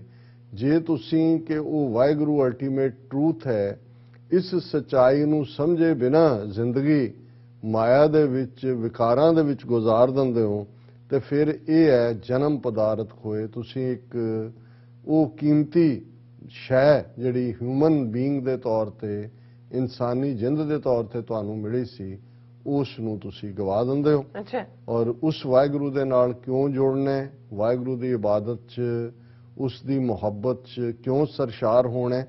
ਗੋਬਿੰਦ ਗੁਣੀ ਨਿਧਾਨ ਹੈ, ਅੰਤ ਨਾ ਪਾਇਆ ਜਾਏ, ਕਿ ਉਹ ਗੁਣਾਂ ਦਾ ਖਜ਼ਾਨਾ ਹੈ। ਰੱਬ, ਉਸ ਦਾ ਕੋਈ ਵੀ ਅੰਤ ਨਹੀਂ ਪਾ ਸਕਦਾ, ਇਨਫਿਨਿਟ ਹੈ। ਕਥਨੀ ਬਦਨੀ ਨਾ ਪਾਈ ਹੈ, ਹਉਮੈ ਵਿੱਚੋਂ ਜਾਏ। ਜੇ ਅਸੀਂ ਜ਼ਬਾਨੀ ਕਲਾਮੀ ਰੱਬ ਨਾਲ ਮੁਹੱਬਤ ਦਾ ਵੀ ਇਜ਼ਹਾਰ ਕਰੀਏ, ਬਦਨ ਹੁੰਦਾ ਬੋਲਣਾ, ਕਥਨ ਹੁੰਦਾ ਕਹਿਣਾ, ਕਿ ਜ਼ਬਾਨੀ ਕਲਾਮੀ ਜਿਸ ਨੂੰ ਗੁਰੂ ਸਾਹਿਬ ਨੇ ਕਿਹਾ ਕਿ ਭਾਈ ਜੇ ਤੁਸੀਂ ਗੱਲੀ ਬਾਤੀ ਹੀ ਰੱਖੋਗੇ ਤਾਂ ਬਾਤਨ ਹੀ ਚੱਕ ਚਾਰ ਲਵਈ ਆ, ਕਿ ਤੁਸੀਂ ਗੱਲ ਕੀਤੀ ਕਿ ਜਿਵੇਂ ਤੁਸੀਂ ਚਾਰ ਅਸਮਾਨ ਥੱਲੇ ਸੁੱਟ ਲੈਣੇ ਨੇ, ਪਰ ਨਾਲ ਹੀ ਇਹ ਯਾਦ ਕਰਵਾਇਆ ਸੀ ਕਿ ਸਾਚ ਕਹੋ ਸੁਣ ਲਿਓ ਸਭ ਹੈ, ਜਿਨ ਪ੍ਰੇਮ ਕੀਓ ਤਿਨ ਹੀ ਪ੍ਰਭ ਪਾਇਓ। ਕਿ ਰੱਬ ਨੂੰ ਤੁਸੀਂ ਸੱਚੀ ਮੁਹੱਬਤ ਦੇ ਨਾਲ ਦਿਲੋਂ ਪਿਆਰ ਕਰਕੇ ਪਾ ਸਕਦੇ ਹੋ। ਕਥਨੀ ਬਦਨੀ ਨਾ ਪਾਈ ਹੈ। ਜੇ ਸਿਰਫ ਜ਼ਬਾਨੀ ਕਲਾਮੀ ਹੈ ਤੇ ਉਸ ਰੱਬ ਨੇ ਨਹੀਂ ਮਿਲ, ਕਿ ਹਉਮੈ ਵਿੱਚੋਂ ਜਾਏ, ਕਿਉਂਕਿ ਹਉਮੈ ਤੁਹਾਡੀ ਵਿੱਚੋਂ ਜਾ ਨਹੀਂ ਸਕਦੀ। ਸਤਿਗੁਰ ਮਿਲੀਏ ਸਦ ਭੈ ਰਚੈ। ਜਦੋਂ ਅਸੀਂ ਗੁਰੂ ਦੀ ਬਖਸ਼ਿਸ਼ ਨਾਲ, ਗੁਰੂ ਨਾਲ ਸਾਡਾ ਮਿਲਾਪ ਹੁੰਦਾ ਤੇ ਸਾਡੇ ਅੰਦਰ ਰੱਬ ਦੀ, ਪਿਆਰੇ ਦੀ ਭੈ ਭਾਵਨੀ, ਭਾਵਨਾ ਪਿਆਰ ਨੂੰ ਕਹਿੰਦੇ ਨੇ, ਭੈ ਡਰ ਨੂੰ ਕਹਿੰਦੇ ਨੇ। ਪਰ ਇਹ ਡਰ ਉਹ ਨਹੀਂ ਹੈ ਕਿ ਤੁਸੀਂ ਡੰਡੇ ਦਾ ਡਰ ਹੈ ਕਿ ਸਕੂਲ ਮਾਸਟਰ ਇਹ ਕਰ ਦੇਗਾ, ਰੱਬ ਇਵੇਂ ਨਹੀਂ ਹੈ। ਇਹ ਪਿਆਰ ਭਰਿਆ ਭਾਵ ਹੈ। ਜਦੋਂ ਤੁਸੀਂ ਰੱਬ ਦੀ ਮੁਹੱਬਤ ਦੇ ਵਿੱਚ, ਰੱਬ ਦੇ ਪਿਆਰ ਦੇ ਵਿੱਚ ਆਪਾਂ ਜਿਹੜਾ ਹੈ ਉਸ ਨੂੰ ਡੋਬ ਦਿੰਦੇ ਹੋ, ਤੇ ਤੁਹਾਡੇ ਅੰਦਰ ਇੱਕ ਭੈ ਭਰਿਆ ਪਿਆਰ ਪੈਦਾ ਹੁੰਦਾ ਹੈ। ਆਪ ਵਸੈ ਮਨ ਆਇਓ, ਤੁਹਾਡੇ ਅੰਦਰ ਆ ਕੇ ਵਾਹਿਗੁਰੂ ਵਸਦਾ ਹੈ। ਜਿਨੀ ਚਾਖਿਆ ਤਿਨੀ ਸਾਧ ਪਾਇਆ, ਬਿਨ ਚਾਖੇ ਭਰਮ ਭੁਲਾਏ। ਅੰਮ੍ਰਿਤ ਸਾਚਾ ਨਾਮ ਹੈ, ਕਹਿਣਾ ਕਛੂ ਨਾ ਜਾਏ। ਪੀਵਤ ਹੂ ਪ੍ਰਵਾਨ ਪਿਆ, ਪੂਰਾ ਸ਼ਬਦ ਸਮਾਏ। ਹੁਣ ਇਹ ਕੈਲੀਫੋਰਨੀਆ ਦੀ ਵਿਜ਼ਿਟ ਵੇਲੇ ਵੀ ਜਦੋਂ ਇਹ ਜ਼ਿਕਰ ਚੱਲ ਰਿਹਾ ਸੀ ਕਿ ਬੁੱਧੀ, ਇੰਟੈਲੈਕਟ ਔਰ ਰੂਹਾਨੀਅਤ, ਇਹਦਾ ਕੀ ਸੰਬੰਧ ਹੈ, ਤੇ ਮੈਂ ਕਿਹਾ ਵੀ ਜਿੰਨੀ ਕਿ ਮੈਨੂੰ ਸਮਝ ਆਈ ਹੈ ਕਿ ਜਿੱਥੇ ਇੰਟੈਲੈਕਟ, ਬੁੱਧੀ ਮੁੱਕ ਜਾਂਦੀ ਹੈ, ਉੱਥੋਂ ਰੱਬ ਦਾ ਸਫ਼ਰ ਸ਼ੁਰੂ ਹੁੰਦਾ ਹੈ।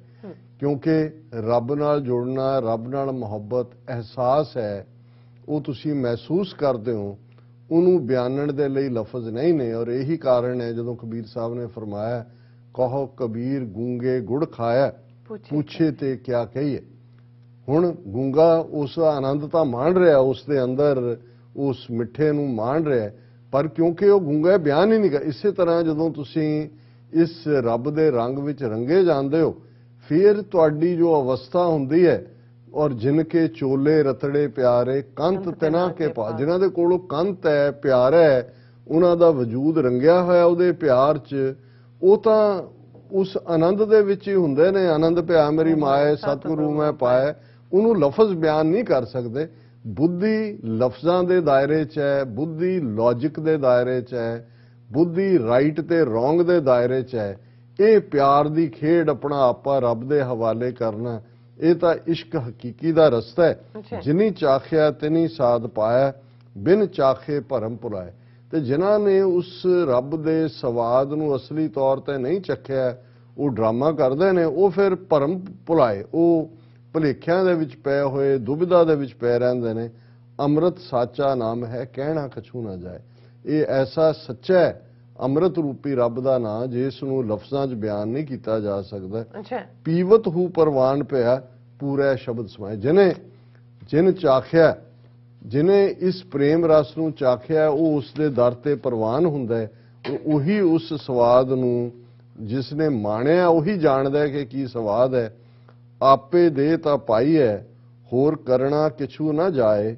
ਦੇਵਨ ਵਾਲੇ ਕੇ ਹੱਥ ਦਾਤ ਹੈ, ਗੁਰਦੁਆਰੇ ਪਾਏ। ਜਿਹਾ ਕੀਤੋਨ ਤਿਹਾ ਹੋਆ, ਜਿਹੇ ਕਰਮ ਕਮਾਏ। ਹੁਣ ਇਹ ਵੀ ਕਿਹਨੂੰ ਰੱਬ ਨੇ ਆਪਣੇ ਸੱਚੇ ਪਿਆਰ ਦਾ ਇਹ ਰਸ ਪਿਆਣਾ, ਇਹ ਰੱਬ ਦੇ ਕੋਲ ਹੈ। ਕਰਤੇ ਹੱਥ ਵਡਿਆਈਆਂ ਉਹਦੇ ਕੋਲ ਹੈ। ਕਿ ਉਸਨੇ ਕਿਵੇਂ ਤੁਹਾਨੂੰ ਵਡਿਆਣਾ ਹੈ। ਅੱਛਾ ਆਪ ਦੇ ਤਾਂ ਪਾਈ ਆ, ਹੋਰ ਕਰਨਾ ਕਛੂ ਨਾ ਜਾਏ। ਹੋਰ ਕੋਈ ਇਹ ਕਹੇ ਜੀ ਮੈਂ ਤਪ ਕੀਤਾ ਹੈ, ਮੈਂ ਜਪ ਕੀਤਾ ਹੈ, ਮੈਂ ਸੰਜਮ ਕੀਤਾ ਹੈ, ਮੈਂ ਬ੍ਰਹਮਚਾਰੀ ਹਾਂ, ਮੈਂ ਦਾਨੀ ਹਾਂ, ਮੈਂ ਫਲਾਣਾ ਹੈ, ਇਸ ਲਈ ਮੈਂ ਹੁਣ ਨਹੀਂ, ਇਹ ਨਹੀਂ ਹੈ। ਇਹ ਤਾਂ ਗੁਰੂ ਸਾਹਿਬ ਨੇ ਇਹ ਯਾਦ ਦਹਾਨੀ ਕਰਵਾਈ ਕਿ ਇੱਕ ਜਗੰਦਿਆਂ ਨਾ ਲਹਿਨ, ਇੱਕ ਨਾ ਸੁੱਤਿਆਂ ਦੇ ਉਠਾਲ। ਕਿਤੇ ਤੇ ਰਹਿਮਤ ਕਰਨੀ ਹੈ, ਇਹ ਰੱਬ ਦੇ ਕੋਲ ਹੈ। ਦੇਵਨ ਵਾਲੇ ਕੇ ਹੱਥ ਦਾਤ ਹੈ, ਉਹਦੇ ਕੋਲ ਦਾਤ ਹੈ। ਗੁਰਦੁਆਰੇ ਪਾਏ, ਗੁਰੂ ਦੇ ਦੁਆਰੇ, ਗੁਰੂ ਦੀ ਬਖਸ਼ਿਸ਼ ਨਾਲ ਉਹ ਮਿਲਦਾ ਹੈ। ਜਿਹਾ ਕੀਤਨ ਤੇਹੋ ਹੋਆ, ਜਿਹੇ ਕਰਮ ਕਮਾਏ। ਇਹ ਜਿਉਂ ਜਿਹੀ ਉਸ ਦੀ ਬਖਸ਼ਿਸ਼ ਹੁੰਦੀ ਹੈ, ਉਸ ਮੁਤਾਬਕ ਬੰਦਾ ਜ਼ਿੰਦਗੀ ਜਿਉਂਦਾ ਹੈ ਔਰ ਉਸ ਮੁਤਾਬਕ ਉਸ ਦਾ ਜੀਵਨ ਬਣਦਾ ਹੈ। ਤੇ ਅਖੀਰ 'ਚ ਗੁਰੂ ਸਾਹਿਬ ਨੇ ਤੀਸਰੇ ਨਾਨਕ ਗੁਰੂ ਅਮਰਦਾਸ ਫਰਮਾਉਂਦੇ ਨੇ, ਜਤ ਸਤ ਸੰਜਮ ਨਾਮ ਹੈ, ਵਿਣ ਨਾਵੈ ਨਿਰਮਲ ਨਾ ਹੋਏ।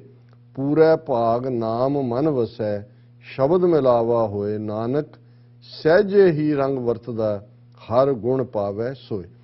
ਕਿ ਜਤ ਸਤ ਸੰਜਮ, ਜਤ ਹੁੰਦਾ ਹੈ ਜਦੋਂ ਤੁਸੀਂ ਸੈਕਸ਼ੂਅਲ ਡਿਜ਼ਾਇਰਸ ਨੂੰ ਆਪਣੇ ਵਸ ਵਿੱਚ ਕਰਦੇ ਹੋ। ਸਤ ਹੈ ਜਦੋਂ ਤੁਸੀਂ ਕਹਿੰਦੇ ਹੋ ਜੀ ਮੈਂ ਸਤਵਾਦੀ ਹੋ ਕੇ ਜੀਵਨ ਜੀ ਰਿਹਾ ਹਾਂ। ਸੰਜਮ, ਜੀਵਨ ਦੇ ਅੰਦਰ ਡਿਸਪਲਿਨ ਦੇ ਵਿੱਚ ਰਹਿਣਾ। ਗੁਰੂ ਸਾਹਿਬ ਨੇ ਯਾਦ ਦਹਾਨੀ ਕਰਵਾਈ ਕਿ ਭਾਈ ਇਹ ਜਿਹੜੇ ਕਰਮਾਂ ਦੇ ਰਾਹੀਂ ਰੱਬ ਨੂੰ ਪਾਉਣਾ ਚਾਹੁੰਦੇ ਨੇ, ਉਹਨਾਂ ਨੂੰ ਇਹ ਗੱਲ ਦੀ ਸਮਝ ਹੋਣੀ ਚਾਹੀਦੀ ਹੈ ਕਿ ਅਲਟੀਮੇਟ ਨਾਮ ਜੇ ਅੰਦਰ ਤੁਹਾਡੇ ਵਸਦਾ ਹੈ ਤੇ ਤੁਸੀਂ ਜਤ ਸਤ ਸੰਜਮ ਇਹ ਸਾਰੇ ਆਟੋਮੈਟਿਕਲੀ ਧਾਰਨ ਹੁੰਦੇ ਨੇ। ਵਿਣ ਨਾਵੇਂ ਨਿਰਮਲ ਨਾ ਹੋਏ, ਇਹਨਾਂ ਕਰਮਾਂ ਦੇ ਨਾਲ ਤੁਹਾਡਾ ਮਨ ਸਾਫ਼ ਨਹੀਂ ਹੋਏਗਾ ਜਤ ਸਤ ਸੰਜਮ ਨਾਲ। ਜੇ ਤੁਸੀਂ ਨਿਰਮਲ ਹੋਣਾ ਹੈ ਤੇ ਵਾਹਿਗੁਰੂ ਦੇ ਨਾਮ ਦੇ ਉਸ ਖੰਡੇ ਦੇ ਨਾਲ, ਜਿਹੜਾ ਨਾਮ ਦਾ ਖੰਡਾ ਤੁਹਾਡੇ ਅੰਦਰ ਖੜਕੇਗਾ, ਪੂਰੇ ਭਾਗ ਨਾਮ ਮਨ ਵਸੈ। ਰੱਬ ਦੀ ਰਹਿਮਤ ਹੋਏ ਤੇ ਨਾਮ ਵਾਹਿਗੁਰੂ ਦਾ ਤੁਹਾਡੇ ਅੰਦਰ ਵਸਦਾ, ਸ਼ਬਦ ਮਿਲਾਵਾ ਹੋਏ। ਉਸ ਦਾ ਸੁਰਤ ਸ਼ਬਦ ਭਵ ਸਾਗਰ ਤਰੀਆ, ਇਹ ਮਿਲਾਪ ਉਸ ਰੱਬ ਦੀ ਰਹਿਮਤ ਨਾਲ ਹੁੰਦਾ ਹੈ। ਨਾਨਕ ਸਹਿਜੇ ਹੀ ਰੰਗ ਵਰਤਦਾ, ਕਿ ਰੱਬ ਦਾ ਮਿਲਣਾ ਵੀ ਸਹਿਜੇ 'ਚ ਹੈ, ਉਸ ਦੀ ਖੁਸ਼ੀ 'ਚ ਹੈ, ਉਸ ਦੇ ਆਨੰਦ 'ਚ ਹੈ। ਤੇ ਜਿਸ ਨੂੰ ਇਹ ਹਾਸਲ ਹੁੰਦਾ ਉਹ ਵੀ ਫਿਰ ਸਹਿਜ ਦੇ ਵਿੱਚ ਜਿਉਂਦਾ ਹੈ। ਸਹਿਜੇ ਜਾਗੇ ਸਹਿਜੇ ਸੋਏ, ਕਰਨੇ ਹਾਰ ਕਰੇ ਸੋ ਹੋਏ। ਉਹ ਉਸ ਦੀ ਯਾਦ ਦੇ ਹਰ ਗੁਣ ਪਾਵੇ ਸੋਏ। ਸਹਿਜ ਦੇ ਰੰਗ ਵਿੱਚ ਜਿਉਂਦੇ ਆ, ਉਹ ਹਰੀ ਨੂੰ, ਰੱਬ ਦੇ ਗੁਣਾਂ ਨੂੰ ਧਾਰਨ ਕਰਦਾ ਹੈ, ਰੱਬ ਦੇ ਨਾਲ ਮਿਲਾਪ ਹੁੰਦਾ ਹੈ। ਇਹ ਅੱਜ ਦਾ ਵਿਚਾਰ ਜੀ ਡਾਕਟਰ ਸਾਹਿਬ, ਤੁਹਾਡਾ ਬਹੁਤ ਬਹੁਤ ਸ਼ੁਕਰੀਆ। ਤੁਸੀਂ ਅੱਜ ਦੇ ਅਹਿਮ ਇਸ਼ੂ ਤੇ ਅੱਜ ਦਾ ਵਿਚਾਰ ਸਾਡੇ ਦਰਸ਼ਕਾਂ ਨਾਲ ਸਾਂਝਾ ਕੀਤਾ। ਇਸ ਆਪਣੇ ਵਿਊਅਰਸ ਕੋਲ ਨੇ ਇਜਾਜ਼ਤ। ਵਿਊਅਰਸ, ਸਾਡੇ ਪ੍ਰੋਗਰਾਮ ਦਾ ਸਮਾਂ ਇੱਥੇ ਸਮਾਪਤ ਹੁੰਦਾ। ਤੁਸੀਂ ਆਪਣੀ ਰਾਏ ਤੇ ਸੁਝਾਅ ਸਾਨੂੰ ਭੇਜਣਾ ਭੁੱਲਣਾ ਸਾਡੇ ਇਸ ਪਤੇ ਤੇ sos@tv84.tv ਤੇ ਅਸੀਂ ਆਪਣਾ ਪ੍ਰੋਗਰਾਮ ਲੈ ਕੇ ਫਿਰ ਦੁਬਾਰਾ ਤੁਹਾਡੇ ਰੂਬਰੂ ਹੋਵਾਂਗੇ। ਤਦ ਤੱਕ ਲਈ ਮੈਨੂੰ ਆਪਣੇ ਰਸਮ ਨੂੰ ਆਗਿਆ ਦਿਓ। ਦੇਖਦੇ ਰਹੋ TV84। ਬੁਲਾ ਦਿਓ ਫਤਿਹ। ਵਾਹਿਗੁਰੂ ਜੀ ਕਾ ਖਾਲਸਾ, ਵਾਹਿਗੁਰੂ ਜੀ ਕੀ ਫਤਿਹ। ਰੱਬ ਰਾਖਾ।